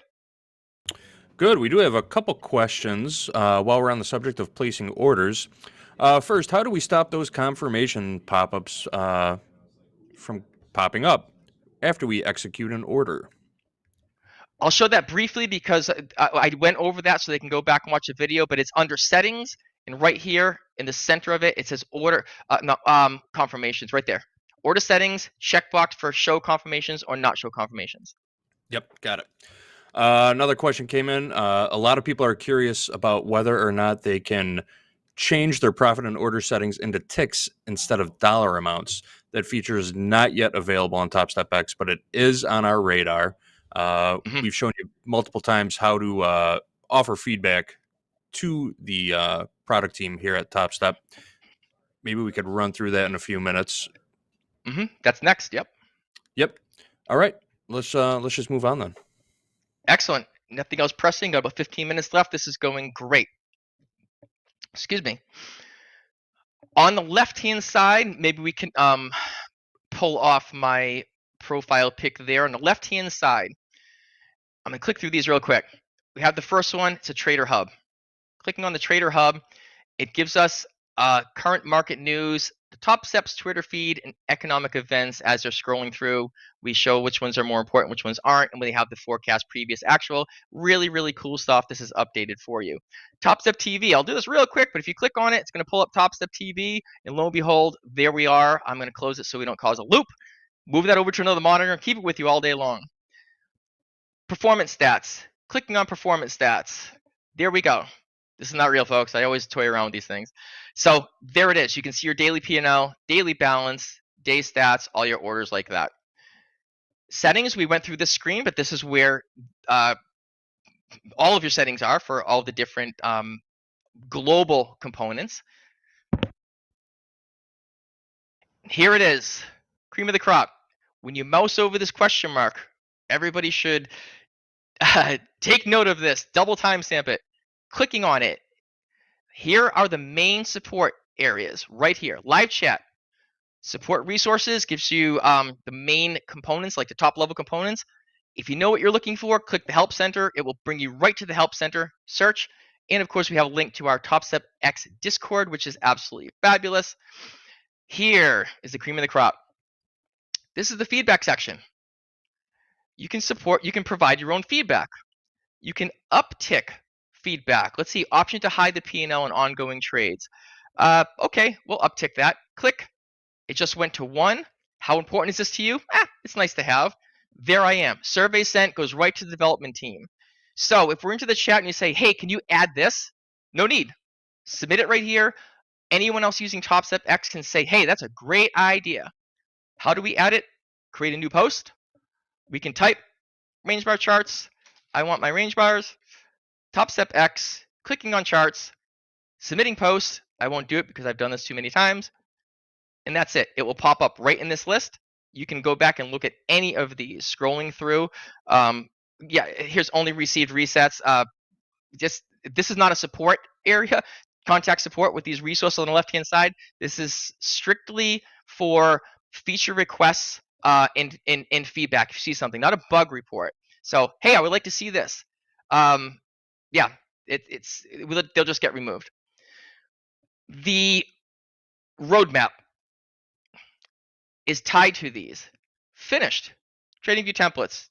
Stop orders. Multiple charts layout. These are all finished ones. Cumulative delta indicator. Let's click on it. It tells us who created it in progress. 156 upvoters. I'm going to click this anyway. Went to 155. I apparently already did. I'll put my vote back. And it subscribes me when it's finished, when it's completed. You can read the activity feed, or you can add your own comments in there as well. That's the status roadmap. These are in review. Quarterly roadmap shows us what we're doing and planning out. And the monthly roadmap, this is relatively new, so we have April's coming up. Hopefully that makes sense. Changelog is a really cool one also. Changelog, this says unsubscribe because I'm already subscribed. If you're not subscribed, click there, put your email in, and you will get the updates. This gives the dates and the times and what was added, listed out. Any comments on these are beautiful. 319, we go pretty quick. 314, there was one small gap in here. 5th to 14th, we had that trip in out to Vegas, and we all jumped in support for a little while to get the backlog out of the queue when we got back. But if you notice, 3.5, 3.3, 3.1, 223, 17, they're all within a few days. We are constantly, the development team is working unbelievably quick on these. We want to hear from you. This is the best way to do it. On the left, hit the question mark, go to the feedback section, put a new post in there, or scroll through the posts that are there and upvote or add comments to there. If we have the same thing over and over and over again, why not just go in there and see if somebody already submitted it? You can use the search tool. It's a search. Range. And it will provide me with the posts that have that in there. Add range bars. Great. Awesome. Upvote. Oh, it went to 51. I already must have upvoted it. And I want it right now. There we go. super, super cool, super useful. We want to hear from you. This platform is built by traders for traders in a trading community, only on TopstepX, only at Topstep. Now, what Send else us we got your in there, feedback. JD? Yes, please. All right. First, a clarifying question before I ask it. Is it possible that you have multiple TopstepX accounts at the moment? Do you have more than one? I do. Here's a clarifying answer for you. At the top, I have pull my profile pic off of there because it's where the component is. If I click this, I have 4 of them listed for me. Now I have this component down the bottom, and if I click on any of these, it's called accounts. And I can click it and I can drag it to where I want it. It's already down here, so I'm not going to there we go. I'm not going to re-add it. Okay. Here it is, accounts. It shows me my 4 accounts. I'm actually going to drag this up so we can see a little bigger. Wonderful feature. There we go. There are my accounts. I have 4 of them. They are 4, tells me what they are. They're 4 50K combines. Here's my account balance, the account names, and it gives you some stats on them. I just do this for these demonstration purposes like this, but this is where they are. This will show you your accounts. Let's do a position, JD, because this is going to also be helpful. I'm going to go back into the settings and set up copy trading. Yep. My main account, and let's go to the other 3 accounts here. So I saw this was asked before. I'm going to save changes. I am now copy trading from my lead account to these other 3 accounts. Let's go back and let's put a position on. I'm simply going to go long because it looks like it's going up. It's going to show my main account. This is where my entry is. Okay? But it is copy trading to my other accounts. Look at the open P&L. So you can see the rest of them in process. So if you want to see your accounts and see what's open, there you go. I really, really, really like keeping this positions open because I want to know if I have a position on or not. The rest of it will fill itself in. There's your accounts. They will just work with it. They're going to update automatically. So as soon as I close one, all of them stopped building. Positions, orders that I had, quotes are the instruments, the quotes for the instruments. These are all components that you can add. I noticed I have the quotes over here. You can just move them. So let's say I wanted to have orders next to my quotes. I'm going to click it and drag it and put it right next to it. There it is. I have orders and quotes right here. Okay? It's really simple. The final feature, tilt. We all know the tilt. We all love the tilt. This is it. You can add it anywhere in your chart. What if I didn't like it up here and I want it at the top? I'm going to use let's see, there we go. There it is, at the top. That's what I like to see. Nope, I want it down here. Let me move it right back to where it was. And rearrange. Move by size. Orders. Let's put it back over where I wanted it. There it goes. And lo and behold, we are back to normal. But you can save them as different layouts. So if you have a layout where, hey, I want to do some really quick entries and I want 1-minute chart for this for this particular instrument using these indicators, put it all together, save it as a layout, and call it whatever you want. I demonstrated that earlier with the DOM. Man, I want to get into these things and out of them really quick. DOM only. There we go. Placing my trades, placing my orders, and apparently I have my trades and my positions down the bottom on my DOM screen. It's just something I really advise. There's 2 different ones, just to be clear on that. There's a layout at the top. The layout of the top is the layout of the entire TopstepX. And the layout here is our chart layouts that we can load. 4 charts. There we go. There's our 4 chart layout. Okay? We did have one follow-up question about trading multiple accounts. Can we display how simple it is to switch between accounts? Some traders are curious. They just picked up their 5 TopstepX accounts and they want to trade them individually without copy trading and without opening 5 different windows. Can we just display how Absolutely. easy it is to switch between accounts? Yep. Good question too. Well, I have the leader up here. And I'm using the leader account and it has 3 followers. So we already know we have copy trading on. We go to our settings. We're going to clear the copy trading, save our changes. And there they are. Now, when I'm placing trades on this 50K combine. And let's place an order. Sell the market. There we go. There's our order filled. Okay. But I want to place a trade on this combine on MES. Notice I had this linked yellow. It automatically changed my order panel to yellow. And let's buy the market. It's going to put the same brackets on, 40 and 80, because the brackets are global. If I go to my positions, I'm looking at the positions of this account. If I go back to this other account, I now see MNQ. So you need to be cognizant of these. Which account are you looking at? Which account are you trading? Okay. I'm on this account. There's MES. Close my position. Done. I go back to this account. I'm on MNQ, but my screen is MES. So I'm going to change that to MNQ. And I can control that trade. Or I can do flatten all, and it gets rid of everything on that particular account. Pretty simple. I know traders do like to do that sometimes. And yeah, if you're trading one account, especially if you're doing like a micro on one, you're trying to hold it all day, and you want to go and scalp like NQ on another one. Yeah, that's a great way to do it. But split them up. I would do different things like changing the link color, changing the DOM, changing the background color of your chart. Go ahead and pick a chart, and then here's the symbol right here.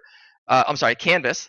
I have a gradient black and white. Let's change it to red, red and light blue. Now you can say, all right, well, I'm going to save that as my NQ chart. Hopefully I answered the question. Yep. We also had another interesting question that I don't know the answer to. The flatten all button. Will that flatten orders across all accounts or just the current account that you're trading? The account that you're looking at. Excellent. The account that Thank you're you looking for at. that. Yep. If you have either your account that's showing, it will flatten that. If you're copy trading and you're on your main account, the lead account, and you flatten all, obviously it's going to remove the ones for the flatten all, for the copy traded accounts also. But yeah, this is where the trader diligence comes in, where you just have to pay attention and understand it and know what you're looking at. You know, we have to own as traders some responsibility of our own, right? If you want to close out and say, oh, I forgot to do this. Well, keep your positions up, keep your accounts up.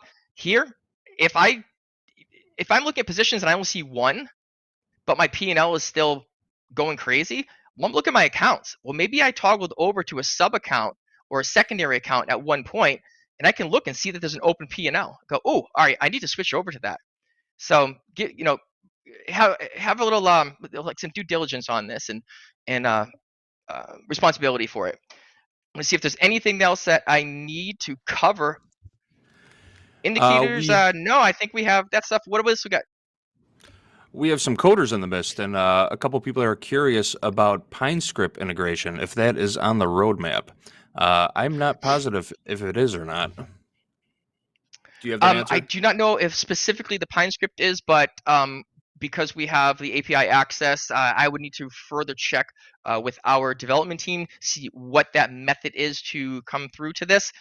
Typically, for those that know the PineScript, on the indicator, if I mouse over this, there's a little bracket right here. It's just those left and right brackets. When you click on that, it opens a panel down the bottom. It's called PineScript Editor, and you actually do your own coding on it. I've been trading View for years. I think I have 60 something out there.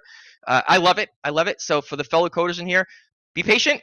Be patient with it. I would say if you're still using the trading view, go ahead and use that for your charting. If you have some specific things you're looking for, and do your executions here. Well, it's commission. There's no commissions on TopstepX, right?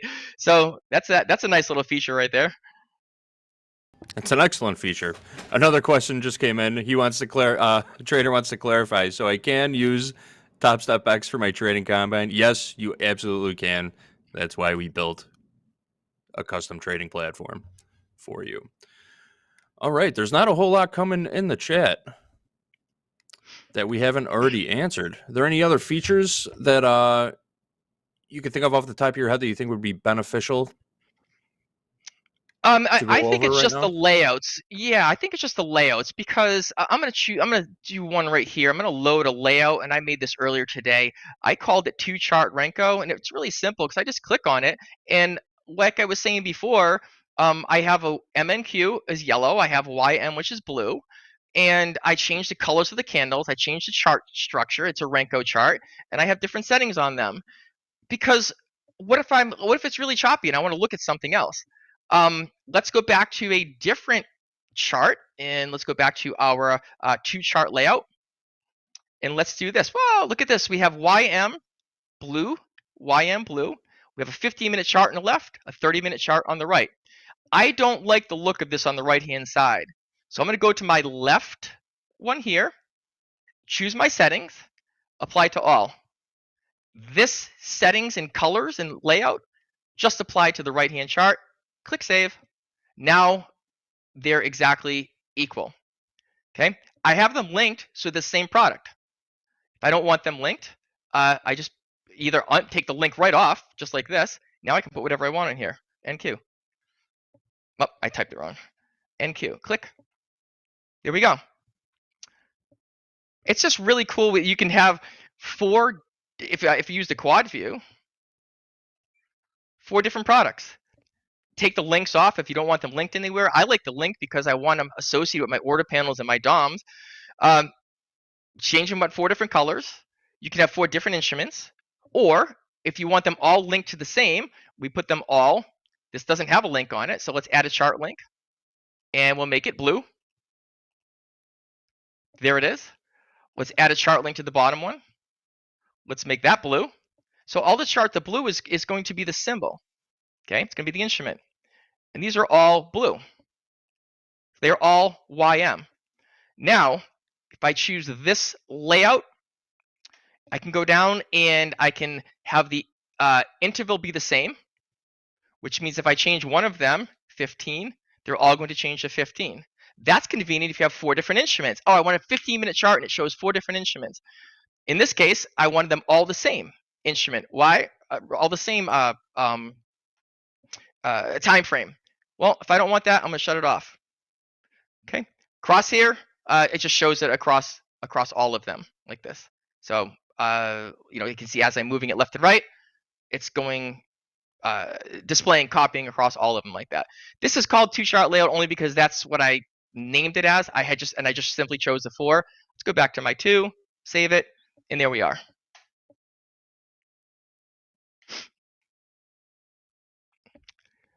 You got your Simple JD enough. still? Yep, Okay. I'm still here. We got a question. Yeah, in we're the just chat about from done. One Money more Grows Green. question, then we gotta go. Yep. This will be a real quick one. This has to do with the number pad for order sizing or contract sizes. Money Grows Green wants to know, are you guys going to work on getting more options besides 1, 3, 5, and 10? Because he's constantly having to go market orders twice. Well, there is a way to change your contracts or lot size with those plus and minus buttons on either side of the keypad. You could also type in the quantity that you are looking for. Coach Robert is demonstrating it right now. So we have these are just shortcuts. They're the most common. If traders are doing a 1, mostly 1, mostly 1, mostly, 5 is the max for the 50K account, 10, 15, this is how they're associated. And a lot of traders like to put 3 on. Let's go to, you put, like I did earlier, you put 3 on, I was in a position, and then I go down and I go to 1, and I take 1 off at a time like that. But if you wanted 2, number of contracts is right here, change it to 2. It's that simple.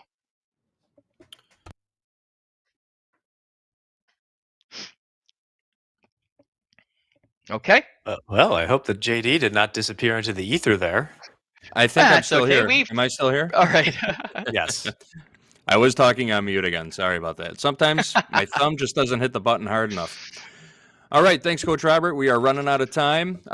Very informative walkthrough. Everybody appreciates it. Thank you, everybody, for joining us. Thanks for your questions. I'm sure it was a benefit for all. What are you pointing at, Robert? Oh, TopstepX. Trying to get my TopstepX. It's mirror image left and right, green screen. I'm all screwed up over here. So let's get back to some trading. Yep. Back to trading. Coming up next, we got recapping with RIPS featuring Hoag, Andre, and RIPS. Then we're closing out the day in Power Hour with Andre, Jack, and RIPS. Getting a lot of RIPS action this afternoon. All right, folks, we're going to get out of here. Stick around. More tradertainment coming your way. And you're going to have a real special treat in just a couple minutes here. So stick around. Thanks, everyone.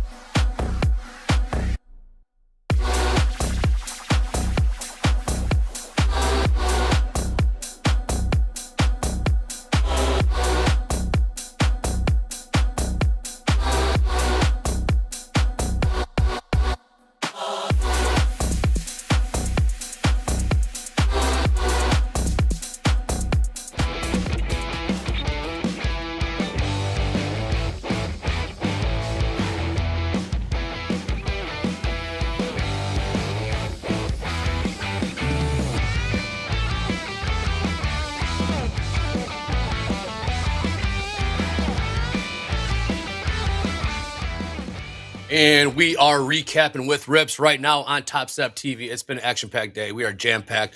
Rips, the man in the middle, one of our finest traders here at Topstep TV, one of the most experienced traders of all time right there, John Hoagland, to his right, or to his screen's right, his left, whatever it is.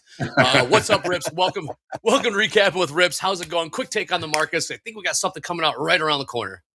Yeah, I mean, this is insane. What a sell-off we had. I missed the whole sell-off, but I am trying to bounce the market here. If we go to my stream, I am long right now trying to be a bottom picker here in this market, seeing if we can get any kind of reflex trade, because we are kind of close to what we have is a bullish order flow zone and some a bullish order block sitting here. I am trying to preemptively kind of trade into that here. I actually want to bring my stop down just a little bit there. But yeah, I am preemptively trying to buy this bottom here, so we'll have to see if this plays out. Taking a 3 lot here at the bottom, but the market's been heavy here. We had some sell-off. Not great news out of Apple here, getting sued by the Department of Justice, I believe, and kind of like a non-compete thing going on with basically, I guess their iPhones are kind of anyway. But yeah, not great news for the market. So we are kind of selling off here after the FOMC. How about you folks out there? Well, I just kind of got long against the low here in the S&Ps myself, not really liking this.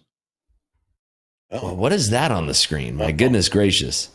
Here we go again. I demand more. I want it. I'm gonna have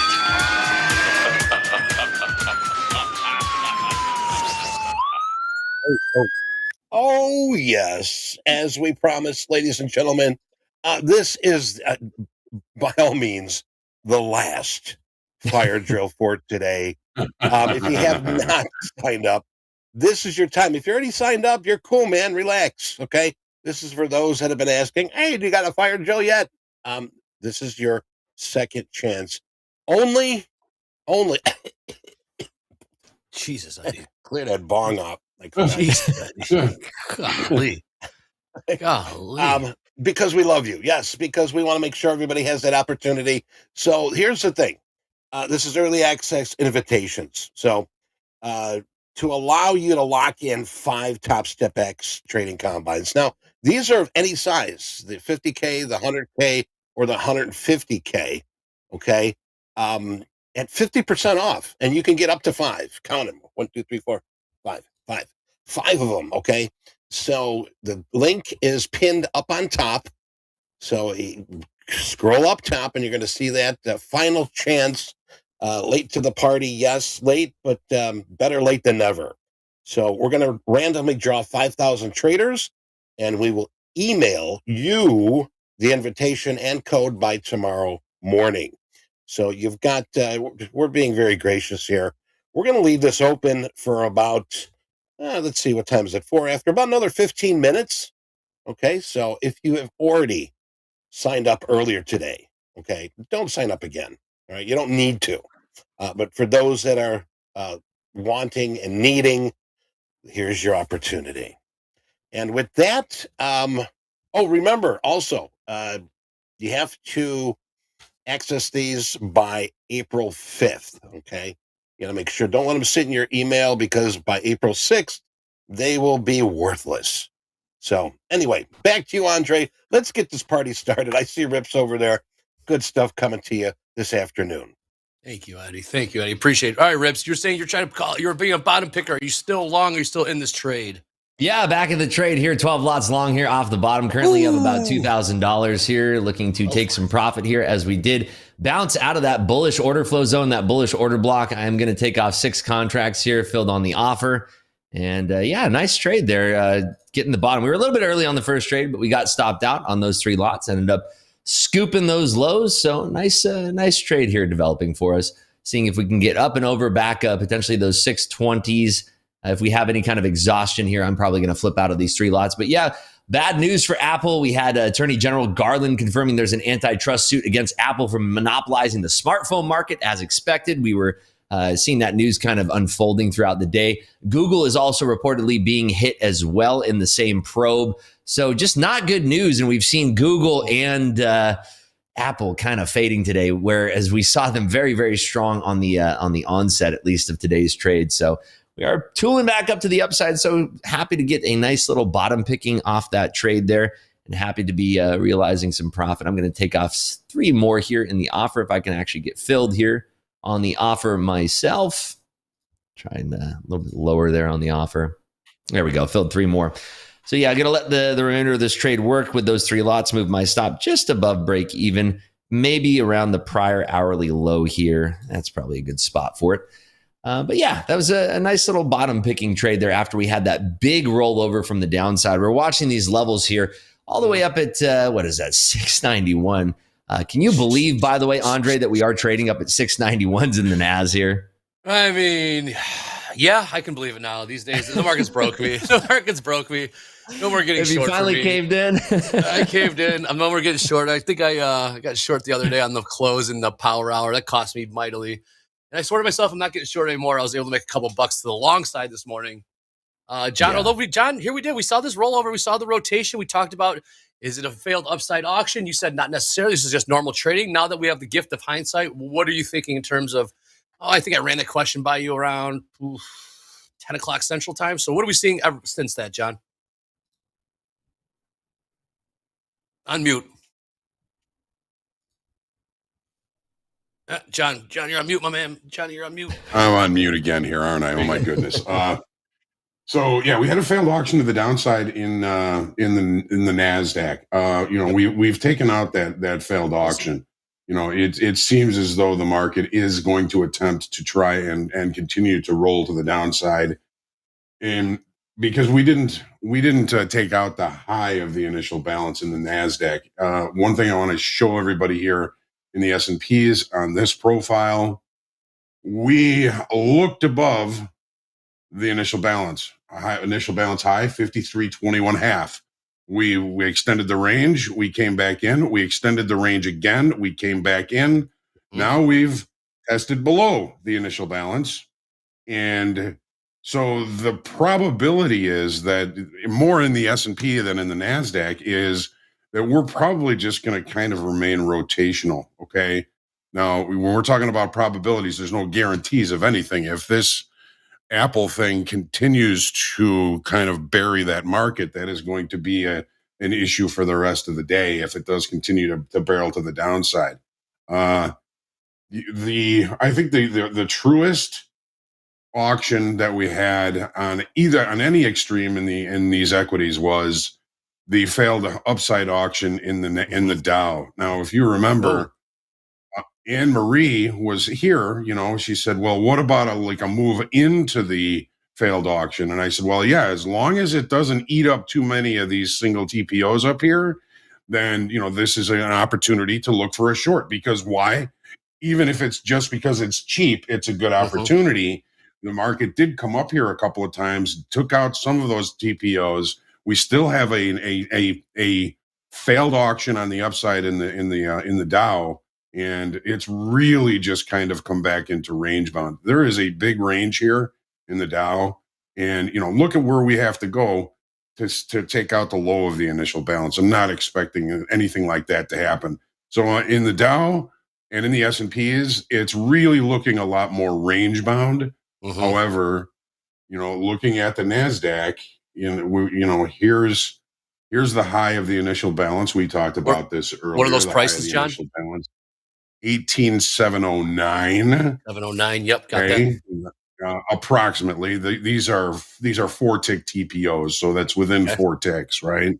So we never took out the high of the initial balance. We did in C period leave and D period leave a failed auction down here. But now we've taken out that failed auction. This market is continuing to try and push lower.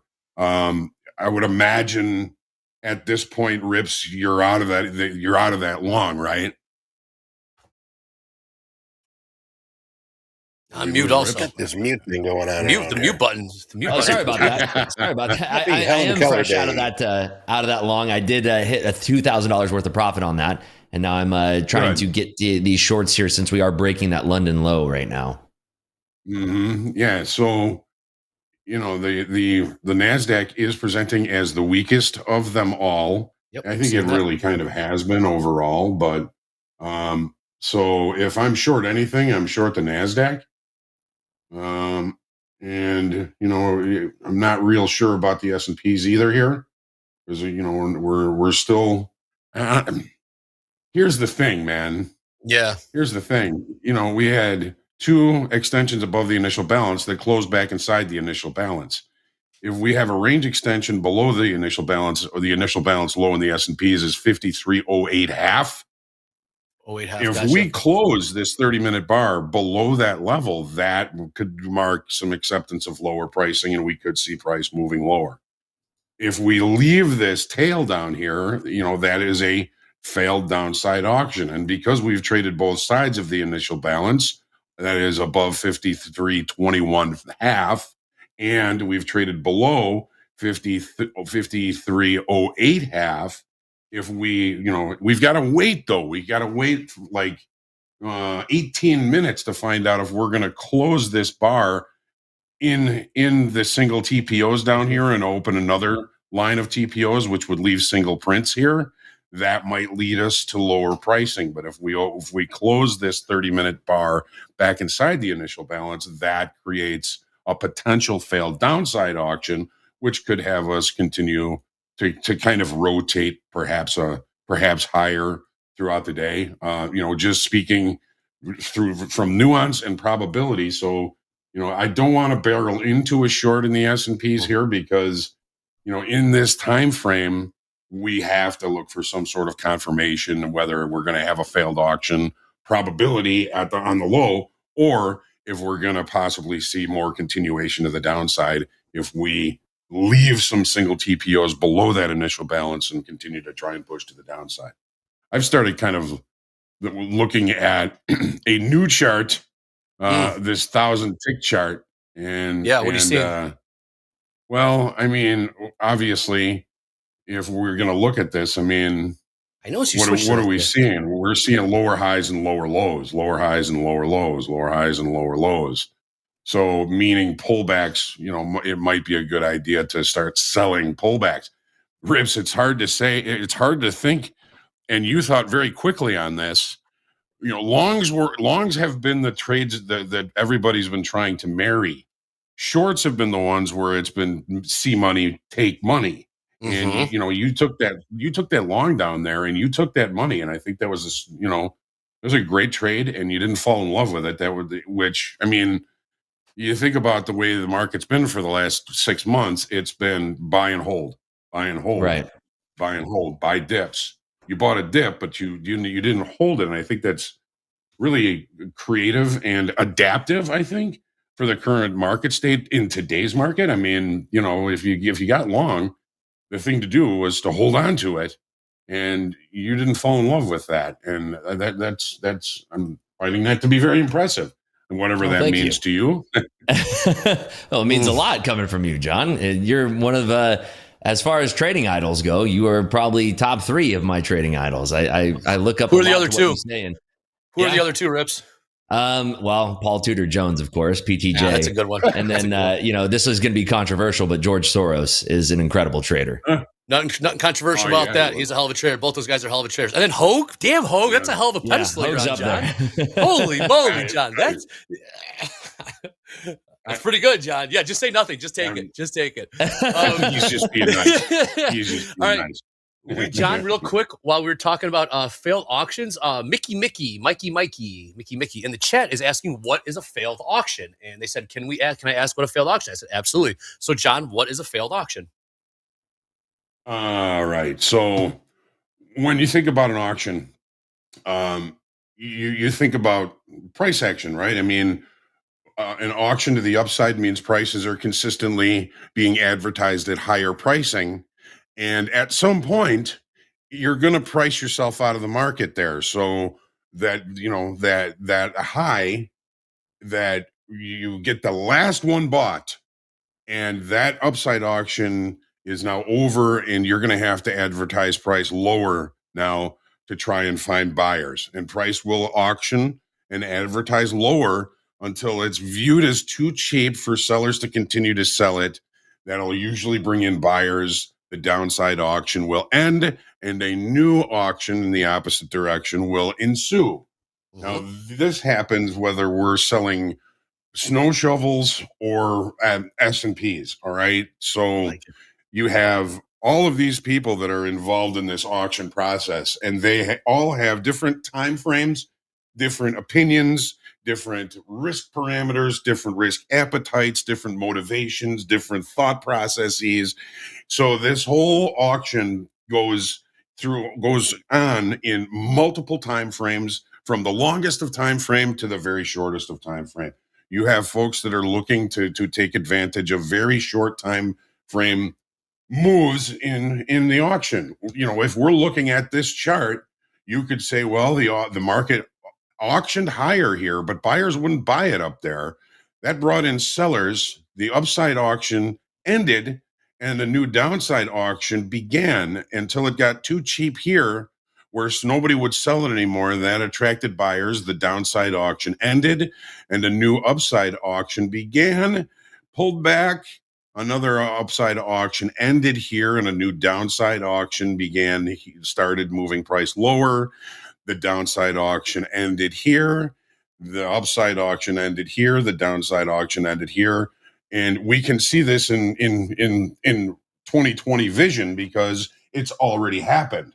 What's going to happen next? Well, I mean, if we're looking at lower highs, lower lows, it seems the auction is being more successful, moving and advertising price lower. So when we think about a failed auction, when I'm thinking about an auction, I'm usually thinking about it in daily time frame and 30-minute time frame. The daily time frame, here's the daily time frame, you know, we can see over. Whoa, hey, that I wasn't supposed that. Hey, Hello. whoa, don't do that. Whoa. Lines Whoa, going X. all over the place here. Whoa, X, relax. So, you know, we can see in the daily time frame that the auction has been continuing to advertise price higher and higher and higher and higher and higher. So in the longer time frame, the daily time frame, weekly time frame, and even the monthly time frame, the auction is succeeding at bringing participation at higher and higher levels. When we get down to the 30-minute chart, now we're looking more at a day trader kind of time frame. And you know, we're seeing the range today relatively range bound. Big day yesterday. We're having a kind of a hangover day today. But you know, you see that in the 30-minute time frame, price got too expensive here. This auction finished and came down, and then the downside auction finished and the upside auction finished up here, and now we're in the process of a new downside auction in this time frame.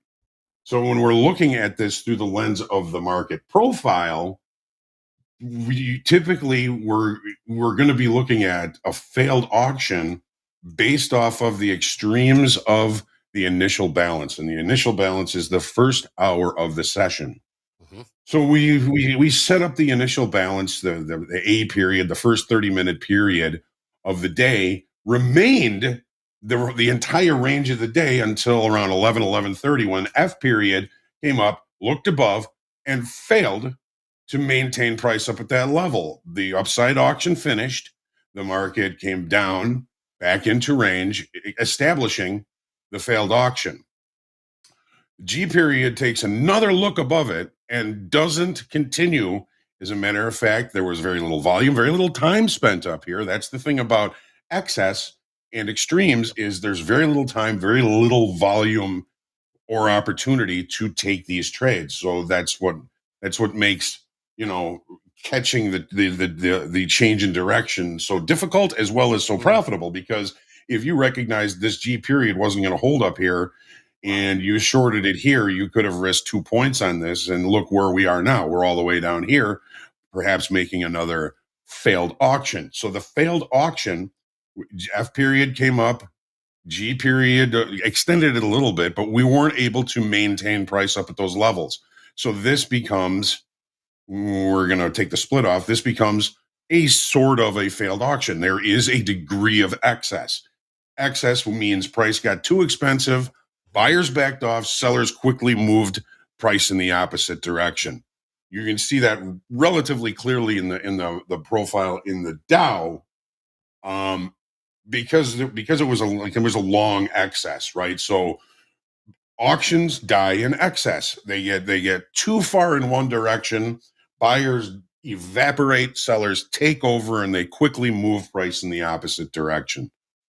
We had now we're kind of facing another potential failed downside auction.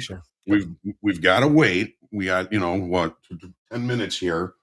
But if J period auctioned down here down to 53.06 quarter and can't maintain price down there, if we open the next 30-minute bar above the bottom of the initial balance, 53.08 half, that creates a failed downside auction. Price got too cheap. Sellers wouldn't sell it anymore. Buyers came in and quickly moved price away from it. We're already seeing that. So by having to wait to see if this is actually going to be a failed auction, sometimes it costs us in trade location. But that's basically a failed auction is excess. We have excess at the bottom. We have a degree of excess at the top. Both extremes of the S&Ps right now look like both of those auctions, the upside auction failed here, the downside auction failed here. We're going to stay range bound. How about that, Mikey? Ask and you shall receive. It doesn't get any better than that, man. That's an upside. We actually just saw a perfect example of a failed downside auction. You did touch on yesterday and the FOMC RIPS. If you're not in a trade, I want to get your thoughts on FOMC, whether it be the rate announcement, whether it be kind of rolling back an additional price rate cut in 2025. Thoughts on what Powell said in general. How'd you trade it? What'd you take from it? Moving forward, thoughts, RIPS. Yeah, I mean, it was a fantastic FOMC. I think made close to $5,000 in my XFAs on that. And it was a lot of fun. It was a lot of fun to trade because it was the bullish scenario. We talked about it kind of early on yesterday, basically saying that if the rate cuts maintain that pace of 3 rate cuts, then we would likely see the market rocket. If we went down to 2, we'd see the market crater. There was really no in-between trade for it because the market was only pricing in 2 3/4 rate cuts. So if we come in lower than what the market is expecting, we're going to crater to the downside. We come in higher, which is 3, keeping the dot plot basically the same. That's where we'd shoot up to the upside. And that's what we got. I got a nice move on that upside print. Unfortunately, I didn't hold it out for too long, but it was really, really nice. I did take some notes on some takeaways here, basically talking about, the GDP is up 2.1% from 1.4%. So that was big.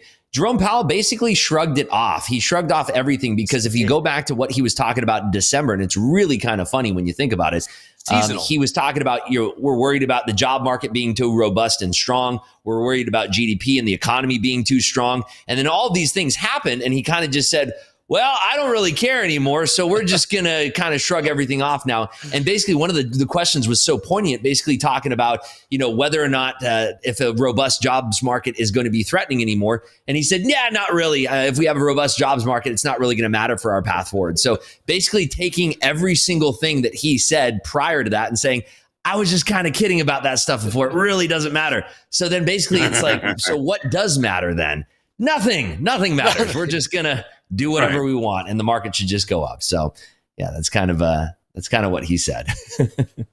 Yeah, it was interesting. John and I were doing the broadcast here for FOMC. He's taking, he's talking about taking a rate cut off 2025, so on and so forth. You think it'd be a bit bearish for equities? No, nothing to see here. Like you said, to the moon, all-time highs. Wake up this morning, all-time highs. What's new? NASDAQ morning session, all-time highs. So it's hard to stay short like we just saw here in the sell-off last 15, 20 minutes. That sell-off was met by buyers. It's very difficult to stay short in this market. Like you guys said, see profit, take profit when staying short. Don't even think about it. Stop. Yeah, no kidding, right? But okay, real quick, John, can we get a Delta update right now? I know they've been asked in the chat a little bit, but yeah, of course. Monitor this. Don't keep in mind we got RIPS for Power Hour too, so we got 2 hours of RIPS this afternoon. It doesn't get any better than that, right? So Delta in the S&Ps right now is positive 2,800. Yeah. You might say that is a little bit divergent to where price is right now. We're hanging around the lows here. We've got positive Delta. In the NASDAQ, we've got day session only negative 570. Nothing really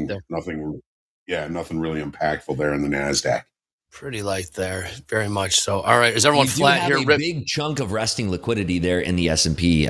You do have my screen up right now, but looking What do you over there, you can see on Bookmap, this is the S&P right now. Look at this hot and heavy chunk of liquidity there, John. You see that? That's about What are the prices? 2,500 contracts of liquidity that are showing right now. Can't even imagine what's under the surface there in the ice. Upside. We talking the upside here? We talking about 53.16? To the upside there, on which means it's time to get your tookus long. Got to get long, Andre. Depends if the boss is watching or not. He's scolding me this morning, man. You got to drive with one hand on the wheel and the other hand I can drive like this. I can drive like this and talk like this. Come on, it's not that hard, man. Andre, on the sheet it says I'm driving. No way. There you go. For real? It does. It does. Oh yeah. All right, just bought one. Oh yes. There you go. I'm in, baby. Long from 11.5. Whoever's looking the guy around. Thank you, John. I did not. Hey, know. Andre, I lied. No, you didn't. Did you really? Cancel. Shit. Get flat. Hopefully no one's watching. Get Hopefully flat no one's immediately. Did you catch that correct to the upside in the NQ there, Andre? No, S&Ps. I'm long from 53.11.5 one time. Ooh, S&Ps. We still have all of that unfinished business, 15 through 17 who's there. this? Uh-oh, who's at the door? It's MP. It's Michael. You're messing with me. Come on, man. Is he showing up? Oh, no. That'd be hilarious. He owes me money from that earlier trade this morning. What happened earlier? I missed that. What happened in the trade earlier man, this morning? I had a perfect setup. I got long off VWAP. We were trending to the upside. I cut money. He's like, "You sure you're driving? You can't be trading right now. You don't driving and texting." I love the mic. Driving and texting. I'm like, no, I'm up money, man. It was a good trade. I've been making money this morning. Back off. It was good. I flattened it. The market continued to rally. And it pulls back. Then he gets long off the same price that I was long. He makes another $400 and throws it in my face. I'm like, dude, you owe me that money. You're putting that in my account. It was just a little friendly band. We kind of dress it up a little bit for the cameras. I don't think he cares that much as long as I get my duties done here while driving. But yes, I am long from 53.11 quarter with that liquidity upside, man. I mean, that's what it's there for, right? S&Ps like to get business done. So hey, it's unfinished business, and somebody wants to get filled there. So we ought to just drift up to that liquidity. If they're looking for liquidity, we know where to find it. We got the Google Maps route right straight to it. Oh, I love this. What Top Step TV is all about, man. We look out for each other. I'm putting it here in the camera. Who's ever running that? Aside from that liquidity, I mean, the S&P dome looks anemic. Mm-hmm. I mean, we've got, three or four bid levels below that are 2 digits. We got 2 or 3 levels above, price levels above that are double digits. It looks like, it just looks a little bit thin. Maybe that's just still from yesterday. Well, I feel like the liquidity providers today are still trying to take a back seat. They're not going full clip because they want to see the trade kind of develop, and nobody wants to be the first one to put their toes in the pool. At least that's the signature that I was reading on the tape this morning. It just looks super thin all which ways, and the liquidity providers are just kind of like, I don't want to be the first one to provide all this liquidity. And everybody's like, yeah, me too. We're not going to do that. So that's kind of what I'm seeing on the tape, at least. I think you're right. So, yeah. Well, Andre stuck his toe in. Yeah, I did. Yeah. There's better prices. Did. What are you thinking there, John? Get in there. You stuck your toe in. Uh-oh. Are you thinking what I'm thinking? No. Are you thinking? Let me know when the water's warm. Just let me know when the water's It's getting warm. pretty toasty here. It's warm. It's not a heated pool. I'd say it's lukewarm right about now. Maybe hopefully it turns Andre into a turn hot on tub. the jets here. Yeah, let's turn this into a jacuzzi here. Let's pop this in the upside. Oops. Just 3 dudes in a jacuzzi for power hour, whatever, Getting a little too loose. That is mine. Well, we got a great picture of Andre earlier. Maybe we should put that up. Oh God! Dude, what was that? Let's get some likes first.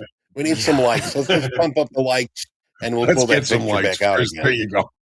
That's so gnarly. Jesus, my mom's watching, man. Okay, take it easy over there. Jeez. We just opened the S&Ps back inside the initial balance. So if that excess at the low remains, that's a failed downside auction. We just opened the NASDAQ below the initial balance low, but we do have some excess on that low there. So if we don't start taking out those single TPOs below 18,610, then I think we might be in pretty good shape if we're long here. But there's always a spoiler in there, because we did open this bar below the initial down. Is that what we call them, Andre? They're just the haters out there? The haters. They don't want to see us make money. They're just hating, dude. People like to see people lose. Why is that? What do you think the reasoning is behind that? I don't know. I love seeing people win. It makes me so happy. Like, have you ever watched The Price is Right? And you're sitting there and you're like, boy, I hope this person doesn't win that car. I'm always let's get that Nissan Sentra. Yeah, get it.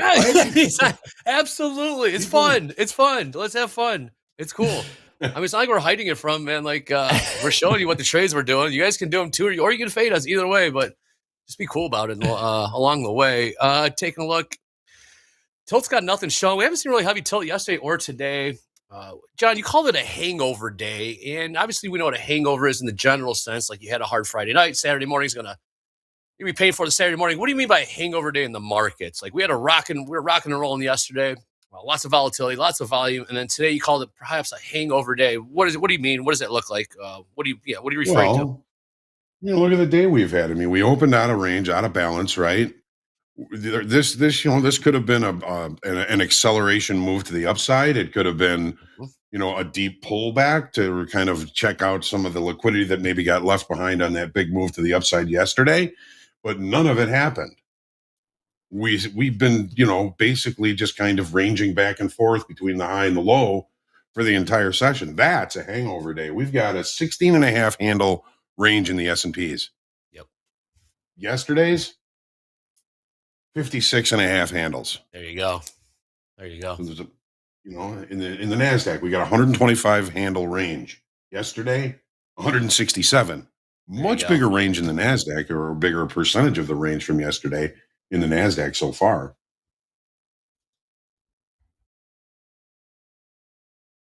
I mean, this is beautiful range. This is great range to be trading if you're on the right side of things. There's plenty of opportunities in this market nonstop.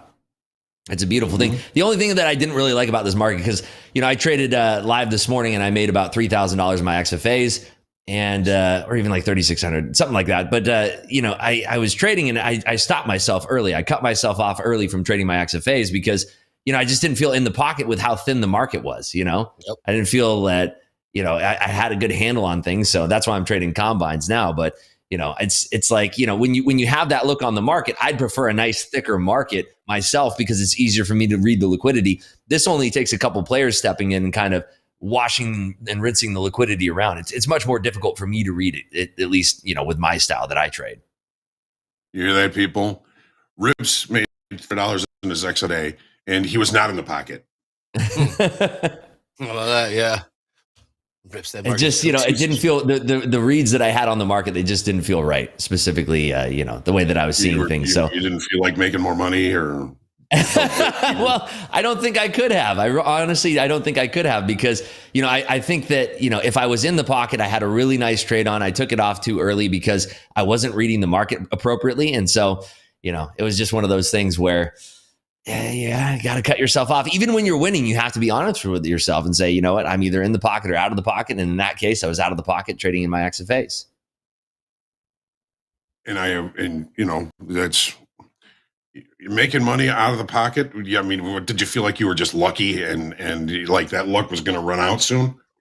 Well, not so much that. It was more so that the market was so thin that the opportunities I was looking for, I had the right read on them, but I didn't have the wherewithal to carry the position that I was holding into seeing profit, So I had a 7 lot on in my XFAs and, unfortunately it didn't work out because, speaking of, I just got stopped out there. I had a strong position on and I just didn't see it through in my XFAs. And I just felt like, if I can't hold a good position on, then it's likely that I'm just going to step off and just trade combines if I'm going to trade anything at all. We're selling off. Big sell off there. Haters, dude. Here they come. The haters. Here come the haters. I might buy another one. Who said you can stay short in this market? Come on. Who you crapping? You can't stay short in this market. Come on. We'll see how it goes on. But we did have a delta divergence there that John did talk about with the longs We're plus 2,800 in the S&Ps while we are seeing a sell-off. So it might be some of the stops getting triggered. We'll see. No, I kind of want to, I'm looking down here. We're breaking below. Yeah, I'm just probably too slow to take this now. I might end up chasing this down much lower than I should, but it just feels like it's really unwinding now. And we're seeing the unwind from Apple as well, which is kind of adding into this here. So yeah, we're through our level of 72 there. I'm going to try to take this short here. And we're just, this is cratering. Yeah, we took out we're coming into this TPOs. previous order flow that was kind of bullish. So if we actually snap through this here, it could be a pretty speedy here. Again, trading combines, just trying to catch this flush here to the downside. We took out all that excess at the low. That those failed auctions did not prove to be because we took them out. Don't short the bottom cost, man. What's the bottom, man? Where is the bottom? I don't know what that means. Where it is, man. let me know. Yeah, for sure. Let me know. You can sell into me. I mean, yeah. All right, well, there goes my day. Well, I was willing to risk today. Still $0. No biggie. I'm still looking to get long. I refuse to get short. I just cannot do it. Did you trade anything in your live account? This is all live. This has been all live. Yeah. Oh, wow. All Nice. Live. Yeah. I have been not really touching my live this week. I was looking to only trade XFAs this week because it's FOMC week. There you go. Yeah, we are coming down. We're in this bullish order floor zone. If we actually, the failure that I'd be looking for on this one would be breaking down below 50s. So we're touching into that. This is kind of where we saw in Globex, sort of seeing a lot of liquidity gathering to the long side. So if we don't break below these 60s, it's probably going to be bouncing here and probably bounce right back up to that 607 level that we have. Hey, day trader Rick, the trend is to the upside. I wasn't fading the trend. The trend is higher. It's all subjective, right? What time frame are you looking at? What context are you looking at? Right? I think, I don't. What did I sell? Tell us how you really feel there, Andre. If I'm hitting the mute button really quick, I'll be right back. No, I'm just kidding. I'm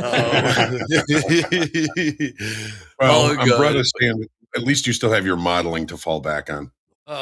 Let's not. We don't need to see that again ever. You can't unsee that. That was so hideous.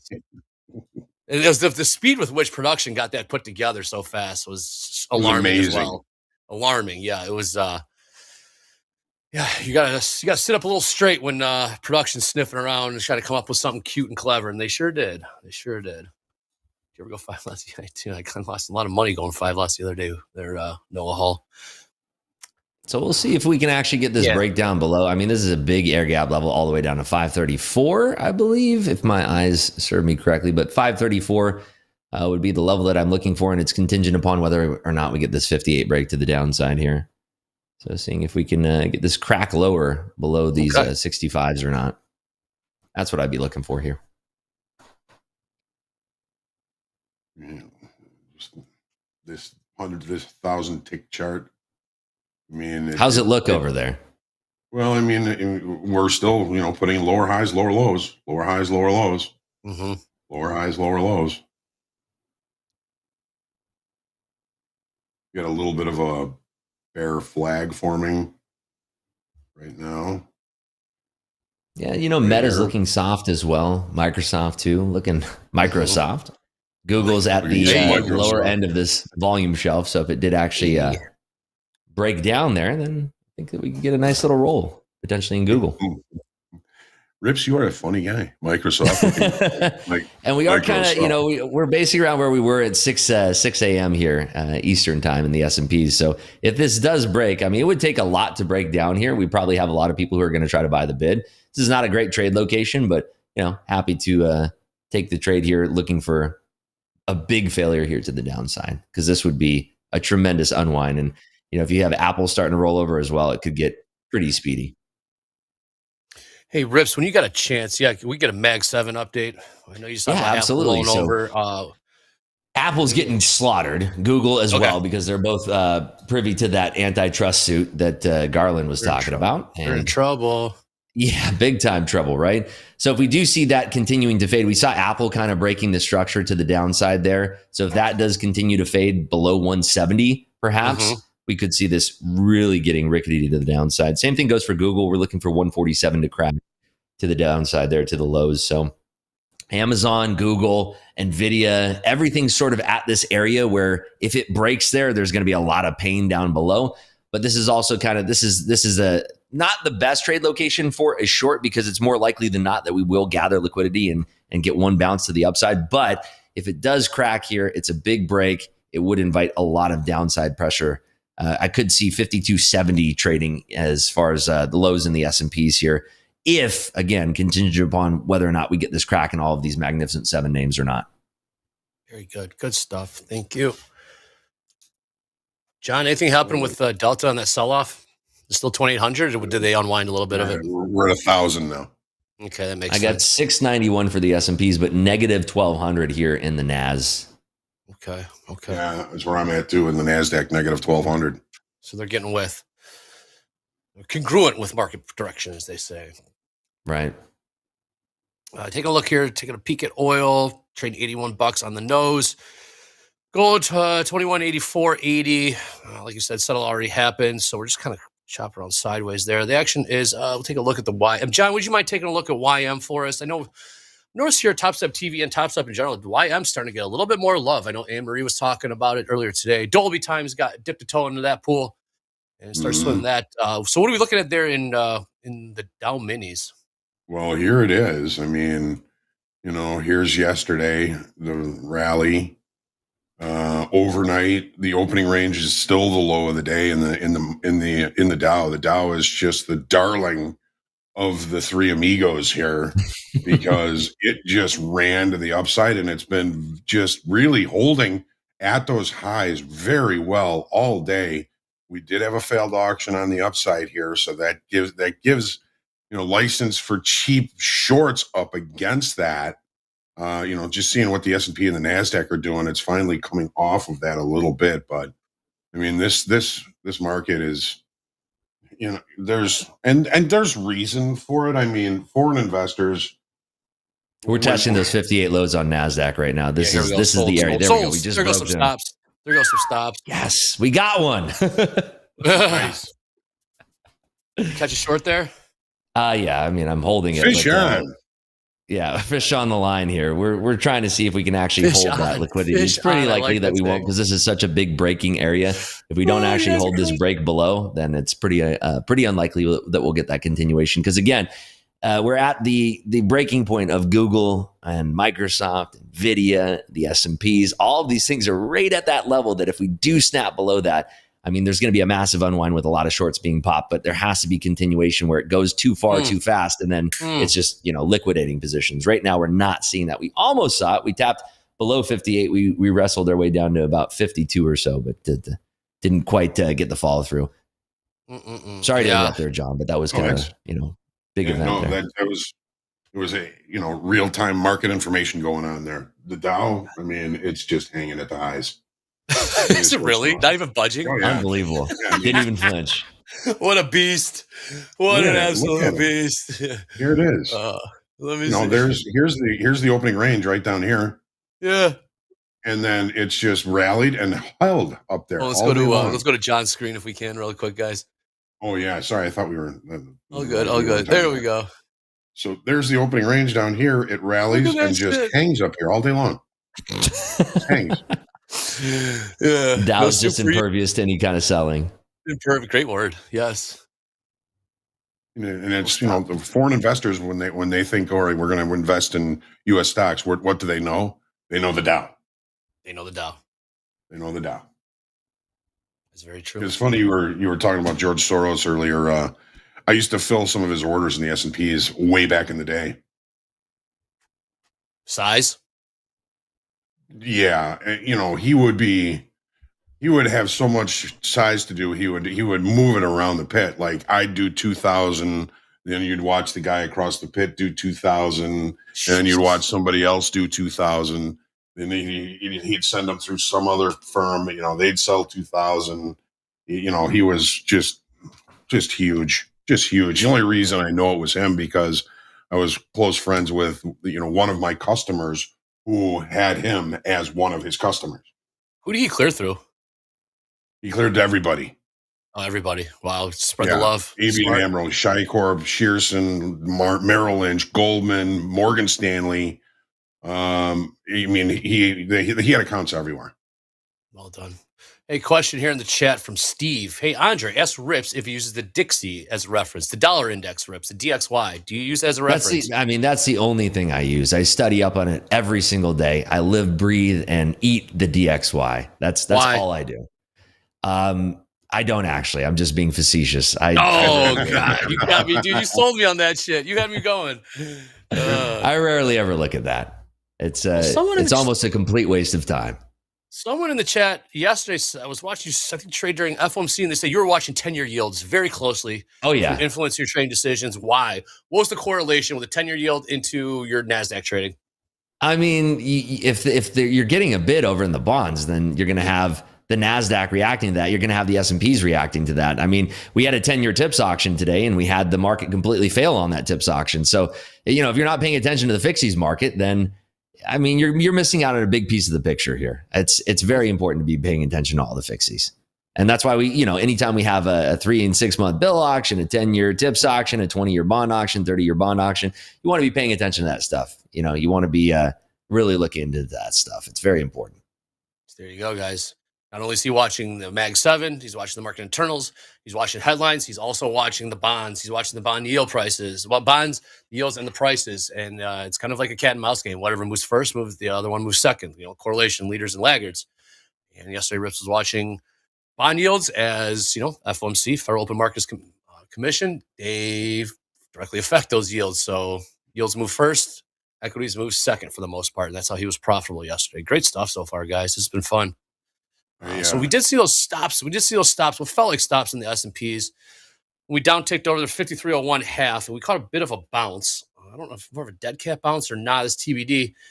But I would say the downside auction has not failed yet, John. Is that fair to say? No, I mean, I would say it hasn't either. Okay. The fact that we've extended the range twice now below the initial balance, we're holding below the low of the initial balance. It is getting a little bit late to be leaning on some of this stuff.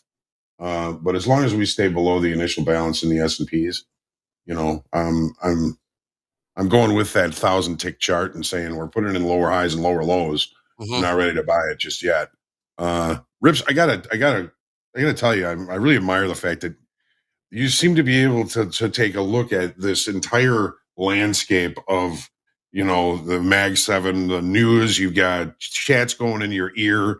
You're on TV. You're trading. I can't. It's like you're juggling 5 or 6 different balls at the same time. You can't even juggle 2. That's the rip. I appreciate that. Yeah, I mean, we had a conversation this morning on my stream talking about TopstepTV. I would say it is the most difficult environment that any person could ever trade under. And I'm one of the few guests that comes on that actually tries to put on live trades during my segments when I'm on here.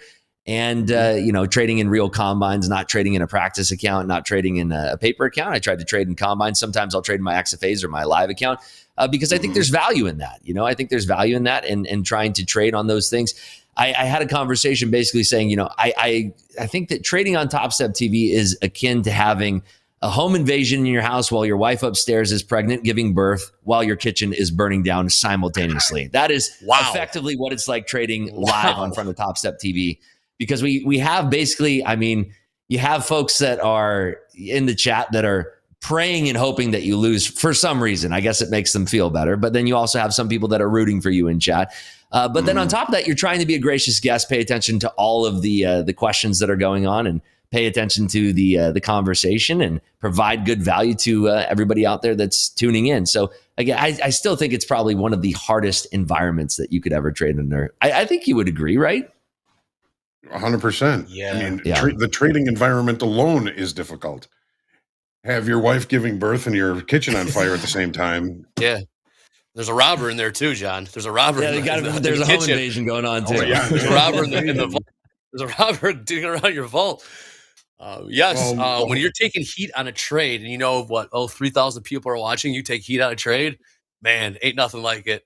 Ain't nothing I mean, like taking heat out of early on, trade. I feel like it was difficult, but now I'm just so used to it. It's just kind of like, whatever. It doesn't really matter, you know. That's why, you know, a lot of the time I will trade combines here on stream instead of trading on Exaphase or live. But I've done it. I've traded Exaphase or live. You get an extra little couple points of puckering that goes on with that. Yeah.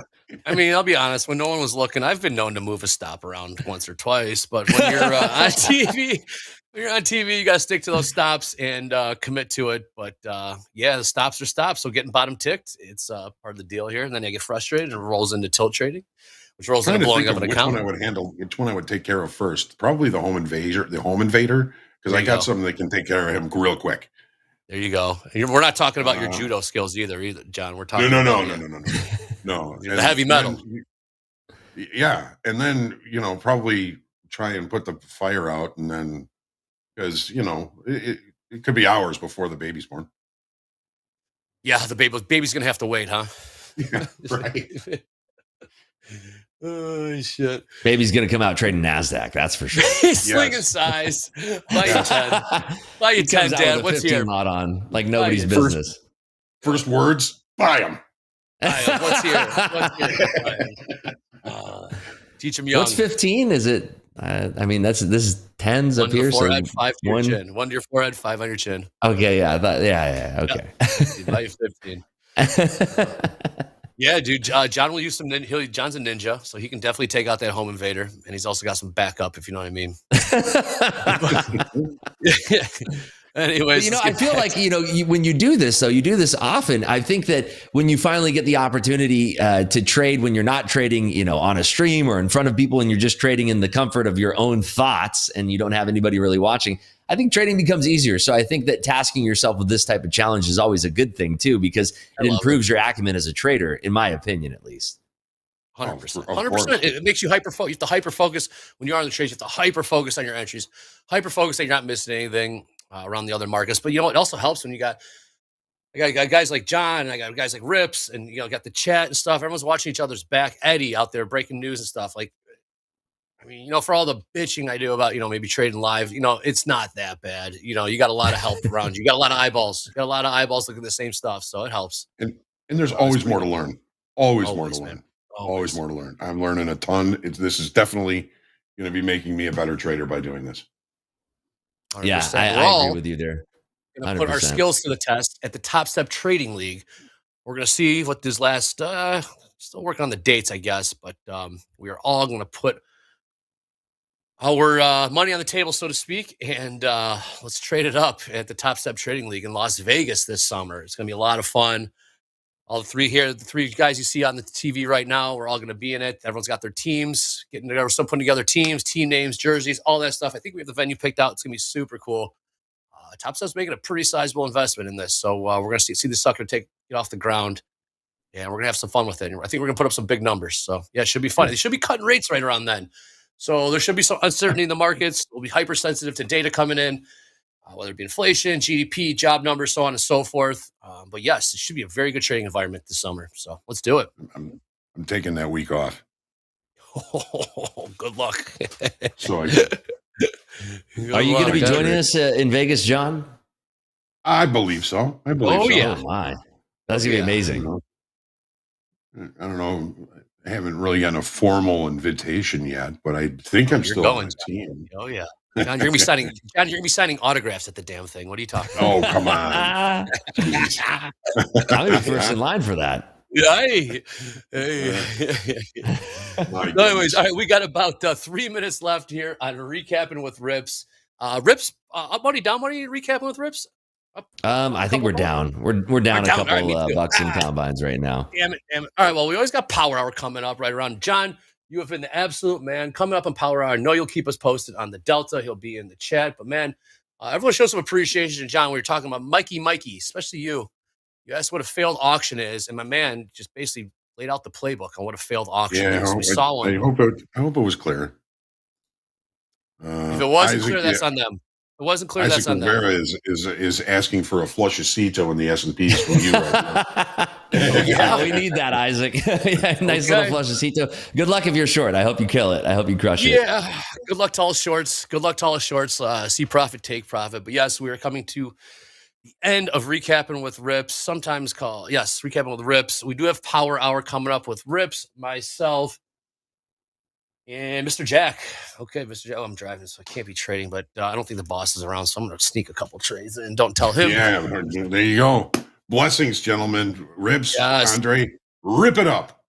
Rip it up. We got 2 more minutes here. We'll see what John. Do you think there's any more room to the downside here? Like 53, because 5,300 big Yes. fat round number S&Ps. Is there still more room to the downside? You think? Instantly, yes. Okay, Yes. enough said, man. Enough said. Still more room to Yeah. the downside. We'll see how if the S&Ps get to 5,300 evens. Oh, we're starting to sell off here. We'll see how the price reacts to that. All right, Rips. Let's stay tuned. We'll take a quick break. We'll be back for Power Hour after this. John, thank you so much. You've been the man today on TV. You'll see John again tomorrow on TV. You'll see him in the chat. Thank you very much. Power Hour coming up next. Oops.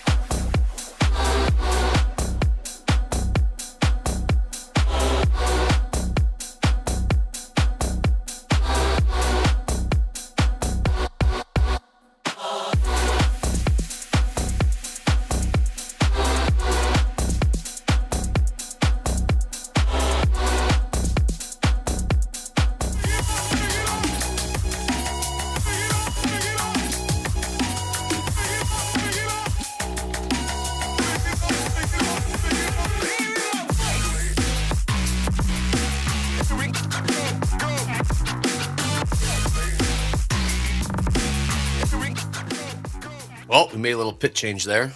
Sub 1 man in, 1 man out. Got Jack in for Hoag. Power Hour is underway. Rips, thanks for joining us again here on Power Hour. Jack, welcome to Power Hour. What do you got on? Good. Well, we've lost a lot of knowledge about trading and things like that in this transition, but I make up for it. I come in here. I am long 1 ES from 5304 just to see if it actually takes out this 5300.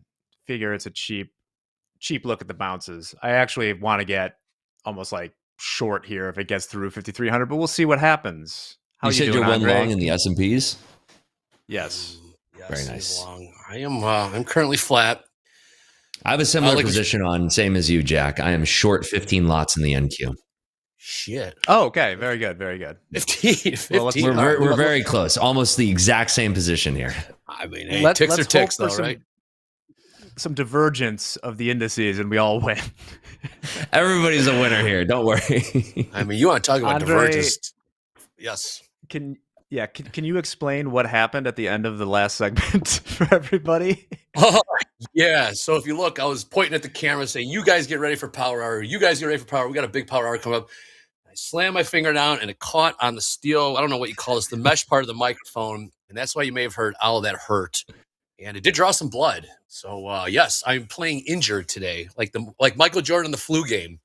So you are seeing you see me power through injuries just for the love of Power Hour here. Nothing can keep me down. I am back, but yes, pretty much like a little paper cut on the index finger. Not too bad, but I'm glad I could amuse you with it. So Michael Jordan, the flu game. Wow, pulling out the deep cuts right there. Yeah, well, if Dakota was here, I'm sure he'd have a LeBron James comparison, but I don't think LeBron James has ever had something similar to that, Dakota. He just doesn't. Wasn't that like a bad pizza that he had gotten? What I was just gonna bring up. Who believes that? Those are details. Well, I have a serious question. They said there were like 6 guys MJ. delivering a pizza. So, well, then why do you eat the pizza?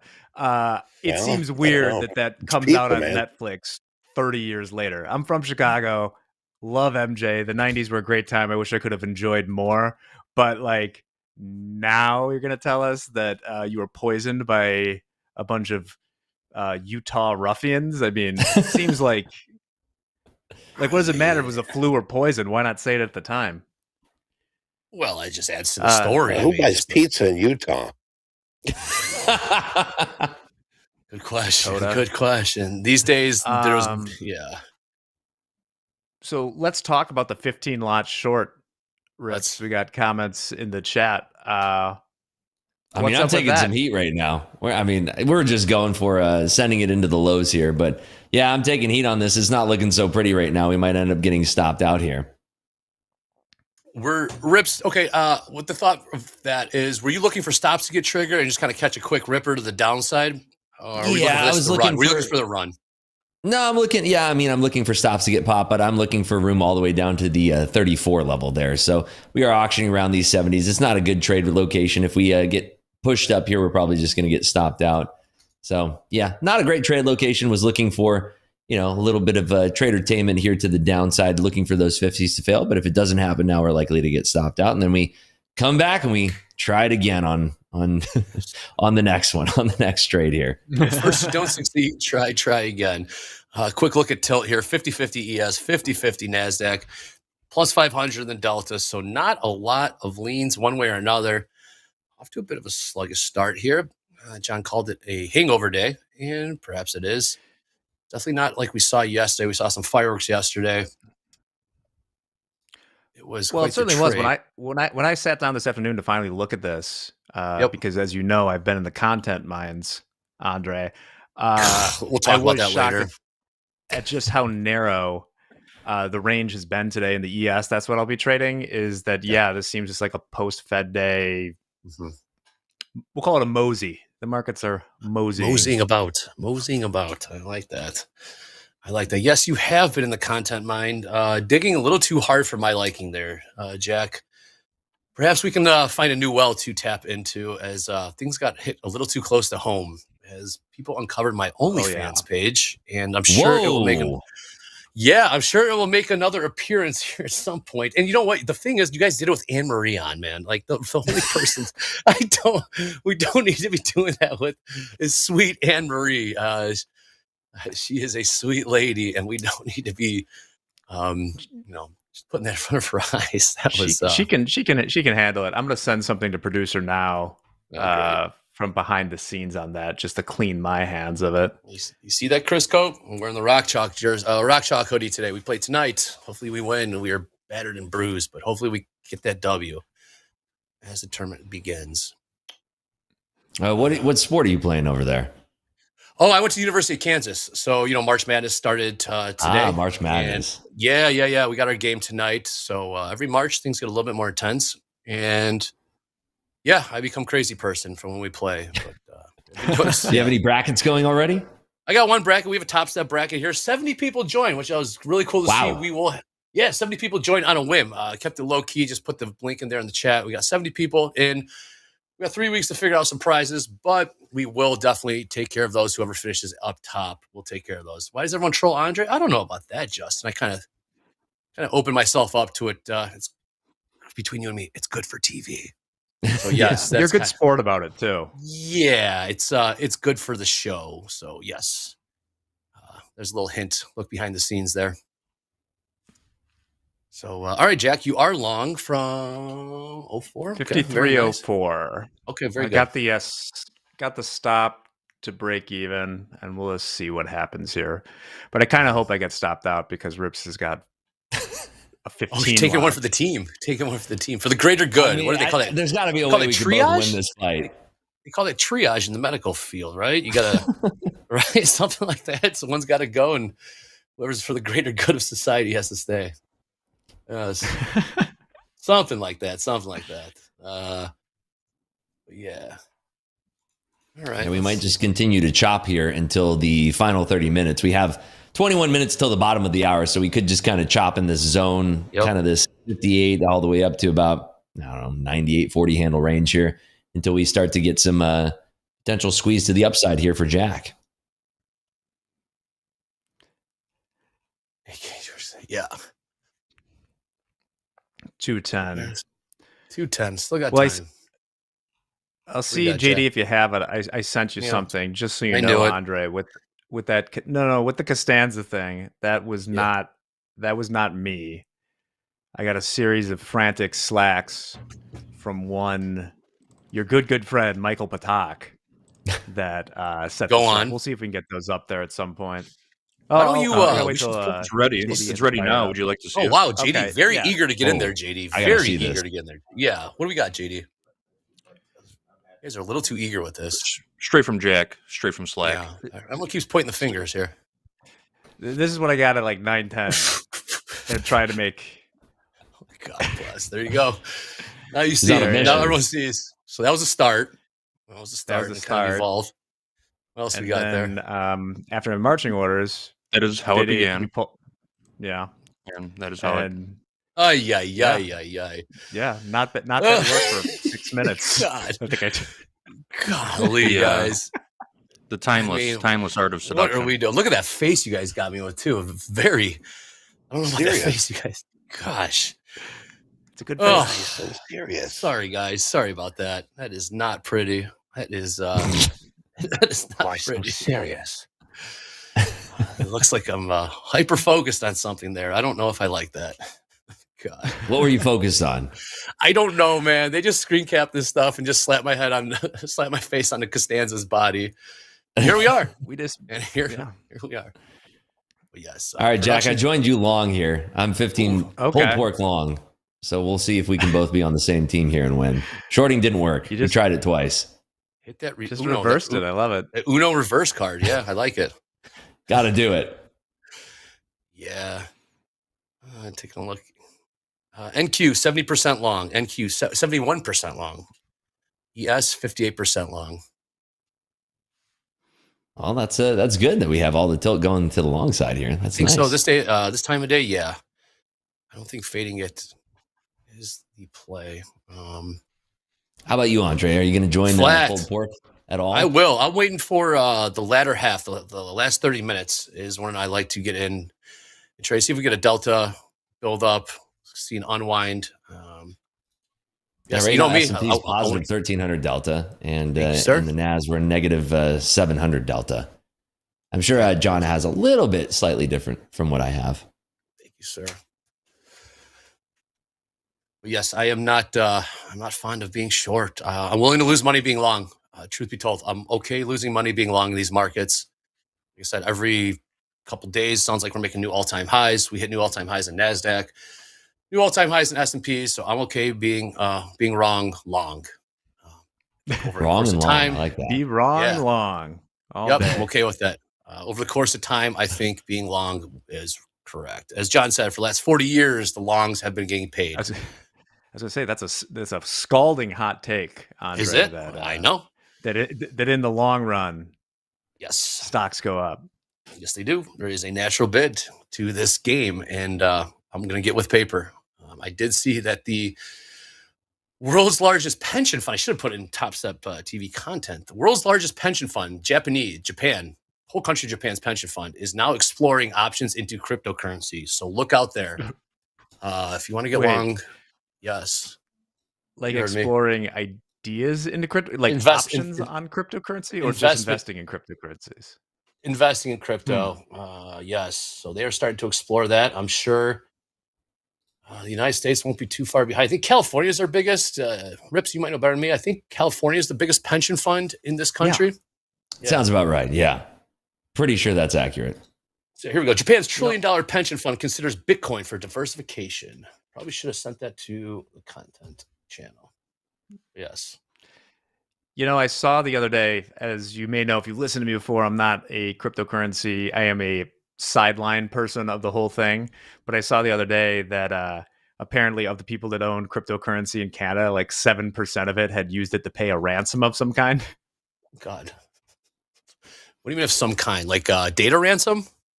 No, they didn't steal all their kids. It could be it could be any sort of thing. Steal their kids. That's going to cost you 1 Bitcoin, sir. Would you like your sir? Would you like your firstborn? What if they don't want them back? They just say keep them. That's a Patak joke right there. What do you think? My kid's only worth 2 Bitcoin?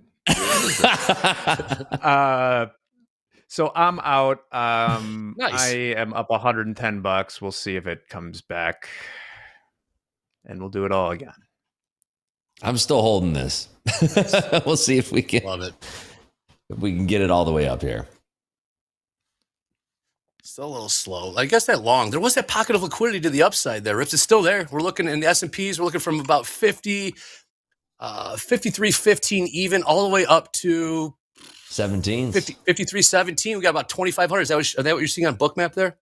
Mm-hmm. Looks like somewhere between 2,000 and 3,000 contracts. All right, I'm buying. I'm getting in there.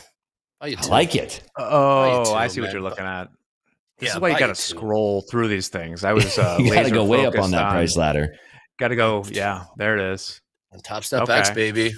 TopstepX, you can see it. 100 prices above, 100 prices below. It costs about $39 a month to get that. You have to have that data. If you don't, you're driving with one eye open pretty much, and that's not good. Yeah, your third eye is open, right? Oh, God. Wait, you saw that one too? You saw Man, you guys don't miss, huh? Everyone's got the jokes today. Andre, man. yeah, is your girlfriend like super into that stuff? Not really. Truth be told, I was just kind of making a joke. She didn't really actually say that. Well, she's alluded to it, but not really. And then it just kind of took a life of its own because I think actually Patak's wife is more into that whole thing. So I was kind of just hitting like with that whole what do you call it? The Buddhist thing, the chakra stuff. It's kind of just the chakras, yeah, kind of fell in my lap, so I just kind of ran with it and owned it. Got to do it. Yeah, good for the show. I admire your effort, Andre. It really helps. People are on to me as far as my motivations when I do this stuff. +2 is 53.08. All right. 1/4 power hour in the books. Okay. Power yet to be unleashed. Is this your first power hour, Jack? Oh no. I didn't think so. I feel like we've seen you on power hour before. Yeah, I've been on. I've probably done like between 5 and 10 power hour in my day. And you're already, I mean, you're killing it. This one, Yeah. you're up money. I mean, I'm up Fantastic work. $110. Yeah, I could. What could I do with that? I could go to the You grocery could store. get at least a pack of gum. Yeah. Yeah, exactly. $110 gets you about 2 bags of groceries these days. 15 Happy Meals. 15 There you Happy go. Meals. There you go. Important question. Is that really good? And if yes, why? I don't know how to answer that question. I don't even know why. I'm like wolf. That's a good heckling. Yeah. What are we doing here?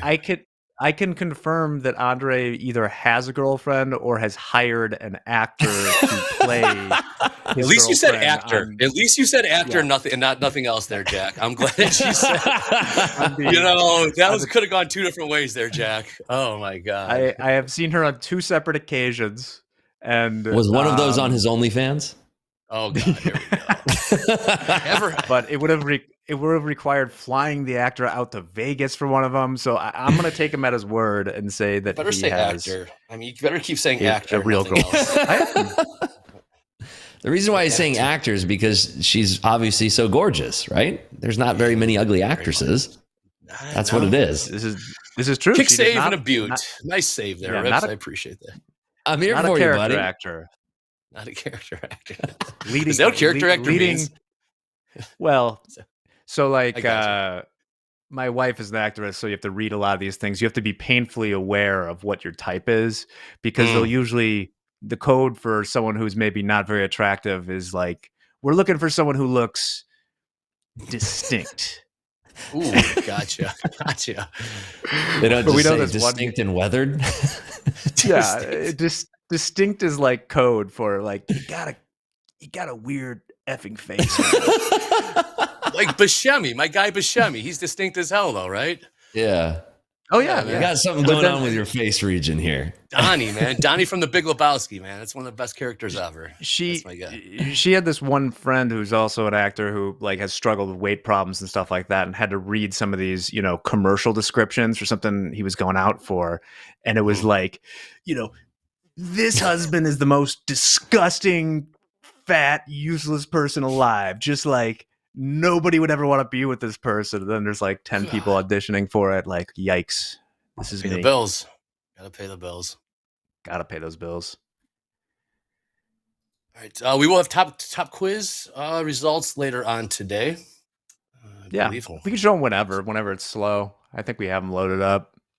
Yeah, I'm curious to see if we have any fun names today on that. Yeah, there might be. there I only was- glanced to make sure there One were slipped no through the cracks controversial yesterday. names. One slipped through the cracks yesterday, Jack. Ooh, What was didn't it? get blacked out. I'm not saying you got to go back yesterday and check it out. Slack it to me. The list is prepared. It was whenever you actually want it. beneath the one that you marked out. It's actually Really? directly beneath. Yeah. All right, give it to us, JD. Here are your top quiz winners. You got it? We got him. Here we go. We're selling off here. What the hell?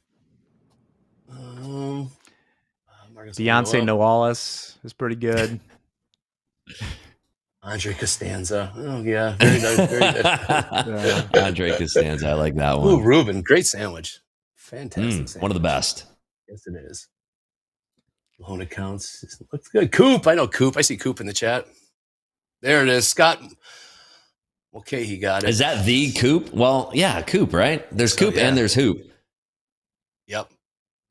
2 double Coop. O's. There you are. Yeah, that's Oh. Coop. See, this is what it is. Like, I can't read these and see it like right away. I see one that's questionable, but honestly, if it's not like sexist or racist, I'll probably let it go. I don't care about you, Mr. TANTZ. That's fine. That's fine. It's just a goofy part of your body. All right. Take it down, JD. That's all. Thank you, JD. And it's gone. All right. Rips long 15 NQ. Jack up $1.10. I am long 2 ES. Nice. What's up? Gave it back. See if we can make this back. What's your average there, Andre? I'm long from 08. 08. Ooh. It was looking pretty I for a think minute. that I think we get a nice little Percocito here. Could I don't potentially see see why that. not. I don't see why not. Stream Well, is I lit mean, today. you know why. Haters could come in if we have some Well, the haters. haters are trying to take our money. I mean, we all know that. And you know, can't have that. But it was a Fire Drill Thursday today. Yeah, Thursday. Yeah, Fire Drill Thursday. Hope everyone that was able to capture the form got in there. We will be emailing you, I think, tomorrow morning. I don't want to be speaking out of turn because support gets pissed at me when I do that. Jack, what are the chances that we have that very special guest joining us tomorrow morning? Any update on that? I would say it's very unlikely. I Gotcha. think, and special guest, if you are somewhere in the comments, we're looking for you. waiting. We'd love to have you. We're waiting. And if the special guest is in the chat tomorrow, I am just going to flat out send a code and be like, come on, we're doing this right now. Yeah. Wait, Eventually, who's the special guest? Now you have me. My interest is totally perked here. 3 letters. 3 letters. 3 letters. Oh my goodness. It's DMX. Yeah, that's what I was thinking right there. R.I.P. man. Big get. R.I.P. Guy, man. Let's go while we're young. Good old DMX. Oh man, R.I.P. Saw him live once. It was pretty incredible. Gonna give it to you. X gonna give it to you is right. It's actually ICP, the Insane Clown Posse. Ooh, getting closer. Oh, hell yeah. The Gigolos. What's it? Juggalos. Juggalos. No, what's it? Not Giggalos. What is it? Juggalos. Juggalos, not Giggalos. Jesus. You're all over the place. They played here, Riot Andre. Fest last year, and it was the best thing to see the Juggalos walking around the festival. I mean, those guys still put up numbers, right? They put up numbers, right, James? Yeah, man, their crowd was huge. Their crowd was Yeah, I believe huge. it. Them and 100 gex. It was like a wizard walks by, and then there goes a clown. Incredible. I think that Andre, like when we get to 100,000 subscribers, I think that our thing should be we send someone like you or Hoag to the gathering of the Juggalos.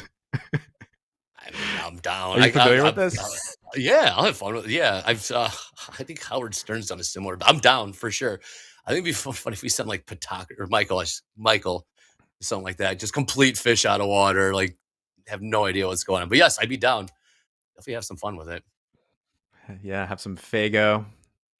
I think by the time we get 100,000, I think Lollapalooza should be rolling up on right around them. So Who are you do looking something forward to like that. seeing for Lollapalooza?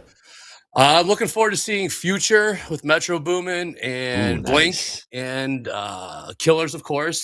SZA was be cool. Those are the big ones. I know James got super excited to hear Blink was.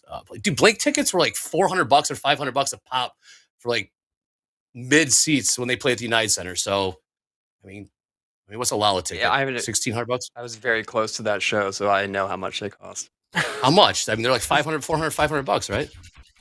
Higher. Exactly. And a GA wristband for Lala is like what, $500? So it's worth it right there. 100%. Yep. Killers. I Metro. went the first 10 years straight that it was in Chicago permanently. Tell I them the went show to you the saw, first Jack. one. I was a senior in high school, so like that first one in 2005. It was such a weird lineup. It was like in a row on stages. It was like Billy Idol, then Primus, then the Pixies, then Weezer. So a little something for everyone. That's quite the eclectic layout there. Oh, who you saw in It 07? was. Yeah, Andre's jealous that I saw Daft Punk live, and he never will. Punk. That's the one that got away. Never gonna happen again. Nope. I had to trade the Sunday Reopen. God bless that firm, man. Made me trade the Sunday Reopen. How'd you Couldn't do tell you that day? I couldn't even tell you, man. Couldn't even tell you if I Wow. made money, lost money, or I was just crying in my Cheerios because I couldn't go see Daft Punk. Crying in your chair. Yeah. Anyways, how are these longs looking? We're just kind of chopping around here. Yeah, we're just Yeah, we're kind of just hanging chopping out around. here. Maybe we'll get something at 2:30 to ruffle the feathers. I mean, we should. It's in less than 3 minutes here, and we should definitely see that. And I think that when we get to that final 10 minutes there, it can get pretty spicy. Should be able to get pretty spicy. I hope. So Hey, John, if you're there, take a Delta update if you got a chance. I mean, it's a whole lot of nothing right now. I mean, I can tell you we got negative 1,000 in the NQ and the S&P's positive 2,000. So, yep. Yeah. Check. NASDAQ just kind of shopping around here. Eddie, if we get a MOC initial, by all means. Okay. Like, eyes on the prize. Thank you.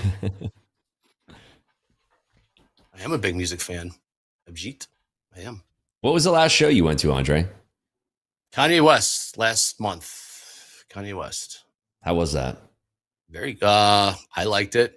I mean, it's sloppy. He's sloppy these days, but it was previewing the new album, and I don't know. I like the guy, man. The guy's crazy out of his mind and makes really good music that I enjoy. So yeah, that was the last one I went to. How about you, Reds? Did he give you any deep cuts? Any of the classics? Did not. It was strictly off the new album Vultures, but I'm thoroughly enjoying the new album. And it's a new album coming out too. He's actually, how about this? Him and his sidekick, Ty Dolla $ign, are performing at the the pyramids in Egypt in a couple weeks, performing this album. And out in the Egypt. Out in the Egypt, the pyramids out in Egypt. Only Kanye, man. Only Kanye. How about you, Rip? Is he going to be performing on the top of them and they're going to set up a light just like the Luxor for him? I would. Dude, full circle. Nice callback. Nice callback. Yeah, just make sure he doesn't do any jumping. Yeah, some people would like to see that. Speaking of, have you already booked your ticket for Vegas? I have not. I think we're still trying to dial in the exact date. Yeah. I mean, I'm bullish on June 13th through the 16th, so I'm hoping it's somewhere between those days. I got you. I catch your drift. Same. Yeah. I think I'm still trying to work some things out in terms of, I don't know, we'll figure it out. Yes, I believe those are the dates. Okay. All right. Coming up on 2:30 Central here. Yeah, the 5 seconds till the liquidity will be injected here. Hopefully it's to the top side because, Andre, you still have that long, right? I do.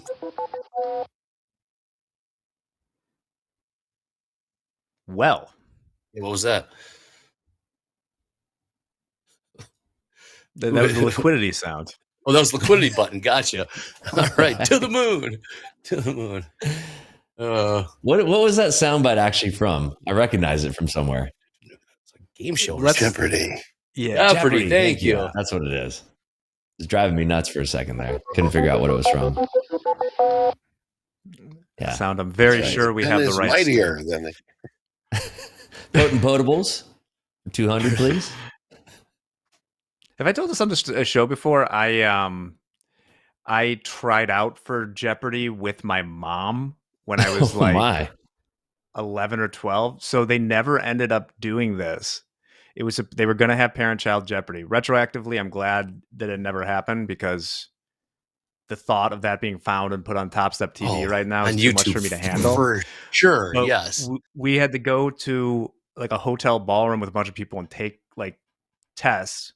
And then we made it through and we had to play like simulated games against people. And then they never did the show. So we never know if we made it or not. Oh, no.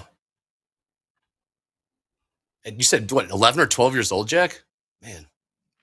I was probably 12. I like, let's put it this way. If I was like 13 or 14, I wouldn't have done it. Parents aren't cool then. Yeah. Are you're still in that long there, Andre? I am. Nice. You're holding it for that, what's your target there? I just got stopped out at my target. VWAP. Got some 12s. So I'll try to work 2 at 12 here. Nice. Yeah. My money back for the day. There you go. And that's in your live account too, right? It is my live account. Yep. Wow. Up 400, down to 0. No, hopefully back to up 400. That's bold right there. I love that. Oh, there you go. There we go. Nice. There you go. Nice trade. Come on, hit that. Hit it there, Rips. Another one. There it is. Thank you, sir. Thank you. Explosion on the soundboard for you. Oh, stop. Who did that? Oh, my God. George did in the that? building. Come on, man. Wow. God bless. That was a great cover. Look at, we went straight back down. How'd you know? VWAP, all roads. Oh, is George in the Oh, chat? it just touched it, didn't it? Uh-huh. Oh, fantastic. Oh, you had to do it one more time. That's what $400 looks like right there, folks. Yeah, that's the face you make. That's the face. Oh, God. Oh, we bounced right off of that. About it. Someone's asking about like pulling pork. I think it would be disrespectful for me with Dolby out to go ahead and do something like that. It seems like the time's not right. You have to wait. I mean, that's why I was running 15 lots. I had to pick it up for his absence, you know? Yep. Like a 15 contract salute for Dolby.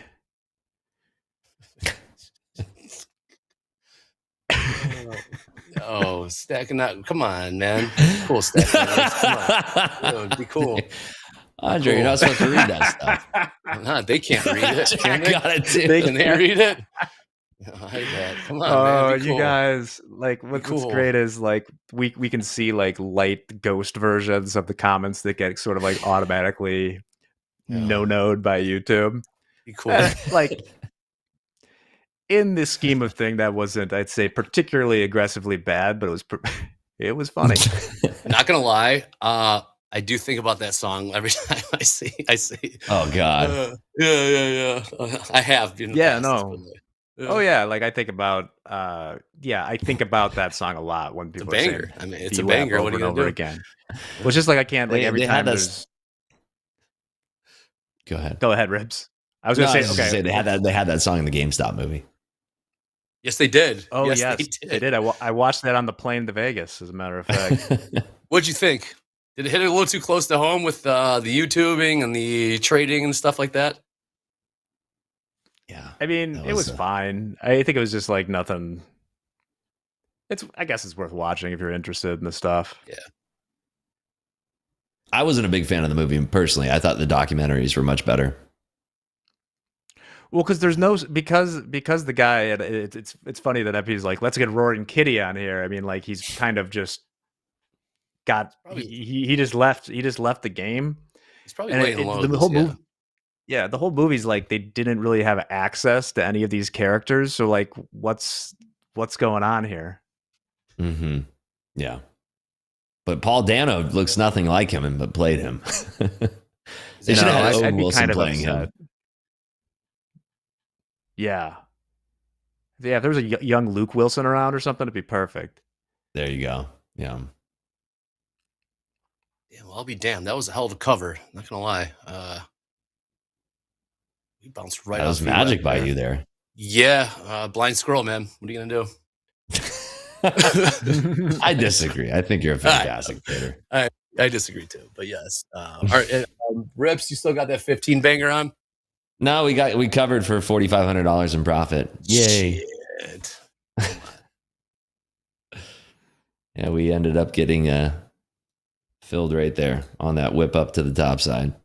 Fun stuff. Incredible price action. Rips, if you don't mind, would you pull up a YM chart just to take a look at touching what Hoag was talking about? For you, I would love to do that. Yeah, I would appreciate that. Has it not budged yet at all? Nope, it's still kind of holding in that channel up here. It's still just kind of hanging around, as Teddy KGB would say. It does not move. Unbelievable. It's making a flag here. This is the Republic of Dagestan. There you go. There you go. Put the X on it. I like it. There you go. Yeah, hey, get the paintbrush out as well. That's fun. That looks like Microsoft Paint. Yeah, I'm you so gotta, bad at gotta draw drawing your mouse, charts.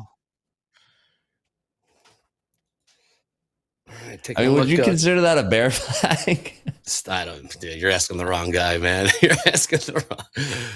What kind of flag is this? What would we call that? Let's leave it to. I'm not good at those. What kind of flag is this here? I'm not good at those, Rips.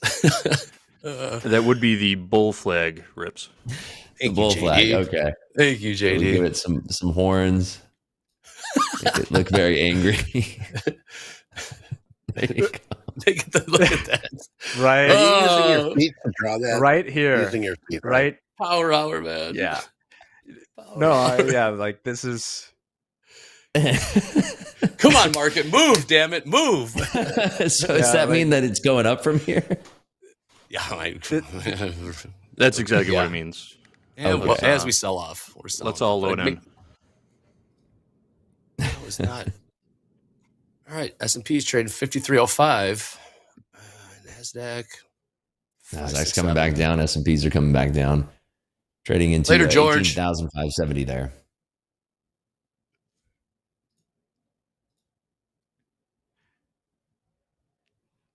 okay. You're not still. Are you still in anything, Jack? You covered, right?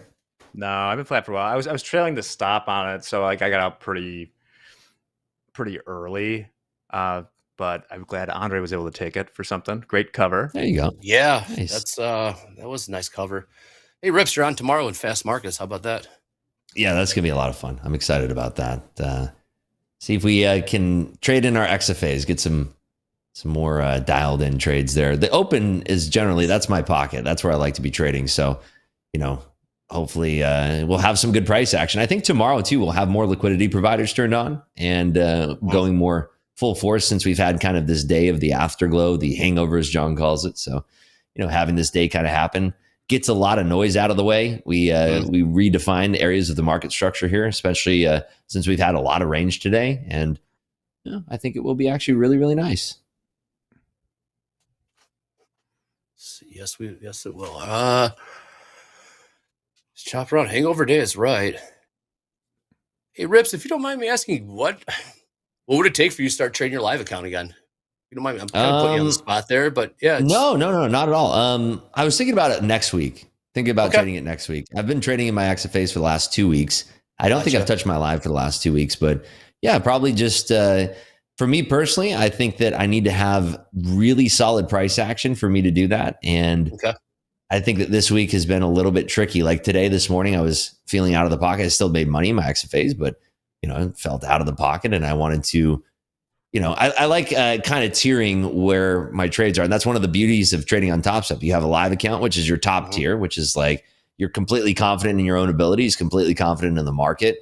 Then you have your XFAs, which are you can still take withdrawals from. And if you're blessed enough to be trading in a live account, if you've been recognized as a trader who has the skill to be trading in a live account, then your XFA kind of takes second fiddle to that. And then you get 3 of those. So essentially you have, depending on the size that you're trading, you could have up to 45 contracts of risk. And that's a lot of risk to put on, but you could have that if you wanted to. And that risk comes with a little bit less downside. You lose your live account, that's gone forever, right? If you lose an XFA, you could essentially pass another combine to sub in an XFA. So there's kind of like a middle ground in between the live account and the combine account where you don't feel as bad as if you're blowing an XFA. Yeah, of course, it's still very terrible, but you don't want to blow your live account. You get one live account. You could have multiple XFAs. You can have 3 at any given time, which, by the way, I did hear that MP might be talking about making TopstepX exclusively having up to 5 XFAs. I don't know. It's just a rumor that I heard floating around, but I don't know if you could back me up on that at all, Andre. Is that where there's something smoke? that you've heard? Where there's smoke, there's fire. Wow. Yeah. Rips. Okay, I got a question to follow up. When you say you feeling out of pocket, what does that feel like? What does that look like? I mean, you're a hell of a trader. When you say you're feeling out of pocket like you have been last week, 2 weeks, what is that? I mean, is it strictly based off P&L? Is it what else? It's market feel. I know myself really, really well. And I know when I'm not at my best for trading. And even though I made money today, if I would have continued to trade, I'd probably lose that money. And that comes with time and experience in the market and recognizing what type of market cycle we're in, what type of market we're in currently as far as price action goes. And for me specifically, when I see the type of liquidity that we had this morning, I kept waiting for more liquidity to be provided for a better trade. And we just didn't get that. We weren't seeing that today. And that to me is one of my clue-ins, as well as I had a 7-lot position on and I bought the bottom of the range, and I could have rode that sucker up for about 4,000 copied across 3 accounts, would have been $12,000 on my XFAs. And I fumbled that. And I ended up only making shy of $4,000 on my XFAs today. So that hurts. And that to me is the market telling me you're not reading us properly. You're not seeing the prints as you should. You're not reading the liquidity. And it just comes to terms with being honest with yourself and saying, hey, I'm out of the pocket. There's going to be more days to trade. I'm going to come back and trade it another time, whether it's later in the day or later in the week, the next day, whatever the case. That's it. Simple as that. Love it, man. I think that, it really comes down to being honest with yourself, Andre. You have to be honest with yourself. I spent a good portion of my early trading career lying to myself in the sense that, if I'm out of the pocket, I'd say, hey, let's try harder. Let's trade even harder. Let's do more. Let's do harder, more, bigger size. And that's what got me into trouble. And I was trading, my own money before I was trading on Topstep, of course. And when I would trade my own money, there's no reset button. There's no, let's just pass some more XFAs and get more money in the market. No, there's money withdrawn from your bank account. You send a wire into your broker. That money's as good as gone.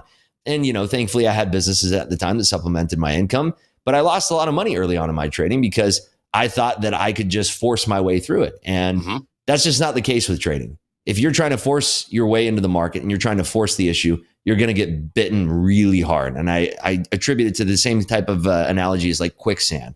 If you're fighting super hard in quicksand, you're going to sink a lot quicker. The same goes for trading in the market. And even though I made money in the market today, doesn't mean I'm in the pocket. It just means that I need to evaluate what I did to get there. And if it's not in tune with what I usually am when I'm feeling in the pocket, I'm going to cut that off as early as I can because I don't want to give money back. Wow. Look at that transparency. That was good stuff right there. Yeah. Even if you're up money, you're still not feeling in the pocket. That's real talk right there. Good stuff, Rips. Damn. Yeah, you get there by journaling. I think more than anything, getting there by journaling, evaluating yourself every single day, and recording your screen. There's a great website, obsproject.com. It's a free tool that you can use to record your screen. And you can even hook up your mic and talk out your trades as they're happening. And, you can, whatever you can do to refine your process and try to be 1% better every single day. That's what you want to do. Tomorrow, I'm going to be trying my hardest to trade my 3 XFAs, hopefully live here on stream on Fast Markets I hope you're going to be there, Andre. Jack, you'll be waiting in the wings. Maybe we'll get some trades together, right? And then we'll MP, figure it of out. course. Yeah. We always do. But yeah, hopefully that will be the case tomorrow. And if I'm not feeling in the pocket, then we trade combines. Simple as that. Yeah. Can't say enough about OBS. I'm actually using OBS right now. I am not sitting in front of a mountain. No, as is Andre, who's not sitting on a rowboat in the middle of Lake Michigan. Lake Michigan. I'm not. Yeah. It's not dark out right now? You do that. Oh, secret's out.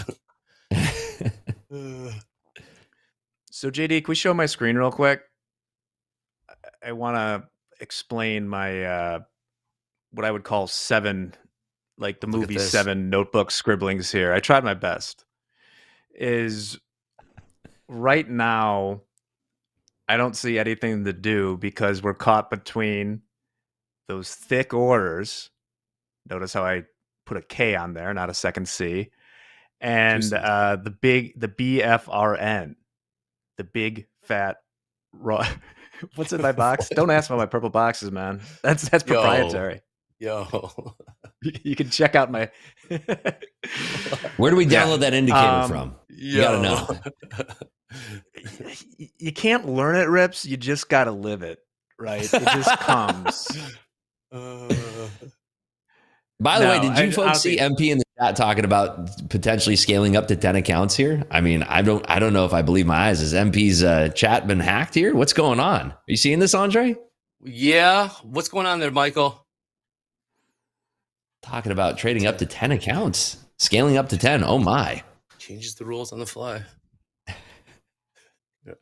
You're seeing news being made. I love we're on TV and the news is in the YouTube chat. Yes, yes, it is. I feel like I could do some serious damage with 10 XFAs. That would be incredible. Yeah, you 10 XFAs with 15 contracts apiece. That's 150 lots. Yes, it is. And P, you feeling bad after the stunt earlier today, Michael? What stunt? I don't know. Yeah, I don't know. I was just reading the chat. All right, Jack, you were saying with your chart here. Thick with a K, not 2 C's. Because there's thick orders up there, but they've gotten a Mhm. little less thick, right? Yeah. Basically, I want to see this go closer to the BFRN or take out that before I'm interested in anything here right now. Otherwise, I feel like I'm just flipping coins. So BFRN would be 5,300, I assume? Unless you see any other big fat round numbers in those parts, Good Andre. talk, Jack. Yes. Good talk, Jack. And Thank then you. the thick with 2 C's is 15s, 16s, and 17s. That's what he's waiting for. Man, just wearing bullets today.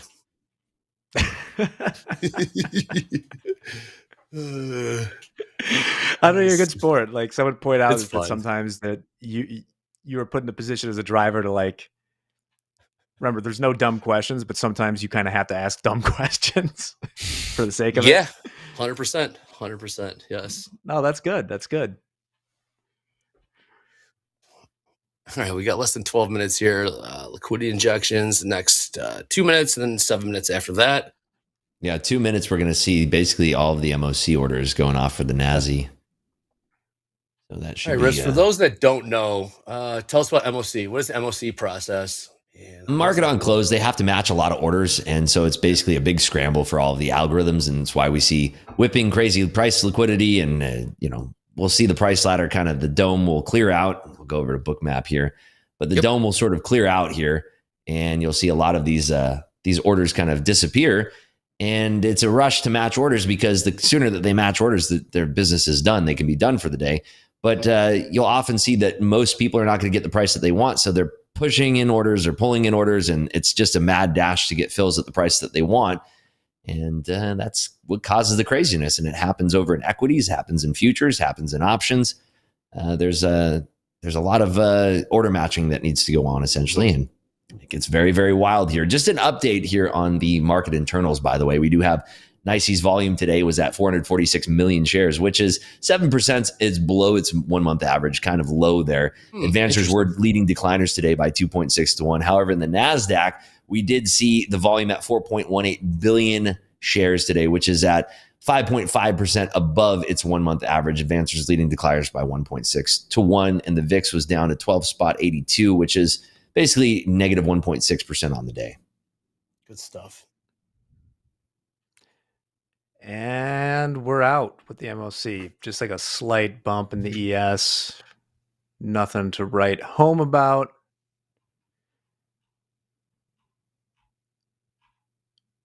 Yeah, we are seeing the auction come higher here. Eddie, do you have the MOC numbers? I'm not getting them on my screen at all yet. Waiting here. Riding juice in it. They haven't posted it yet. What's their deal? What happened? I'm seeing in the chat I think they lost 1.5 billion buy side. Okay. I have no reason to believe that Tommy Ray would lie to me. So yes, 1.5 billion to the buy side, and we're late. Not good. Cool. It's 300. Oh, Delta minus 300 ES. Thank you, John. NASDAQ minus 1,200. Could be a squeeze there. Yeah, I'm trying to figure out whether or not I want to take a long here. Pulled pork? I don't know. I don't know either. I don't know. I don't know if we're ready for that again. We really got want to tomorrow. go into that realm again. I don't know. We got tomorrow. Jack, any Yeah, more we got trades all or day. you're good? I'm just laughing at something in the chat that I shouldn't be. Which one? Someone asked a question. Someone asked a question about Bookmap. I saw that. Yeah. Yeah. God bless the chat. Hey, real quick, we still have 2,700 people watching. Please hit that like button. Please subscribe. We have blown through 75,000 subscribers on our way to 76,000. All right, I'm doing something. Oh, he's doing a thing.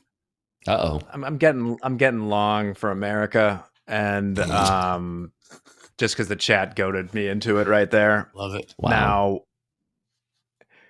probably this isn't going to work, but at least I didn't go out short. Yeah. Plus one, 5307, 3/4. We already did the quiz winners. We did. Hoop. Yeah, Come on. Someone named Coop won. Yep. Hoop's evil brother, clearly. Yeah. The thing is with that, we do email you. And once again, if you don't get the email, there's a problem in the process there that is most likely on your side by not accepting our beautiful gift of emails. But if you talk to support, they'll get you straightened out. Oh, there is Coop and Hoop in the chat. Bro, What we got a 1,000 beautiful lot thing. at 1,000 lot on the south we side do? in the ES 50 right here, 53. Oh, Filled. Just got eaten. Did it? Nice catch, Jack. What was the price? 6.5? 5.5? was that 6 3/4 or something? It looks Nice gotta catch. risk it.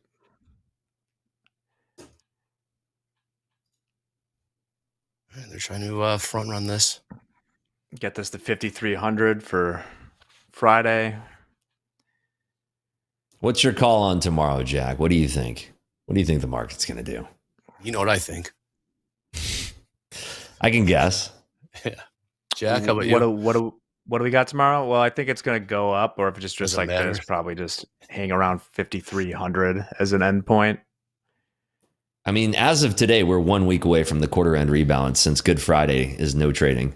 Mm-hmm. So that's going to be wild. So I can't think wait. about like, I'm just going to go nuts for that day. The power hour for quarter end rebalance, which, oh my goodness, now that I realize, I'm going to be on that. I'm going to be here for that. Ooh. Quarter end rebalance power hour. Are you ready for that, Andre? Buckle up, baby. Hey, I just seeing that we got a Powell speech. Powell speaks tomorrow morning, 8 a.m. Central. Who's he talking to? I don't know. Good question. Whoever will listen. Us. I think we have Michael Barr and Bostic tomorrow as well. Cool. Full day, Friday. Gonna be a good one. All right. Here we go. There's 55 the, just hit. 5 minutes until. There we go. Still looking like it wants to fade here, but it is kind of bouncing. Mm-hmm. And still no trades here for me. That 900 lot has me shook, Andre. Yeah, I saw that. Nice catch. Yeah, we are selling off a little bit here. 7. What if Powell comes out and just reverses everything he said for FOMC? Dude, the banks would kill him. They would absolutely kill him. You did what? Yeah, we got about 4 minutes here.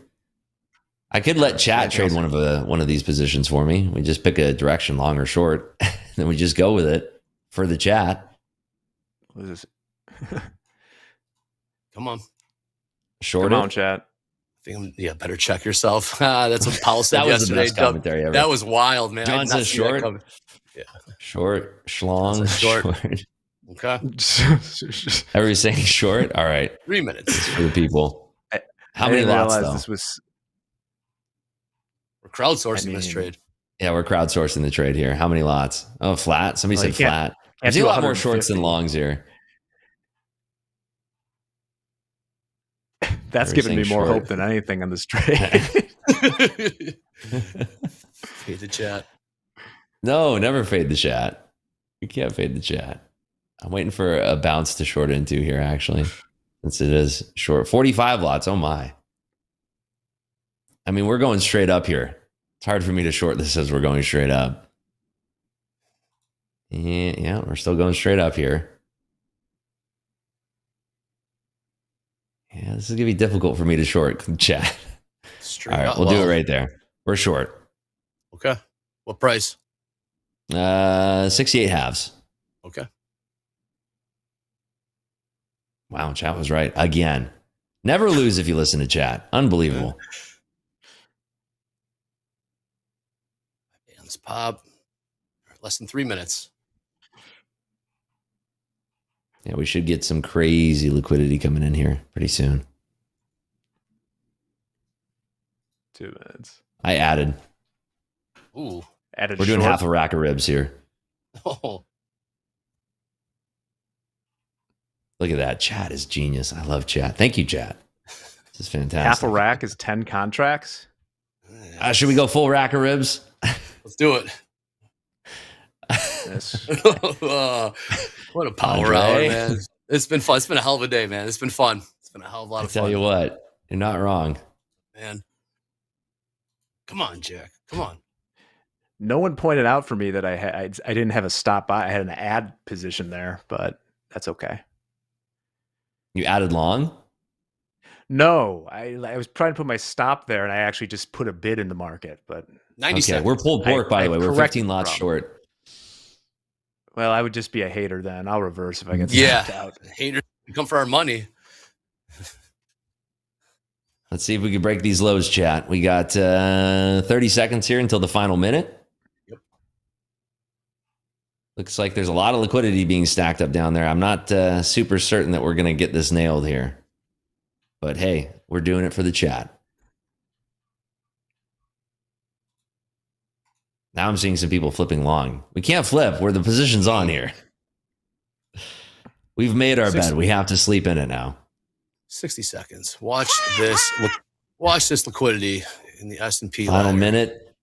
If we get a dip down, do we cover? I guess that's the next question. We are getting a little flush down here. Here we go. Oh, come on, chat. We can do this.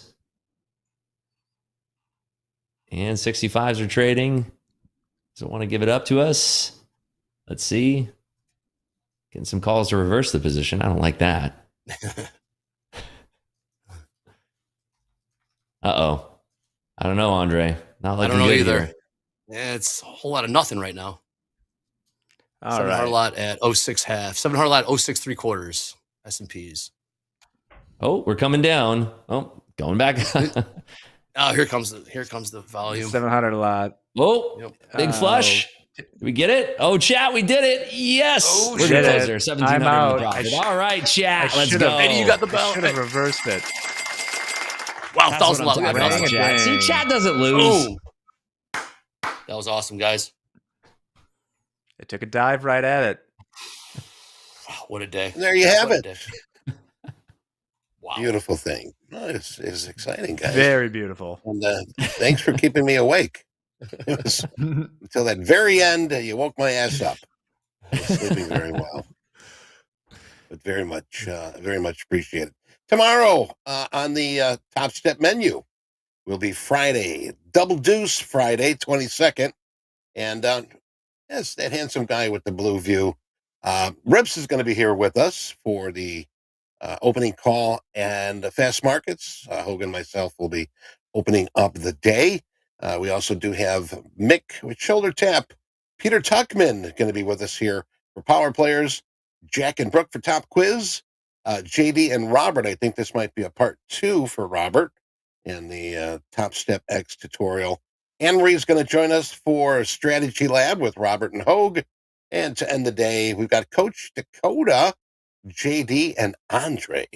So, hey, don't forget about our Discord coaching here today.